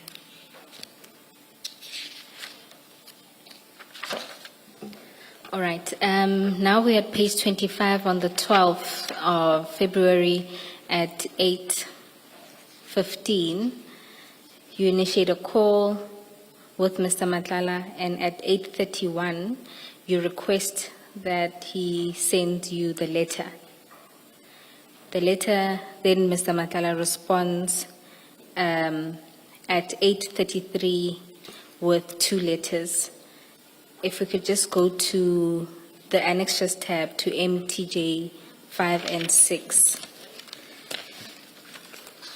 at page 51 of the annexure bundle. 5 and 6. Yes, so page 51. Maybe let's start with page 51. Right?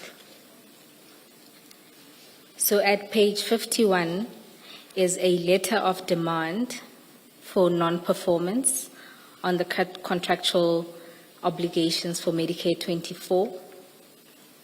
And in the letter, SAPS details a series of non-performance in most of the areas that Medicare is supposed to be servicing. Can you confirm that? And at MTJ 6 is a response from Medicare, a response to the letter of demand.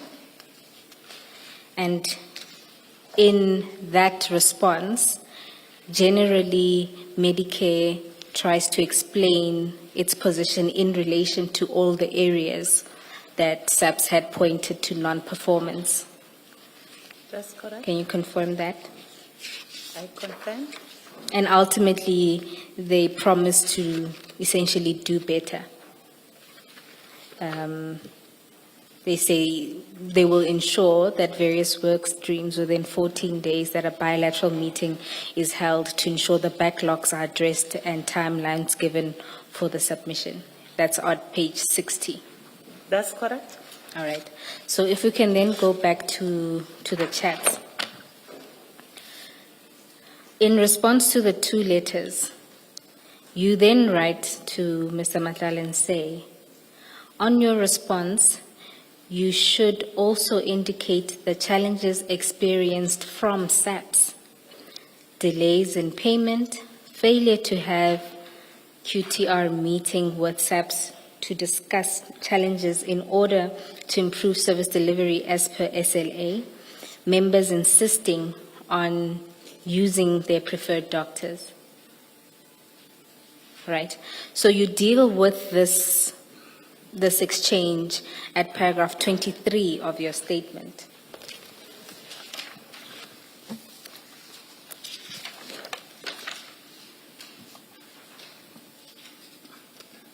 Oh, my apologies. No. 28.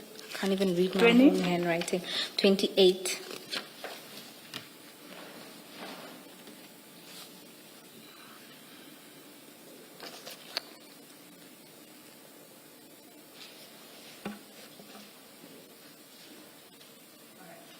28 and 29. In particular, you note there that I then highlighted to him he could have included the non-payment issue, failure to have quarterly meetings with company as per SLA, and also the issues whereby members were insisting on going to their preferred doctors. You see that? Now, in your chat, right, when you read the chats, it seems that at 9:40, you were advising on what Mr. Madlanga should include in his response to SAPS. Can you see that? Your language there, it says, on your response, you should also indicate that. Can you see that? I see that, but already the letter was drafted and sent to SAPS. And then in your statement, you modify it to say you highlighted to him that he could have. Can you see that? So here, what I wanted to understand in particular is when you send this kind of response to Mr. Matlala in response to a letter, and you've already accepted that the letter highlights non-performance in almost every area that Mr. Matlala was servicing, that you in turn would advise Mr. Matlala that he should note what is SAP's challenges.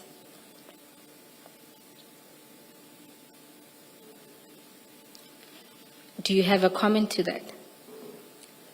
I mean, why would you advise him to do this, and whose interests were you advancing with this advice?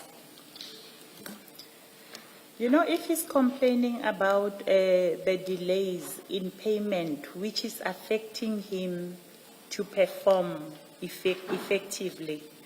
Now, when I look at the letter, all of those that he was complaining about, they were not included in the letter. Now, it makes me wonder if he was telling the truth, that there was delay in payment from SAPS, or because if delay in payment was an issue, I believe that he could have included it on his letter, but he did not include it. But you know he didn't include it. And what you then do is advise him to include it. Because the letter was sent. I mean, it doesn't preclude him from sending another letter. And if you consider it, they are responding to a letter of demand and not including these challenges. It is you who suggest that they included. They didn't see it necessary to do so. I agree. So my question again is, whose interests are you advancing here when you give this kind of advice? Of Mr. Matlala. Right. Thank you. Against who? Against my employer.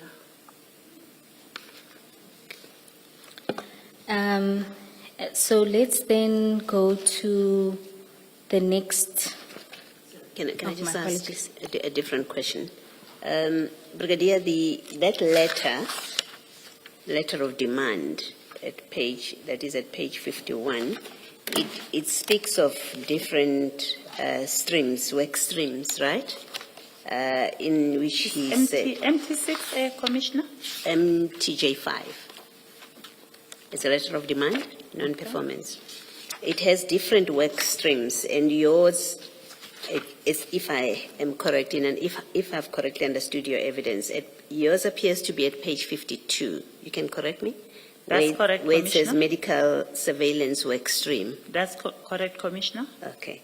Now, the second paragraph there says, in your stream, about your stream, it says, for the period July to December 2024, all the requests for periodic medical surveillance remain outstanding with a health risk manager beyond turnaround time, and in brackets it says 100% non-performance, right? You see that? I see that, Commissioner. Yes. So there's a problem in your area, according to this letter, 100% non-performance. How is it that you assist Mr. Matlala what you say he should have included in his letter to show that SAPS itself has been in default? It has made it difficult for him to perform his job. You're assisting him in that when, in fact, in your own area, the SAPS records 100% non-performance. And this is a non-performance that you have not dealt with. And can I just put my proposition to you that I think this, in fact, which I've just read to you, and the history of how you've been assisting him, that it actually glaringly sets out the conflict position in which you were. Because according to this letter, they are not performing in your section, but notwithstanding that, you are consistently assisting him. And you're not dealing with the fact that he's not performing. in your section, that speaks to the serious conflict of interest that you had, that you couldn't deal with his non-performance because of your relationship with him. Can you see the problem that presents? Commissioner, when I inquired about this letter to supply chain she management, they indicated that there was a typo. In this specific stream is where Mr. Madlanga was performing and excelling. Where the typo being what? Where here is The typo being the non-performance. When I inquired, the person who drafted this told me that there was a typo, and in this work stream, he was performing. It was not 100% non-performance.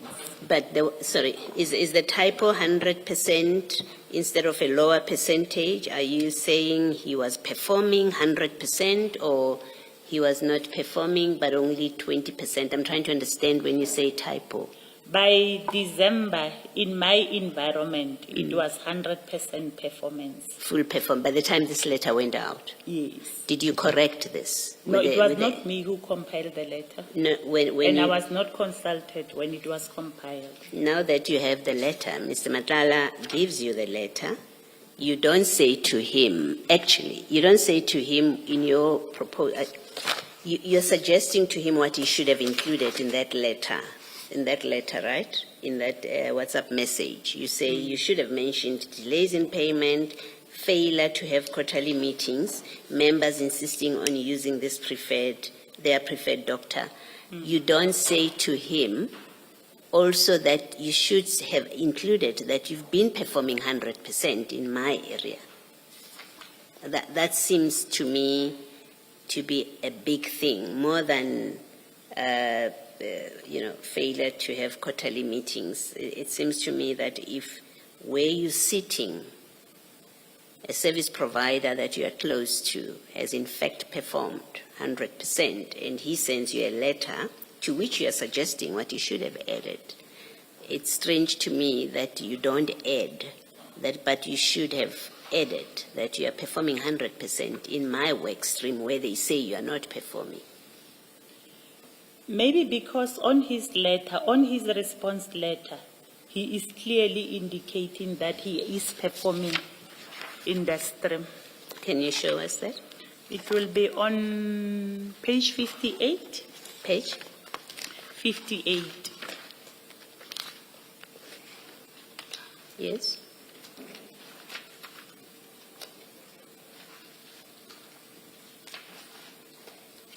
Yeah, what about page 58? Where does he say he's performing 100%? He's under medical surveillance work stream. He's saying with regard to she management, our work stream has been working with various service providers and specialists through the country. This is a case when it comes to specialists with annual and renewal of medicals, in bracket, aviation and divers. From the 18th of June 2024, we have completed and certified 1,761 medicals nationally. And this will include drug testing and travel medication. We have 3 large medical groups currently being attended to, which include Northwest Province. These are planned to be completed by the 13th of February 2025 for over 300 annual medicals. So are you saying the 1,761 medicals nationally under your work stream, that was 100% performance? I just want to make sure that I understand your evidence. The measurement will be in terms of activating the appointments, because let me give an example where I'm sitting. We will do medicals of about 580. We plan for all 580. They will respond within a week. to action the authorization. The challenge will be an issue of non-arrival of members, as well as the refusal. You'll get those that will be saying, I don't want to do the medicals. But from his side, he activated, made an appointment within the required period, as per SLA. Yes, I think what I'm hoping for is a straight answer, whether you're saying that it was in fact incorrect for the SEPs to say in your work stream he has not performed at all, right? 100%. It was incorrect. To your knowledge, he had performed 100% or whatever lesser percentage. I'm trying to get that kind of clarification. Because I make a serious statement to you that, well, according to the SEPs, there was no performance in your section. That's correct. And you did nothing about it. That's quite a strong statement to make, right? But you say, no, but they are wrong. And they are wrong to say he hasn't performed at all.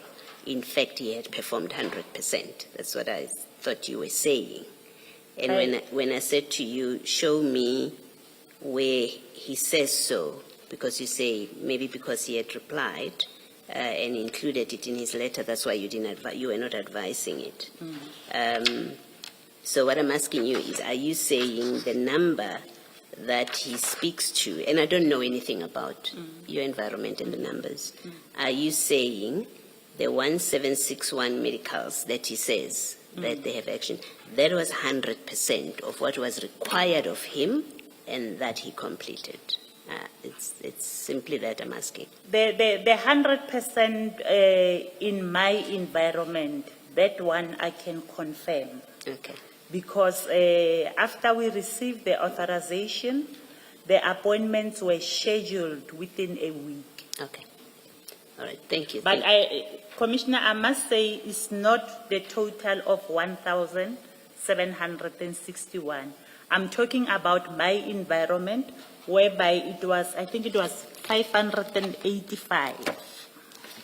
So when he says 1761, it's not your environment? It's not only my environment. Okay. All right. Brigadier, remember that question I asked earlier, and you said, let me look for the letterhead, and I said, don't waste time, we'll get to it. While you are on page 58, there is your answer. And remember, this is now the beginning of February. We're still on the 10th of February, if I'm not mistaken. Yes. So it's clear. And because Mr. Matlala sent you this, you knew that he was no longer a director of this company. Maybe sometimes we don't pay attention into details. We just look into the content of the letter.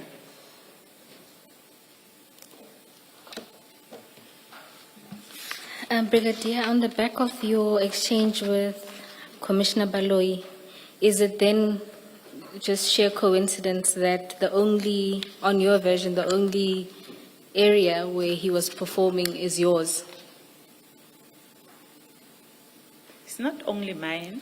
If you look at the 1,661, it's not only in my environment. Although it might be medical surveillance, but there are different divisions and components that are conducting medical surveillance. But look at the letter that SAP sent. So if you look at the first one, temporary incapacity leave work stream, you'll see the general or high levels of non-compliance, 89.88 or 100% of non-performance. Can you see that? I don't want to critique the letter that is coming from my organization. But looking at this picture, where it says 100% non-performance, it was not 100% non-performance. And also it was confirmed by the colonel who's working in supply chain management, who's managing this stream. And you don't think it's curious that as a first response, it would be that this is inaccurate and not a true reflection of our performance. Because for me, and according to my knowledge, he responded to it to say they have already completed and certified over 1,761 But if- medicals nationally. If you look at that, again, it's contained in response to what is medical surveillance work stream. My simple point is, if you have regard to the letter, in every stream, there's general non-performance. And you are now saying that this is not the case of your stream. So I'm asking if it's coincident that the only stream where you say there's 100% performance is yours. It's not my stream alone. There's quite a number of brigadiers that are included in the medical surveillance work stream. My number will be 580 something, not the total 1,761. So it is also then possible that when they say there's non-performance in the stream, it may be as a result of other streams within medical surveillance work. It might be possible, but even if it might be in other streams, it cannot be 100% non-performance, seeing that the 580 something that we arranged for, he did perform within the allocated time. My simple point, Brigadier, is that if you have regard to his letter versus what SAPS is saying in the letter of demand, what you're saying as the errors or perhaps a failure to properly capture the non-performance doesn't accord with the explanation that Medicare itself provides. If you are a contractor accused of gross non-compliance like this or non-performance, one would imagine that the very first thing you say is, this is not true, we are performing. Instead, much of it is, we agree, however, this is what we're going to do to try and make things better. We'll try to meet these requirements. We're engaging with service providers. You see, they give an explanation as opposed to deny that there's non-performance. Okay. I think Medicare will be in a better position to come and explain this response. Brigadier, the only reason why I'm asking you is because of your defense of Medicare in your responses to Commissioner Baloyi. But I'll take it no further than that. May we take a 5-minute adjournment, and may we ask to see the legal representatives outside, please? Now. Let's adjourn.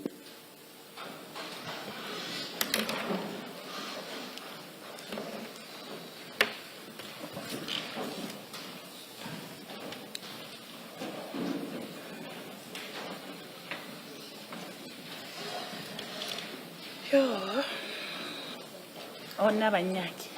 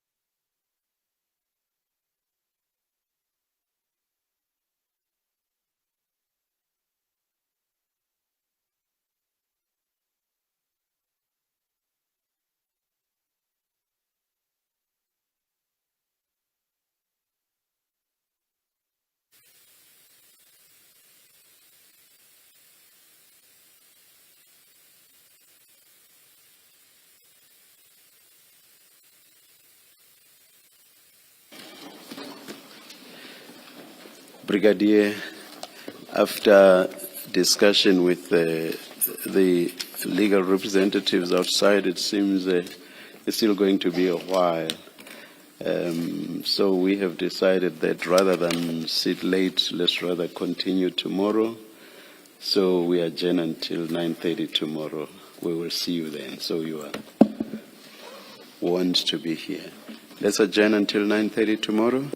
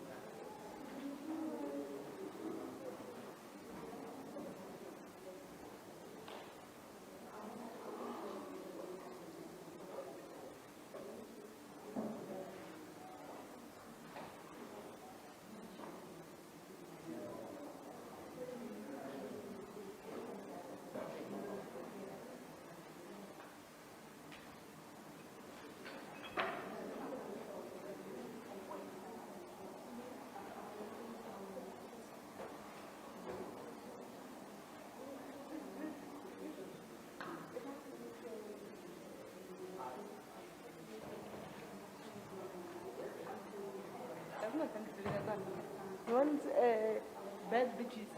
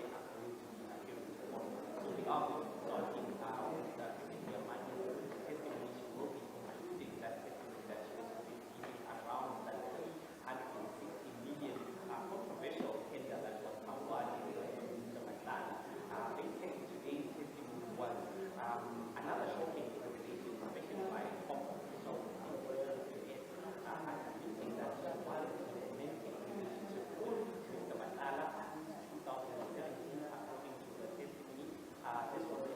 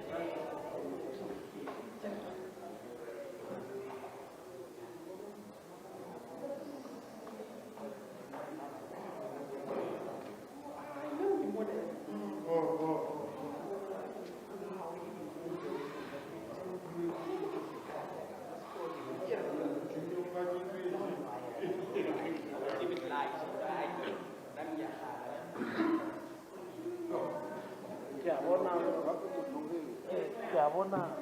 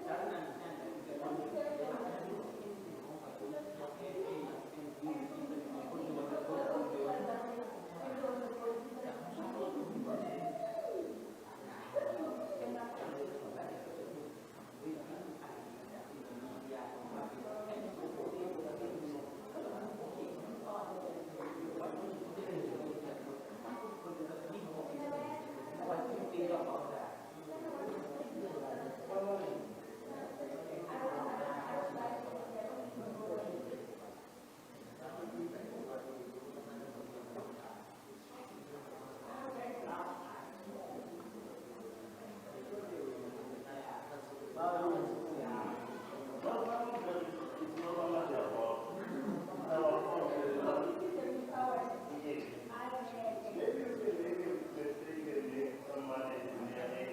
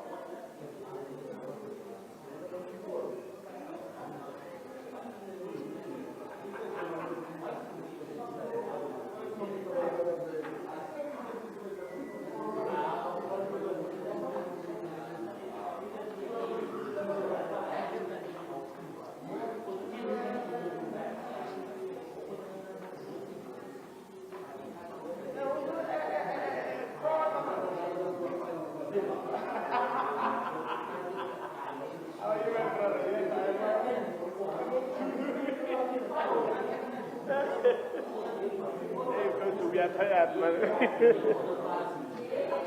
Yeah, no, we are on to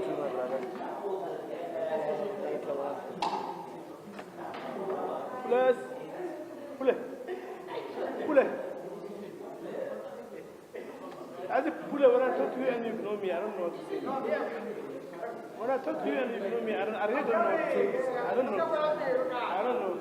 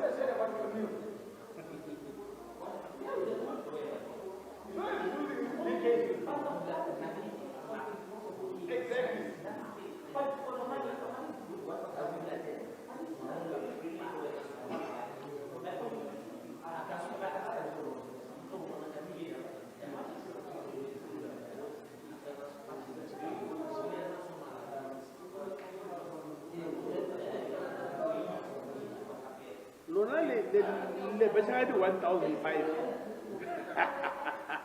Le bashadi 1,005. Hello, how are you? Okay. Chala Ketu. Ketu Bejaga 300,000. Hello, afternoon. Hello, hello.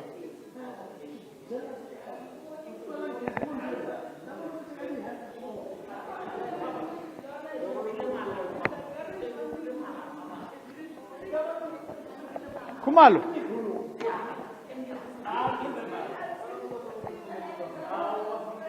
Cheno, umana mu. Cheno. Yeah? Uko panyamaga?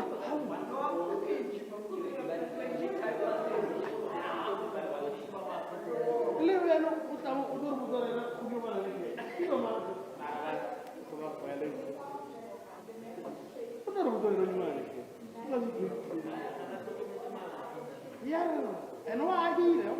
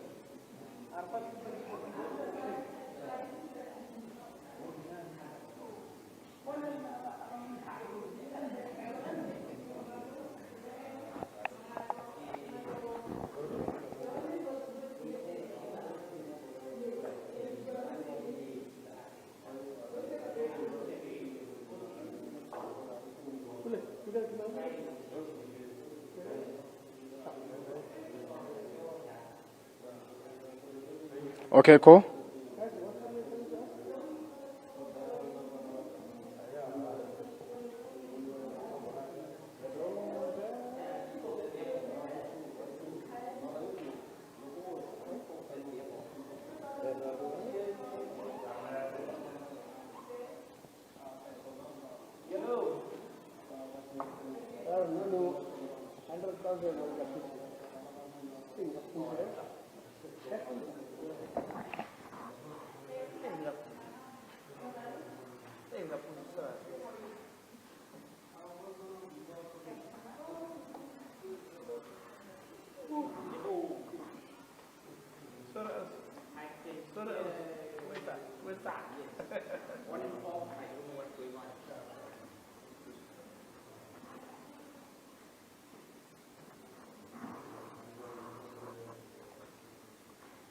Okay.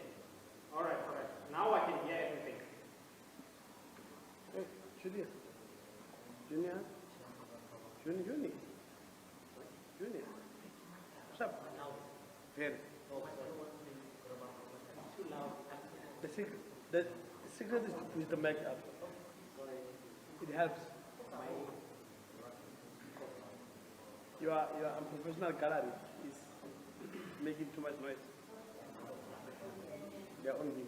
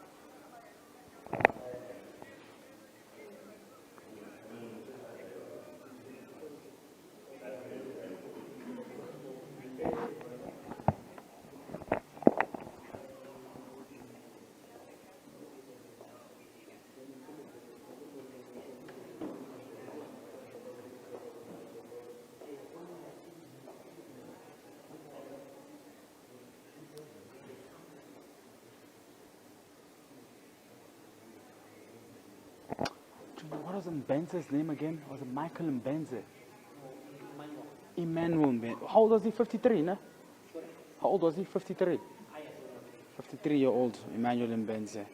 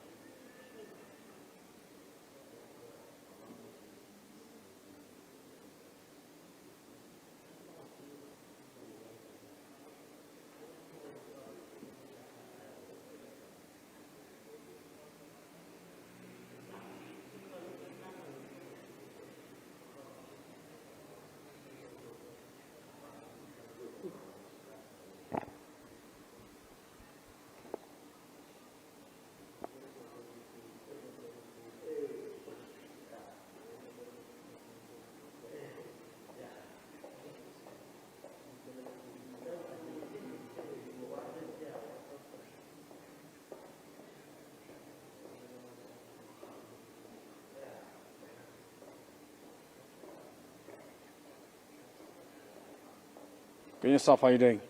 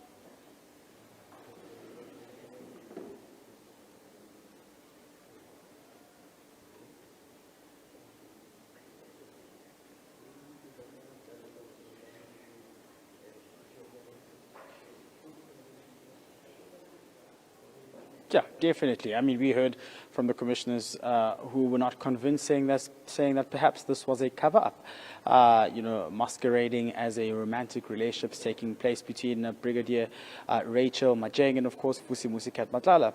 In fact, just to bring it in brief for you, what we understand is that Majeng did not deny receiving money from Vusi Musikat Matlala. At some point received 38,000 Rand in a personal bank account. Then we know that 3 payments were made in installments to an account belonging to a butchery. A lady named Mudiegi Kekana owning this butchery, we believe, in Mamelodi as well. And it seems as though these payments were made to this butchery, but would later be redirected to Ms. Majeng. And that was inferenced by Commissioner Madlanga, saying that it's plausible that this could have been a gratification, and that's the only rational view which would make sense. And what we understand is that Matlala sent a proof of payment of about 100,000 Rand to Ms. Majeng as well to say money had been paid. But Ms. Majeng denied all of this, saying that this was money meant for meat to the value of about 300,000, mind you, for not an event purchased by Mr. Matlala. Now, help us make that sense, Andrew. You can imagine buying meat for 300,000 Rand. This is really what caught the commissioners off guard, saying it does not make sense. But what was also revealed is that Ms. Majeng went to the extent of trying to secure a certificate of fitness, which would then be in compliance with Madlala's company to meet the criteria of the 360 million rand SAPS contract, because we know the likes of General Nkua were on the verge of, escalating the fact that as much as Madlala's Medicare 24 company had been awarded this contract, they did not meet the tender spec or criteria of this particular contract as well. Much of those were revealed today. Macheng is expected to appear tomorrow at 9:30 a.m., but interesting will be Suleiman Karim, who's expected to appear before the Commission as per the statement of the Commission spokesperson, Mr. Jeremy Michaels. And this comes just obviously in the wake of that High Court judgment in Johannesburg, which set aside his application for him not to testify before the Commission. Today was a really busy day. We also got that statement from Mr. Michaels, who spoke about the hit on Mr. Pretorius as well, who we know that was implicated by slain witness D. Maris van der Merwe, who said that they were, of course, involved in the cover-up of the murder of Emmanuel Mbense, whose body was dumped at a lake in Germiston.